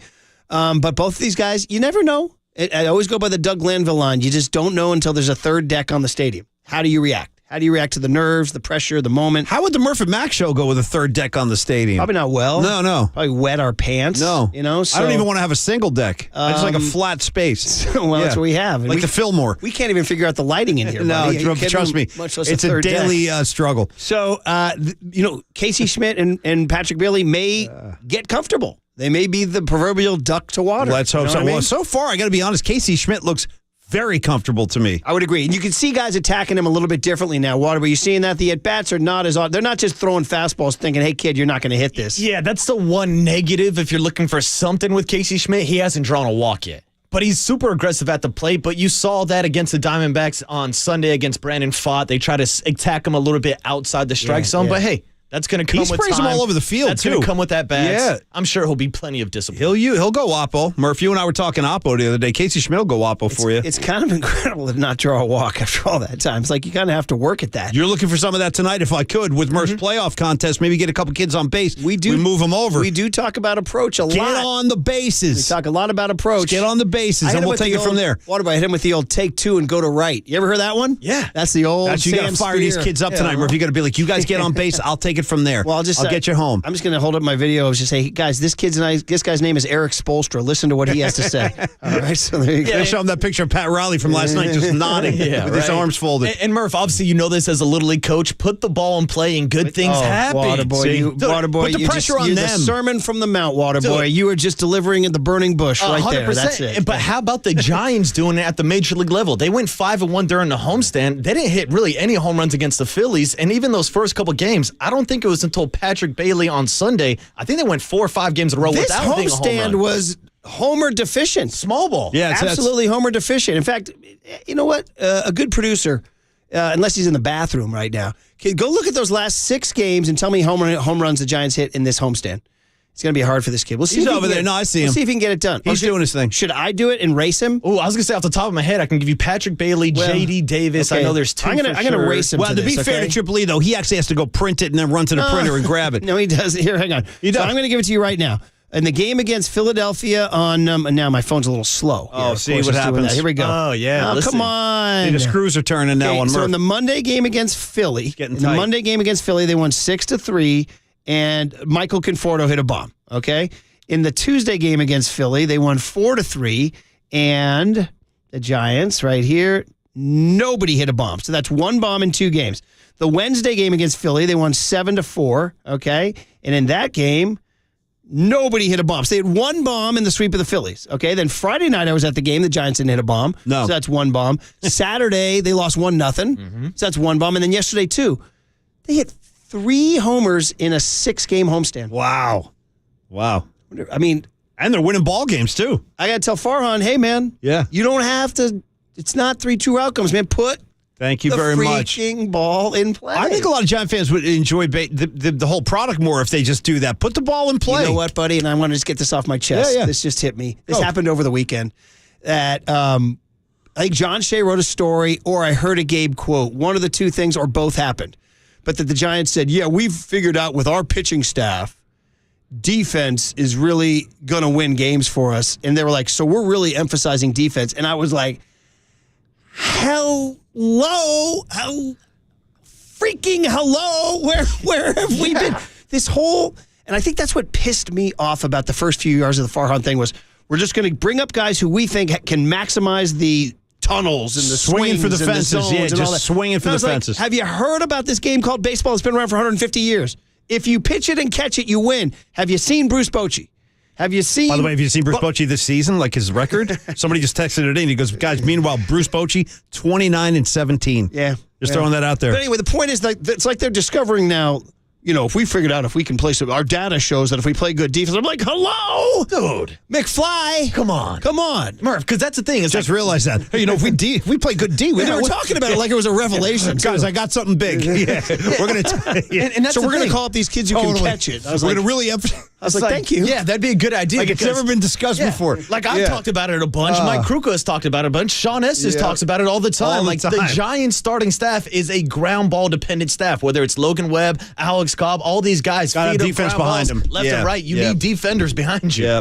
And it's almost guys got this idea. I want to bounce this guys off. And they always de-emphasize defense by like putting Wilmer Flores at second base or putting Blake Sable in left field. That's a very good or Jock point. Peterson in left field, which kind of tells you like we don't really put a premium on this. Where you got Wilmer at second. Clearly, and I love Wilmer. Not put a premium on defense at all. That's a great point. They never did, and now they're kind of like, well, now we've discovered. You know what happens is the numbers. Yeah, and especially this season because there's no more shift, so you can't hide a guy out in shallow right field as a second baseman. So anyway, welcome to baseball, guys, and I'm happy they're doing it. We're all enjoying the game. It's enjoyable to watch. Yeah. Yes! Give me a Gregor Blanco. I used to say all last year, like, Gregor Blanco would never have a place on a Farhan Zaidi roster. Murph, do you know an umpire named Ted? I'm just asking. Yeah, Ted. Okay, Yeah, I think Ted, he's checking in here on this. Yeah, What's he's checking in on text line. He goes, Murph, quote, put the ball in play. Umpires like it too. Sign Ted. Yeah, Ted's I'm just taking a guess. Ted puts in a lot of work. And by the way, shout out Ted, because you do know we could do a whole other show over the summer when we have a dry day. There is a nationwide umpire crisis. Well, what do you mean? Like in terms of good ones? No, for some reason, the pandemic, a ton of umpires retired, and there's no bounce back, and they're saying they've had enough. They've had enough. And so we have a major umpire shortage all across the board, coast to coast. And it's affected my kids' freshman games some of the games were umpired by opposing coaches behind the mound. That was a tough deal. And so anybody who's got the cojones to get out there like a Ted and call a game, God bless you. Shout out Ted the ump. Well, yeah, Ted. Yeah, no, I dig it. Yeah. And so I, we had a big ump thing on Saturday, and I was like, tell me about it. Just give me a little like a peek into it. No, I just walked away. Okay. Because all our games are on film on Gamecast, so I am acutely aware that if I'm out there causing any hassle, Morning show host Brian Murphy I gotta get the hell out. loses cool. Yeah, I should show you the video because there's a controversy about whether this ball is fair or foul, and I come down. The other manager, who's a really nice guy, I like him a lot, but he calls me down and goes, Murph, you got to be here for this discussion. And I come running in, and he's like, we're going to talk about this ball. And I go, I'm out. And I ran to the dugout. Were you wearing your Willie McCovey jersey? Yes, I was. Nice. You can see the McCovey as I run into the dugout. Okay. I was like, nope, not me. I can't do this because I have fallen prey to that, and it's a bad look. It's a bad look. You can't. You got to let Ted make the call. You got to. Sometimes. Hey, by the way, sometimes you're going to get boned. Yeah, sometimes in life you're going to get boned. By the way, more Giants talk. Susan Slusser joined Papa and Lund today at 11:30 to break down the suddenly new-look Giants. Now, Tim Kawakami to talk Turkey. We haven't talked any Warrior drama. Not yet today, we haven't, no. So we'll see what Kawakami has unearthed. He's always good. He's good at sniffing around. Can we talk a little Bob Myers? I think a lot of people are curious about what's happening. He does Palace Intrigue, buddy. Yeah. Palace Intrigue. Yeah. We'll do it next. Okay, KNBR 104.5 and 680, the Sports Leader.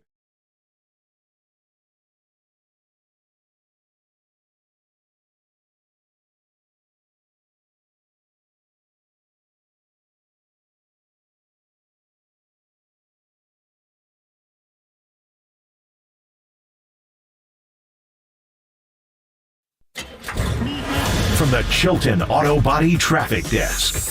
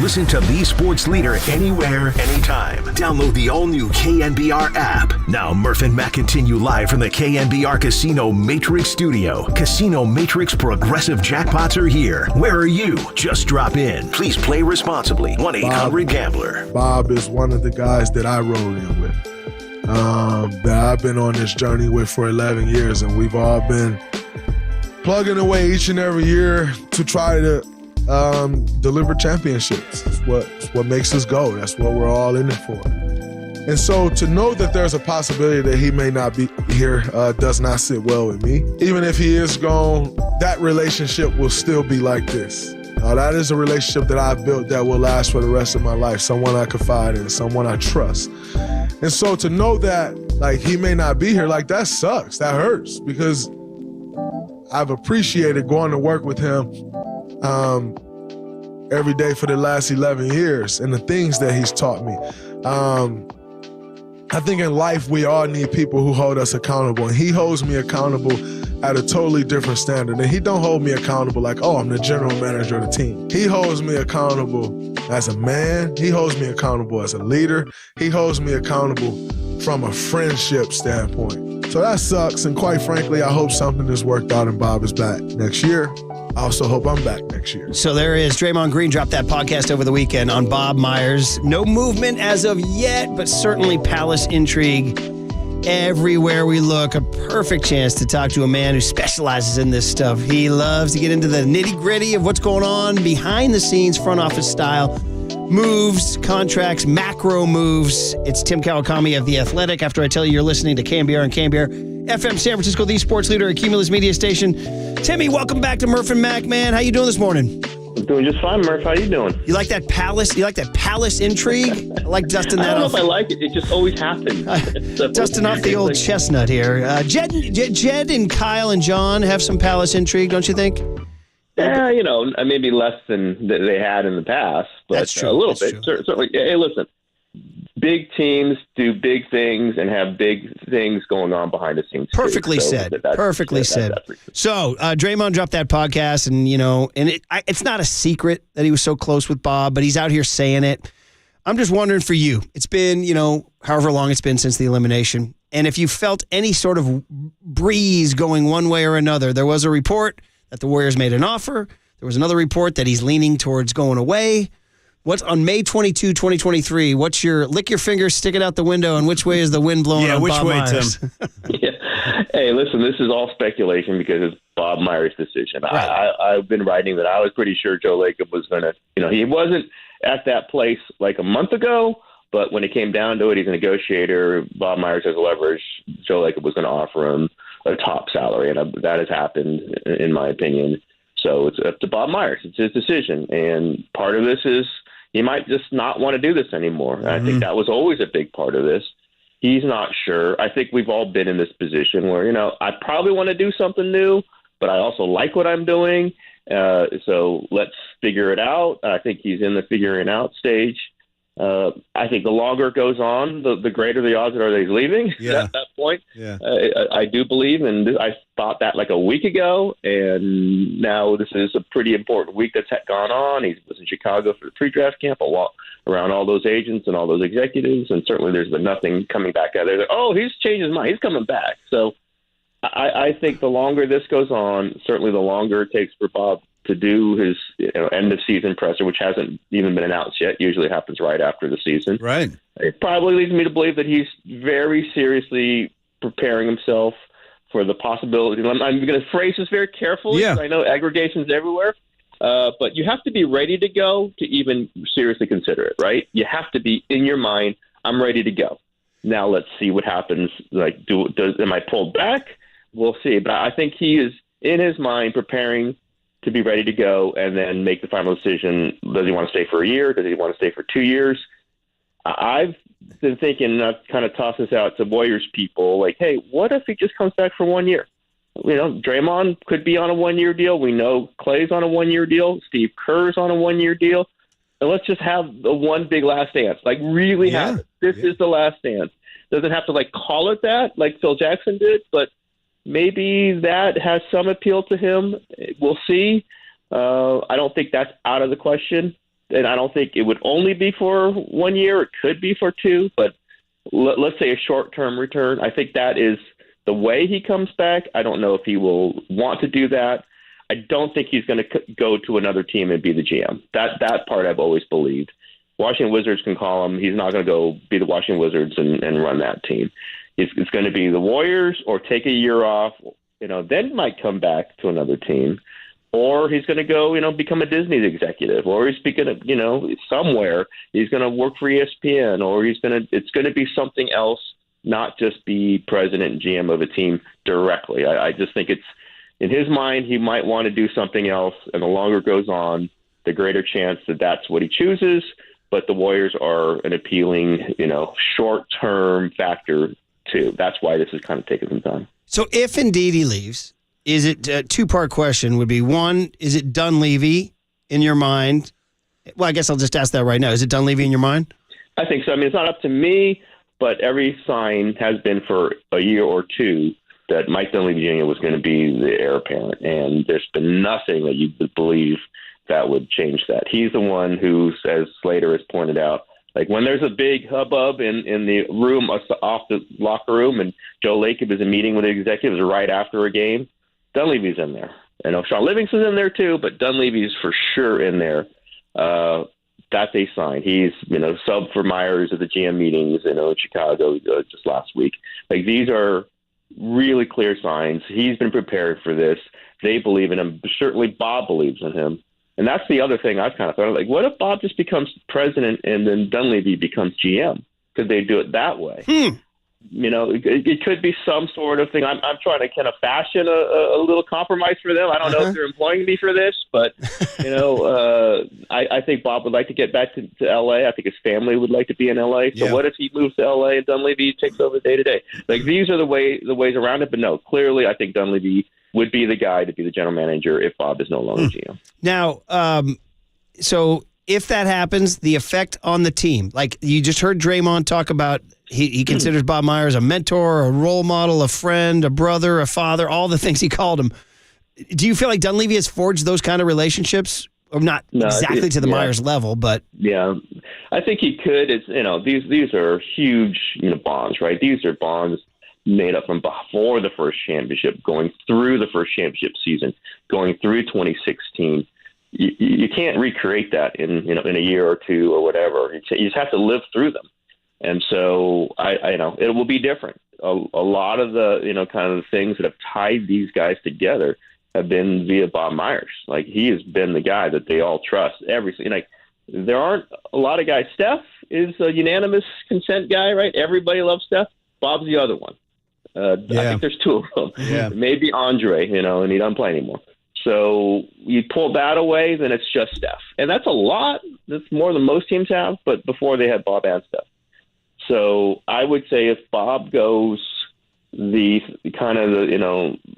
would start the countdown clock. It's not all breaking up. I think Draymond will be back. We know Steph will be back. Clay's probably going to be back. But I think the person who could keep it together longer than 1 year is Bob Myers. If Bob Myers isn't there, then we start looking at 1, maybe 2 years. That's it. Maybe that's all it deserves. Really. I mean, it does have to come to an end. Yeah. This is coming to an end. Yeah. But, the person who can make sure it is maximized and make sure this thing is played out to the very end, that's probably Bob Myers. Well, Steph Curry, too, who has some say in all this. But the executive in charge of all that, the executive who was making it all happen, the executive who was adding to it, is Bob Myers. And so we're talking to Tim Kawakami of The Athletic, does such a great job covering sort of the big picture macro stuff of the Warriors, and Bob Myers is the most macro.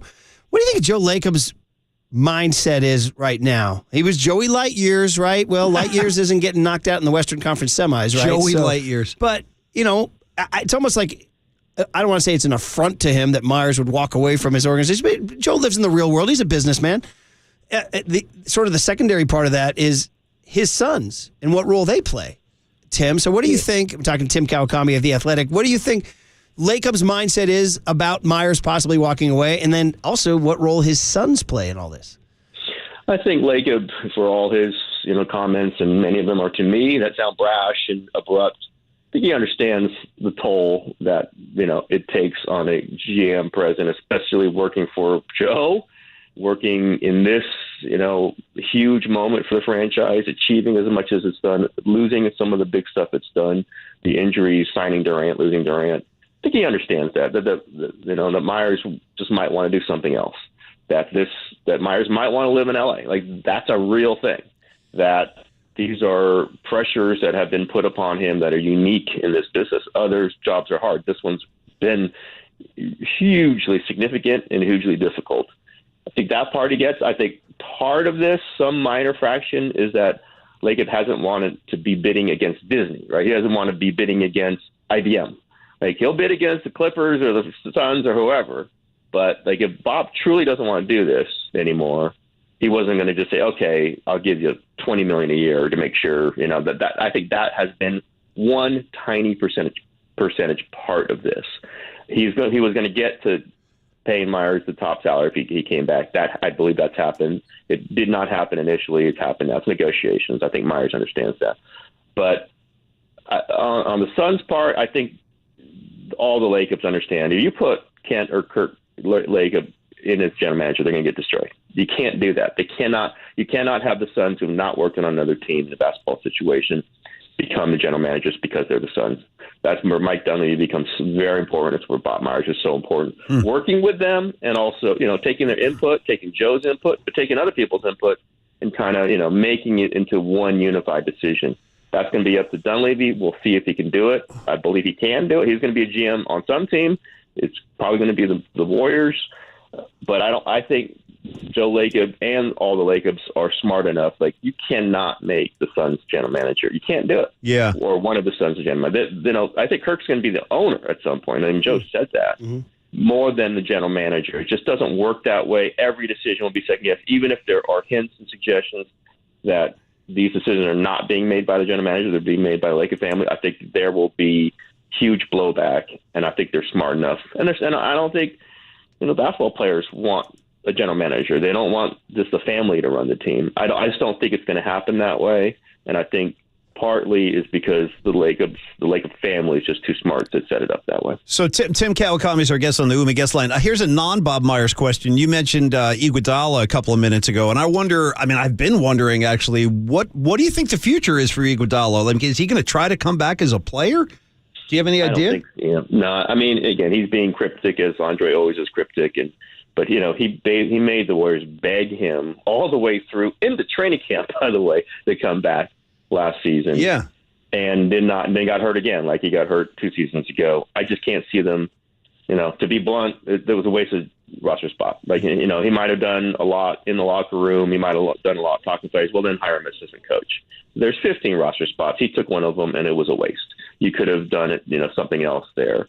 I don't think that they're going to have that roster spot open for him. Again, if he wants to be part of the team in any other way, that would be fine. But you can't keep bringing back a guy who's going to play 10 games and not be available for the playoffs. You can't do that. Has he ever expressed any kind of interest outwardly about perhaps being on the staff and being a coach? No, I think he said he's too smart for that. Yeah. I think he has the eyes of being, the next great venture capitalist. Yeah. And he probably can be. I've looked at some of his investments, and they're really smart. They're very. I want to get in his portfolio. Right. So I can't imagine he's going to be on the road breaking down film and that kind of stuff. So I don't know. I just said that as if that's the role that he's playing, then hire him for that role. He's not really a player anymore. He just gets hurt too much. And maybe Andre's not going to love it if that gets clipped out and played back, but it's just true. He just doesn't. He's not available for them. Yeah. That's 15 roster spots. You need depth. You talk about, somebody who could help you for one specific thing in one specific game. They don't have that spot if Andre's taking it. So, I just don't see it. I mean, he might not officially announce a retirement. He might not. Who knows with him? I just don't think. I think the begging is over. They're not going to beg him again. They shouldn't beg him again. They got like 6 games out of him this season, and there would be nothing to believe that they would get any more than 6 games if he came back next season. So I cannot see him coming back to the Warriors next season. Andre Iguodala. Last a minute here, Tim, and it's great talking. It's just fun to chew this fat on this Warriors. You wrote a piece on Kuminga in The Athletic, and if you could just share some of the thoughts, 20 years old, didn't play in the playoffs, made a quote-unquote demand, according to The Athletic. I don't know. Where are we at right now? Your best bet on Kuminga's future? Yeah, it's Steve Kerr's vision of it. That's why I wrote about it. That's why I asked him about it last week. They're not going to guarantee him anything, but they understand that he's talented, that he has ideas about where his future is, that he's been frustrated. And I was trying to figure what is the spot, and it's the backup power force behind Draymond. They've never really had a classic backup for Draymond, right? They've gone, Andre Iguodala, move Andrew Wiggins there in a small lineup. There are minutes there. It's I'm going to throw out a name that Warriors fans hate. I understand why. Anthony Lamb. The minutes that Anthony Lamb got, Kuminga should get them next season. Should not be hard for Steve Kerr to say, if you show up in camp looking good, those are your minutes. 19 a game. And then if you get 19 a game for 70 games in the regular season, you will be in the rotation in the playoffs. I'm just trying to figure out what that role is. That's why I was very detailed in my conversation with Kerr about it. That's the future. It's not going to be guaranteeing him a spot. But if you say those Anthony Lamb minutes are open, I think that would, satisfy him and his agent. And then he's got to do it. We'll see. He's been erratic. He's got to rebound. He's got to run. All the things that seem pretty basic that Moses Moody did at the end and Kuminga just wasn't doing. But I think it's there. Change up on the offense. Somebody who can drive to the basket and finish. Somebody might be able to get some, get into the lane and make a couple shovel shots and maybe some short jumpers. They did not have a lot of that last season. It showed up against the Lakers. If you just say, do that, and those Anthony Lamb minutes are yours, I think that could be a way through this. Look at me trying to find compromises. That's what I See do what happens. Yeah. You're always known as a figure things out. That's why I ask the questions. That's why I ask the questions, and then I write it. This is what I see for him. Well, Tim, as your Twitter followers would know you as a rational, compromising man, right? There you go. Soft-spoken. I am nothing but bringing people together. Yeah. I'm known for it. Hey, man, no shortage of palace intrigue. Hashtag palace intrigue. And Tim's a great guy to talk to about. Great thoughts. We'll continue to follow it, man. Okay. Fun to chew the fat, Tim. Thanks for coming on, man. Got anytime, guys. Yeah, Thanks. Tim Kawakami. Dude, the palace. You ain't kidding, dude. This is a huge cloak and dagger. I think that's another phrase, cloak and dagger. I like cloak and dagger. Shout out Spy versus Spy. If you remember the old Man magazine, there were a lot of cloak and dagger. What you don't think it? What, Marcus, you look surprised that I referenced Spy versus Spy. I played the Spy versus Spy video game, Paulie. I didn't even know there was one. Yeah. Now I want to come over to your place, smoke some meats, and play it with you. Yeah. Come on, Paulie. It's done. It's already done. Stan Tim says he thinks Mike Dunleavy Jr. is a stone cold killer. Oh, you could be right. We're going to find out. But it's hard to envision this group. It's hard to envision this group without Bob Myers. He's been such an integral part of all of this. So, yeah. But like Tim said at the beginning, Murph, everything comes to an end, even radio shows. All right, come on. What, we can't riff on a Monday now? I'm the bad guy? I'm just trying to lighten this up around here. Well, all things come to an end. Does that mean your hopes for Trey Lance have come to it? That's my bad transition to the Niners. I'm trying to tease. No, I like what you did. I'm on board. I'm listening. OTAs, baby. I jock blogged about this on Friday. I said the Niner QB drama has begun. Who you got? It's a 3-horse race. You could bet on any of them. I mean, I know Purdy's the favorite, but hey, The one that won the Preakness the other day wasn't the favorite. If you're a betting man, Matty which Barrows. Marcus is, real quick, who are you betting on? Who are you going to put your money on? Brock Purdy. If he's not healthy, then it's Trey Lance. Not Sammy Darnold? He's the cool kid, Sam Darnold. I'm not in the Sam Darnold. All right. Matty Barrows next on KNBR 104.5 and 680, the Sports Leader. There he is, QB1.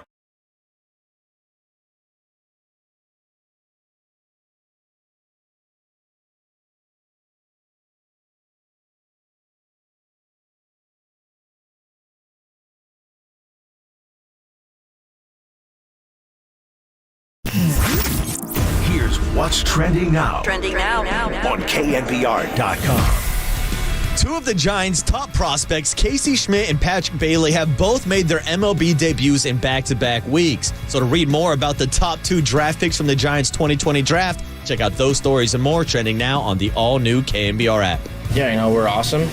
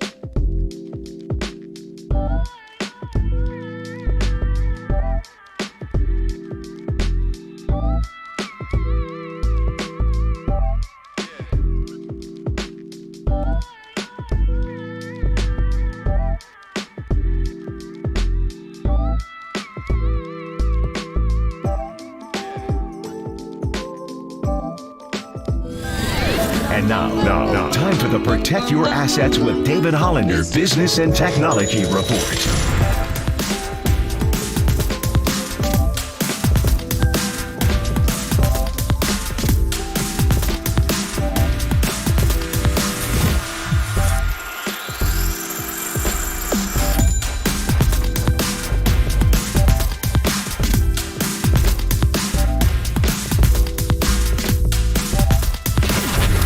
This has been the Protect Your Assets with David Hollander Business and Technology Report. Do you want to pay less taxes this year? Learn more. Listen to David's show every Saturday morning on KNBR or call 1-866. Follow the leader on Twitter at KNBR. For once again, we are the sports leader. KNBR 104.5 and 680.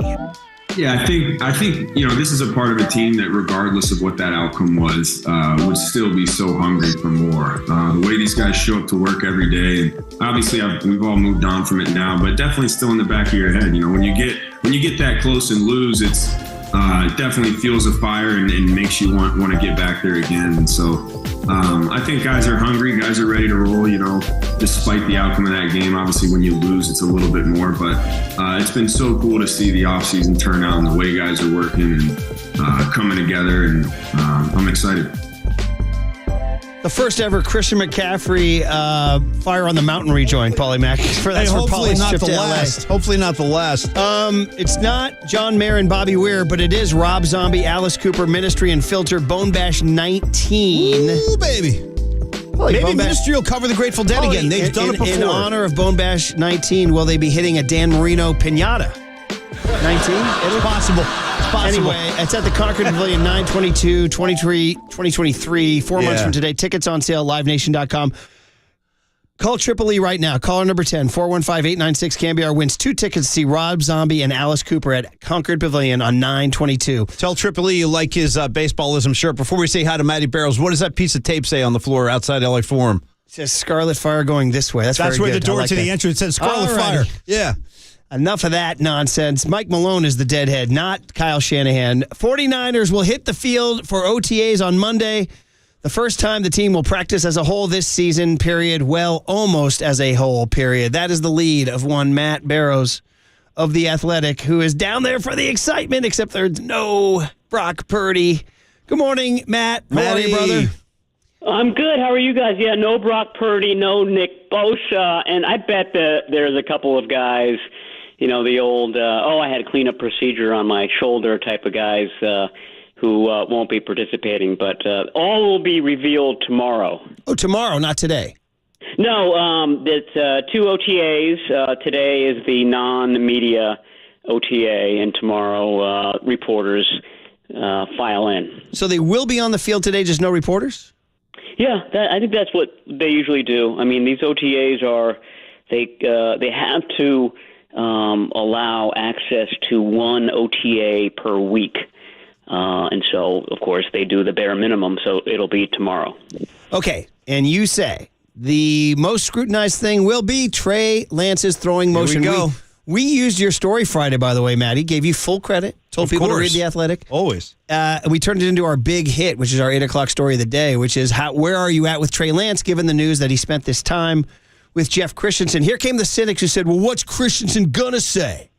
Of course he's going to say that he did well. So, Matty, you interviewed the man, and Trey Lance's sessions with him and Patrick Mahomes were all the focus. What did you learn? Yeah, well, I think people are right to be, have a healthy amount of skepticism there. And really it's, whether he can translate the progress that he made in the Dallas area. That's where he spent this time with Christensen, basically the whole month of March, into better accuracy in practices. And frankly, that's been the issue with Trey Lance. He tends to throw in the 55% completion rate range, which is not good. I mean, this day and age, if you're not in the 60s, it's a problem. So, I mean, this has been discussed in the past. A lot of his passes tend to go high. And the other part of it is that he's had this arm fatigue issue. And all of these are sort of clues or earmarks of somebody who's got an issue with his delivery. I mean, it's not a perfect, clean delivery at this point. And there's all sorts of reasons for why that is. Largely because he broke his finger at the end of training camp or the preseason when he was a rookie, and it seemed like such a small thing at the time. Oh, it's a tiny little fracture on the tip of his finger. Oh, he's going to be fine. He might have to take a couple of days off of throwing, but he'll be back at it soon. But I think it really had a big effect, a trickle-down effect, and so it affected his grip, and the grip affected his arm motion, and this, that, and the other, to the point where even going into last off season, it was still not right, basically. So, I mean, we're now getting back to normal for Trey Lance, and the question is whether he can kind of take that and, complete passes against Trey Greenlaw and Charvarius Ward and all that stuff. That's going to be the most scrutinized thing, not just in these OTAs, but throughout this spring and summer.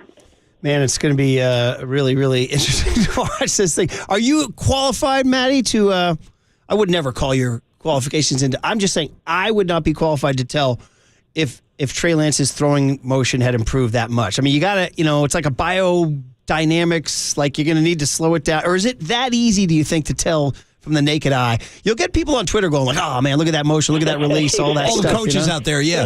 Just consult Twitter, guys, and you'll find the truth. No, they'll let me know what's happening, sure. Those guys know. They do. They do. Well, I mean, completion percentage ought to be a good telltale. And that's something that will add up throughout training camp and all of the off-season practices and whatnot, preseason games.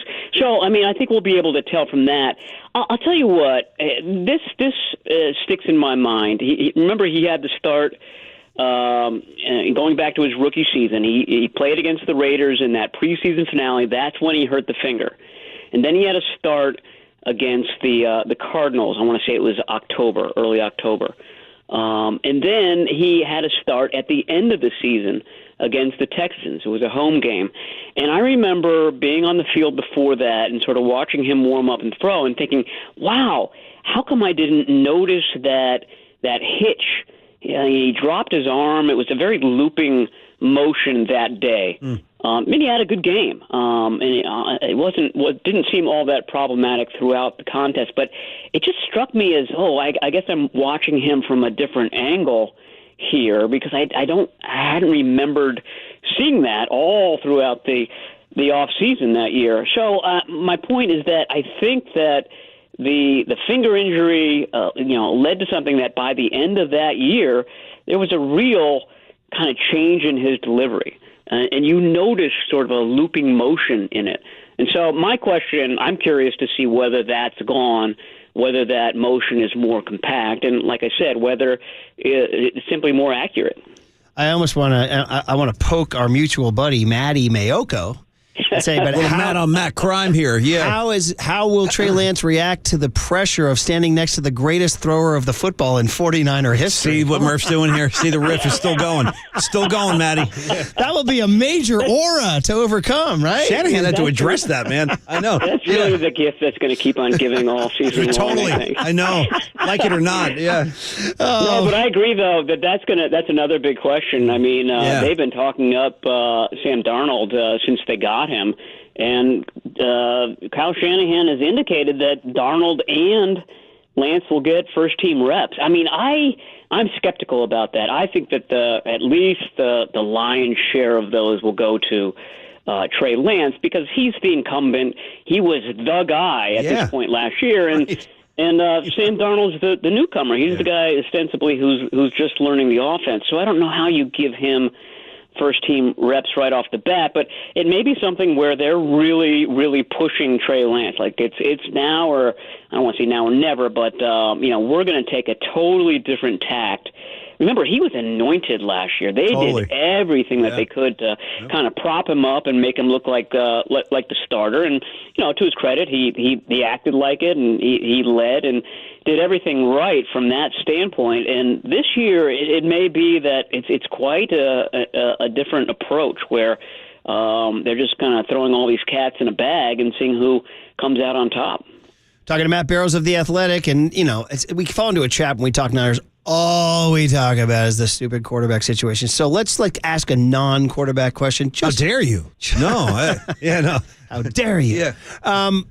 Pass rush. Defensive line. I mean, the Niners are known as two things. They're Kyle Shanahan's offense and they're a pass rush team. Yeah. So Nick Bosa, as you say, will almost certainly be a no-show. He's sort of got this Nick Bosa pass to stay in South Florida and be with Joey and all that stuff. And then you point out in your piece this morning, Matt Barrows of The Athletic, that this gives more room for somebody like Drake Jackson, who's getting a lot of attention, and free agent, and Waterboy, our buddy, is our Raiders fan. A free agent addition, Cleve Farrell, who Waterboy is down on. Fifth-round pick, Robert Beal Jr. out of Georgia. So, Matty, your thought on this defensive line situation? I mean, you can't really learn too much, can you, at OTAs, but this is something to watch. Yeah, you can't learn too much because they're not in full pads and they're not doing the one-on-one stuff. So there's going to be very little going against Trent Williams, for example, in it. But you can see who's lining up with the ones, and so it sort of gives you an indication of how the coaching staff sees this playing out. And, yeah, I think that Drake Jackson, I mean, a lot of those second-year guys, I mean, these are Kyle Shanahan teams. And rookies very rarely get meaningful snaps on Kyle Shanahan teams, and you're really looking for them to make leaps in that second season. So it's not just Drake Jackson, it's Tyrion Davis-Price. He was the third-round running back out of LSU last year.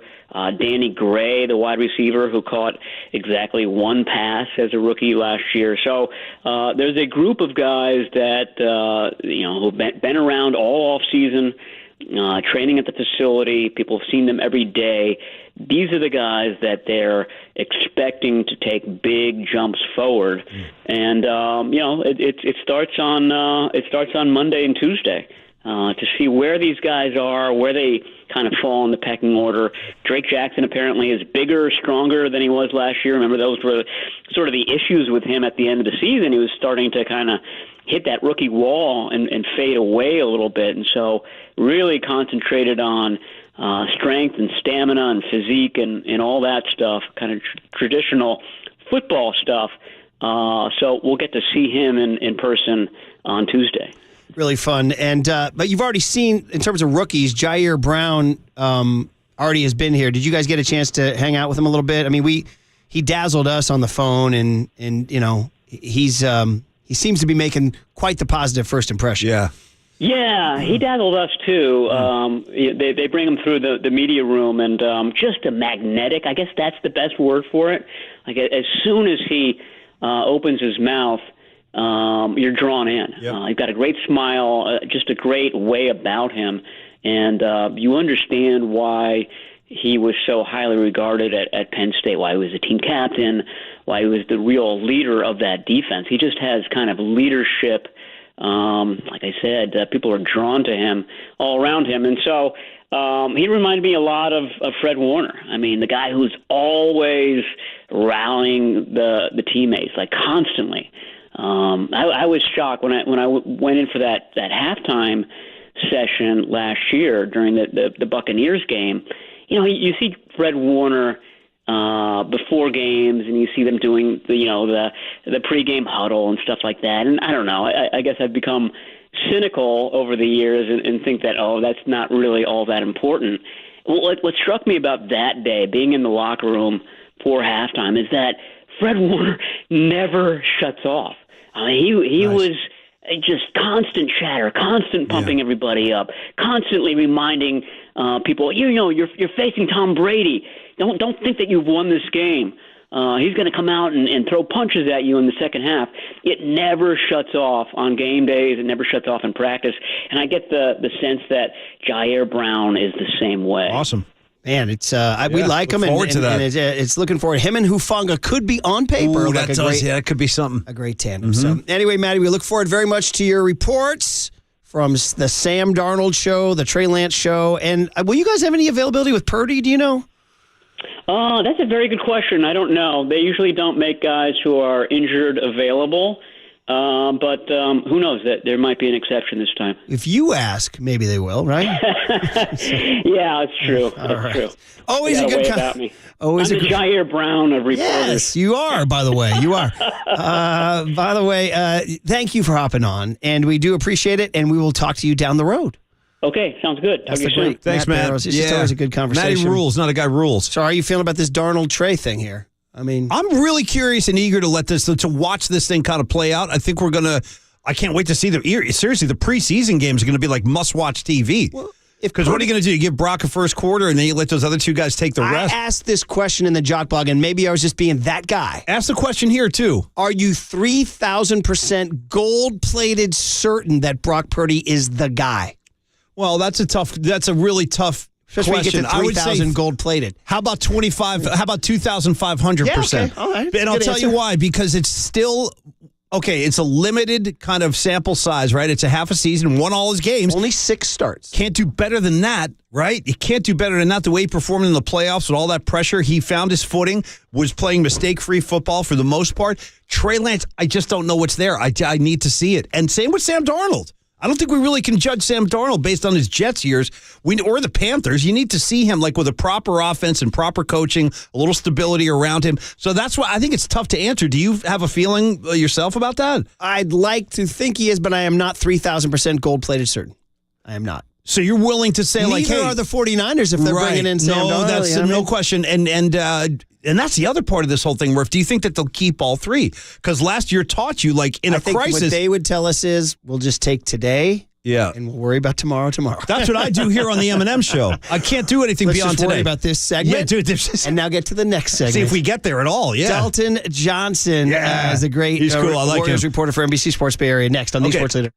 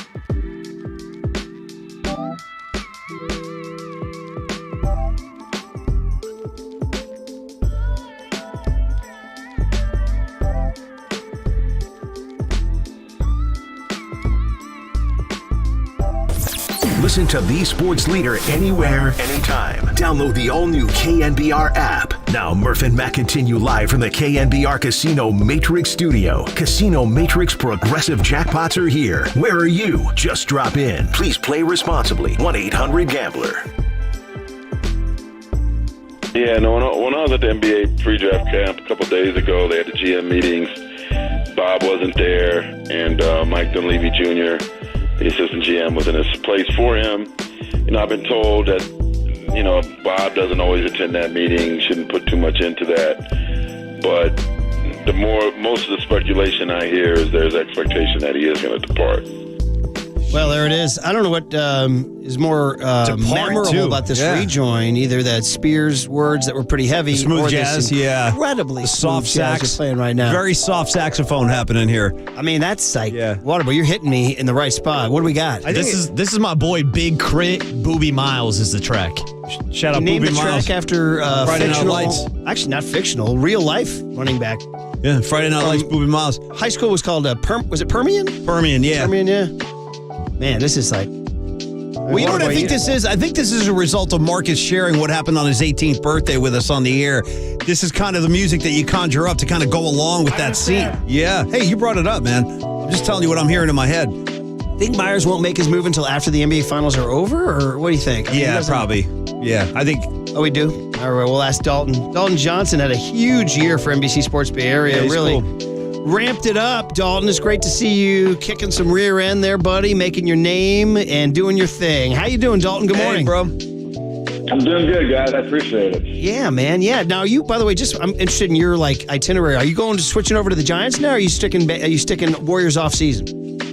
Still sticking Warriors off season. Mostly Warriors. Going to continue the podcasting with Dubs Talk, with Monty. Hey, I can always be versatile if they need me to. If they need me to come out of the bullpen, no problem. But I'll mostly still be on Warriors off season and diving into a few other things here and there.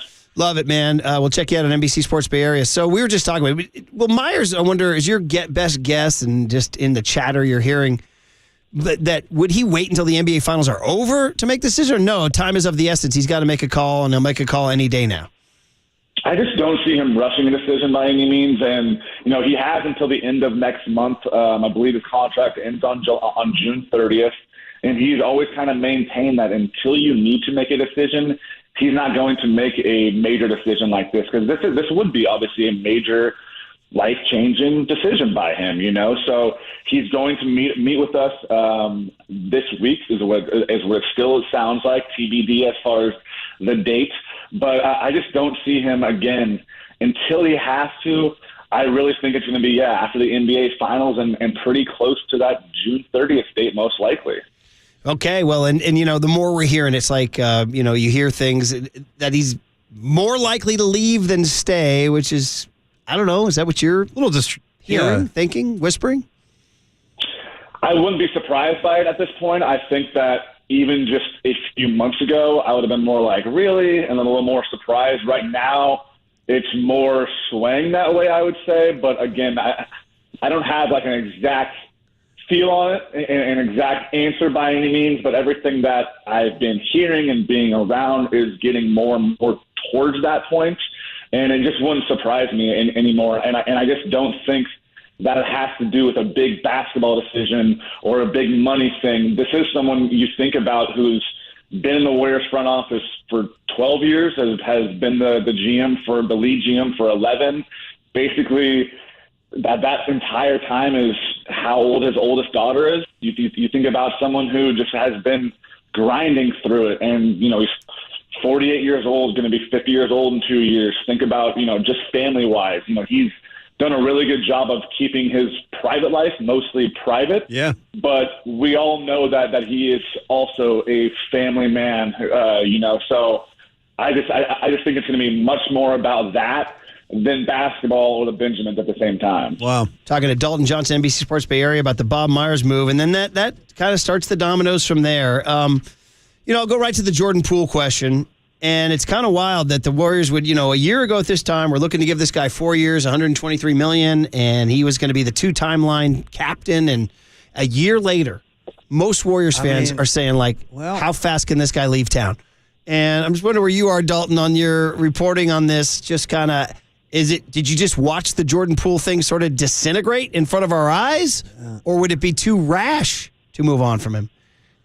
It's so interesting because, I think that I lean towards the rash, but at the same time, I think that whether it's Bob, whether it's just whether it's Steve, whether it's the front office as a whole, and also talking with that core group of players to really figure out truly, I think that the messaging now, and it started with the James Wiseman trade as far as there's no more 2 timelines plan, and I think that Jordan Poole was kind of the head of that as kind of the bridge player who at 23, is going to be 24 now, can kind of continue this. It didn't have to be a gap in between quote-unquote dynasties by any means, right? And now you're going, okay, well, does he fit right now? Is he able to be the best player around Steph Curry, most likely around Draymond Green and Klay Thompson? Does he fit that or not? Because there has to be big decisions this offseason about what is the best way to maximize these next few years of Steph Curry. And I just think it kind of simply comes down to that. And they saw him as someone who could do that, who would be the secondary ball handler when Steph had a break, all of that, who can maybe turn into an actual number 2. And right now he looks more like a 3B, where it's, okay, well, how much do they trust him going forward? And also, what is the evaluation as far as just everything he dealt with from day one, with what we all saw, unfortunately, with our own eyes, with the video that was leaked. So I just think it's a more complicated evaluation than just staring at the numbers, obviously. Dalton, do you think, that's kind of where I wanted to go with you with Jordan Poole. Obviously, there's what happens on the floor and the fact that he really didn't help the Warriors very much in the postseason this year. He just wasn't hitting his shots. But I wonder, is there an issue of team chemistry with him, too? And I'm not even referring to the Draymond thing. I'm talking more about what we saw when Steph had to kind of go over and chastise him a little bit. And we've all seen the clip a million times, but you don't really see Steph do that openly on the floor during a game the way he did. So that makes me wonder, too, is that something they have to consider with Jordan Poole? Like how he fits in, does he fit in? True, and I've been thinking about the punch a lot, obviously, for a lot of reasons. Yeah. But the biggest thing to me is the fact that Draymond and Jordan Poole are basically 10 years apart. Steph Curry's 2 years older than Draymond Green. Whenever people talk about the whole, Steve Kerr got punched by Michael Jordan, so on and so forth. Those guys were 3 years apart. That's a big difference in just the way you see the world, the way that you see the game, the way that you see money, the way you see business, all of that, right? So you're right that we don't usually see Steph Curry get so frustrated in the middle of the game that he gets a technical foul for throwing his mouthpiece basically at a teammate. Yep. Right? So you got to go, okay, what is, the maturity level with these guys, where they're at in their career and where they're at in their lives? So I think that that's all part of the recipe. I think that people like Jordan. He's a fun guy to be around. If you actually get with him and talk with him, he's an interesting guy, a smart guy. So I don't think it's someone where you walk in the locker room and you go, you can almost smell this, that something's wrong with multiple people by any means. But at the same time, there's just such a large gap in between there, 10 years, 12 years with Steph, that as far as kind of the continuation of this, it's to me, a tricky evaluation, like I've been saying, because it's more than just physical, it's more than just mental. And if he's not on that same path as, number one, Steph Curry, but most likely those two guys too, then you have some big decisions to make. I think that there's going to be trade rumors for a reason.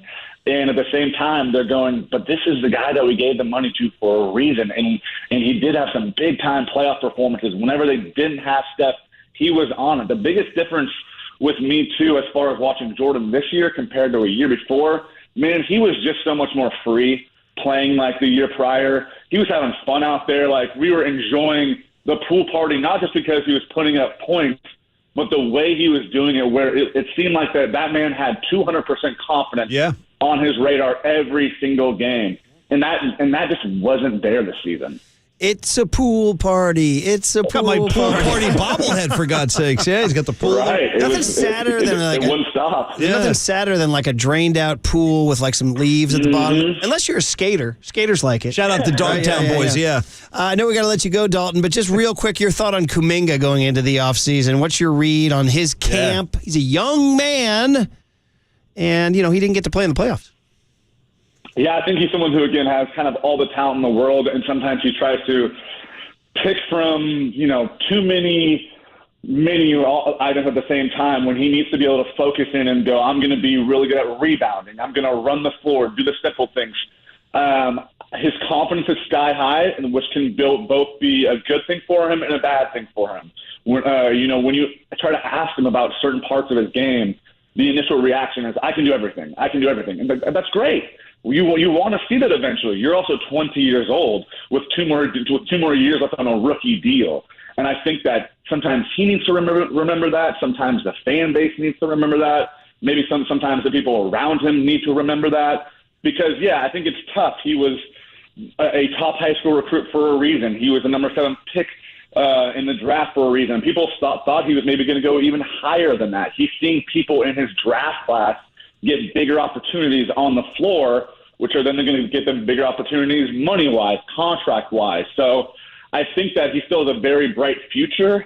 But again, someone who Moses Moody was able to kind of carve out a path that you can see every single day being a successful player as a 3-and-D, someone who kind of fits that formula for success for the Warriors. Does Jonathan Kuminga fit that, or is he just an athletic marvel right now? Right, so he's only 20 years old, which is crazy to even think about because, yes, the potential is sky high, but they need the production to meet the potential. And if it's too big of a gap, again, somebody else that you should figure out, okay, does this fit now? Do we see him in the rotation as a 6th or 7th man game in and game out? And if not, it might be time to really start to listen to some other teams as well and see the interest in Jonathan Kuminga. Man, oh man. Can't wait for this summer to unfold. Dominoes ahoy. Yeah. So, Murph, would you go so far as to say palace intrigue? I would go so far as to say I'm that. just checking. So that's my phrase I'm going with, Dalton. I'm wearing it out. A lot of palace intrigue. Yeah. We're moving in and out of the hallways. Totally. You know what I mean? With the cloak and the dagger. Hiding behind columns. Yeah. All right, Dalton, be good, man. Thanks, Thank you. Dalton. Always, thanks, guys. Yeah, Dalton Johnson hiding behind. You feel columns. me on that? I believe the opening to White Lotus has a little bit of that palace intrigue. Bro, doesn't when they're it? scanning the artwork, there's all kind of stuff going on there. Yeah. By the way, shout out White Lotus Season 3 upcoming. Again, the rumors on the streets. Your boy and mine, Vince Vaughn, will be a part of the cast. Oh, my God. Yeah, All can't right. wait. I'm Can't in, wait. buddy. Oh, I was going to be in anyway. So, all right. Well, we'll hand it over to, I think FP's in again, I right? just saw him. He's a good-looking dude. He's around. He's walking around. He is a handsome. Oh, wait a minute. So Lund out, Papa in? So FP's like Casey Schmidt. He'll play every day. Sure. And the he other brings guys, his glove. He's the ready. other guys are the platoon guys, Yeah. Lund and Papa. All right. Hand it over to those guys next on these. Oh, tell them that Susan Slusser's going to join them at 11:30 today. Can't miss Sluss talking Giants with Papa and FP. Next, coming up on The Sports Leader.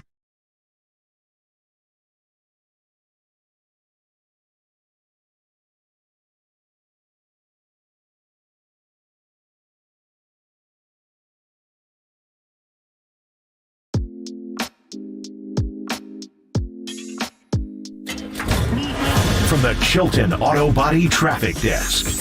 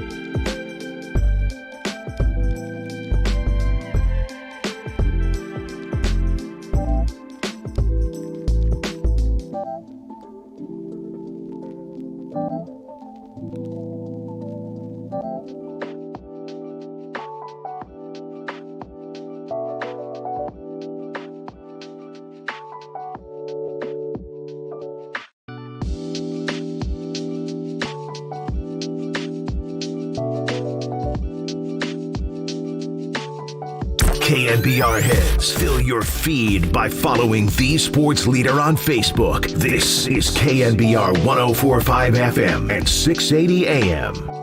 3-2 pitch. Fastball, he hammers this one. High and deep, headed for Berkeley. Adios, pelota! The first Major League home run for Patrick Bailey, and that ties the game.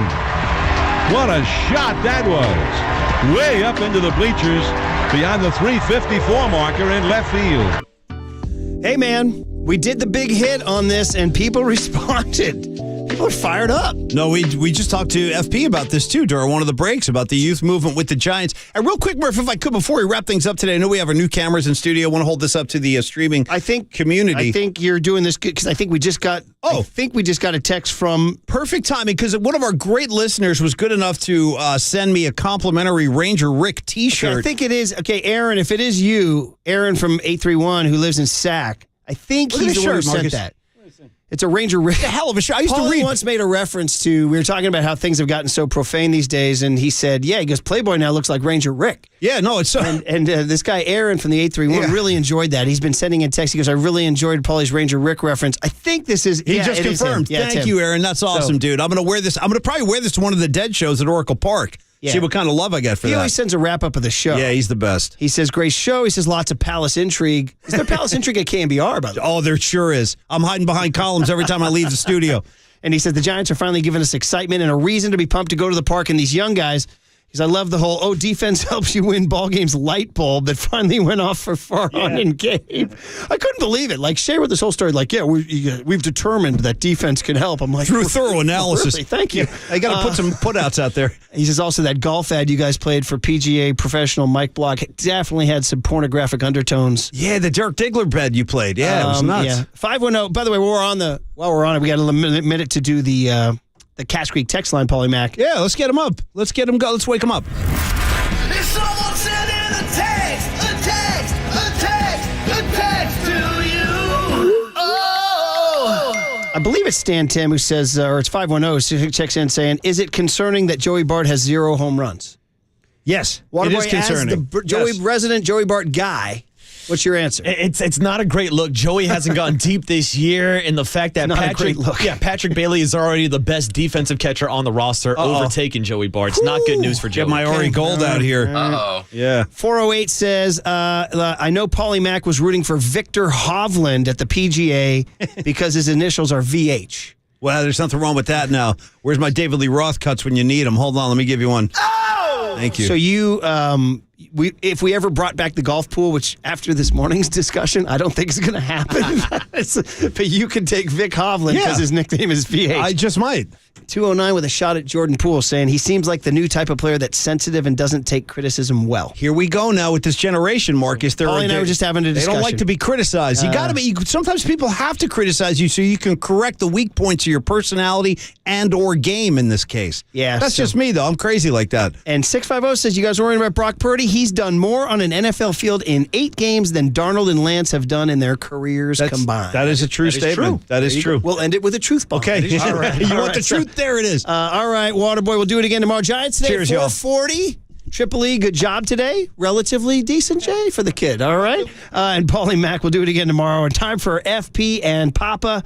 And when it's time for a change, think Speedy Oil Change and Auto Service, your trusted oil change, tune-up, and brake experts. You are listening to KNBR and KNBR FM, San Francisco, the sports leader, a Cumulus media station. That's all I have for you right now. That's the end of the game.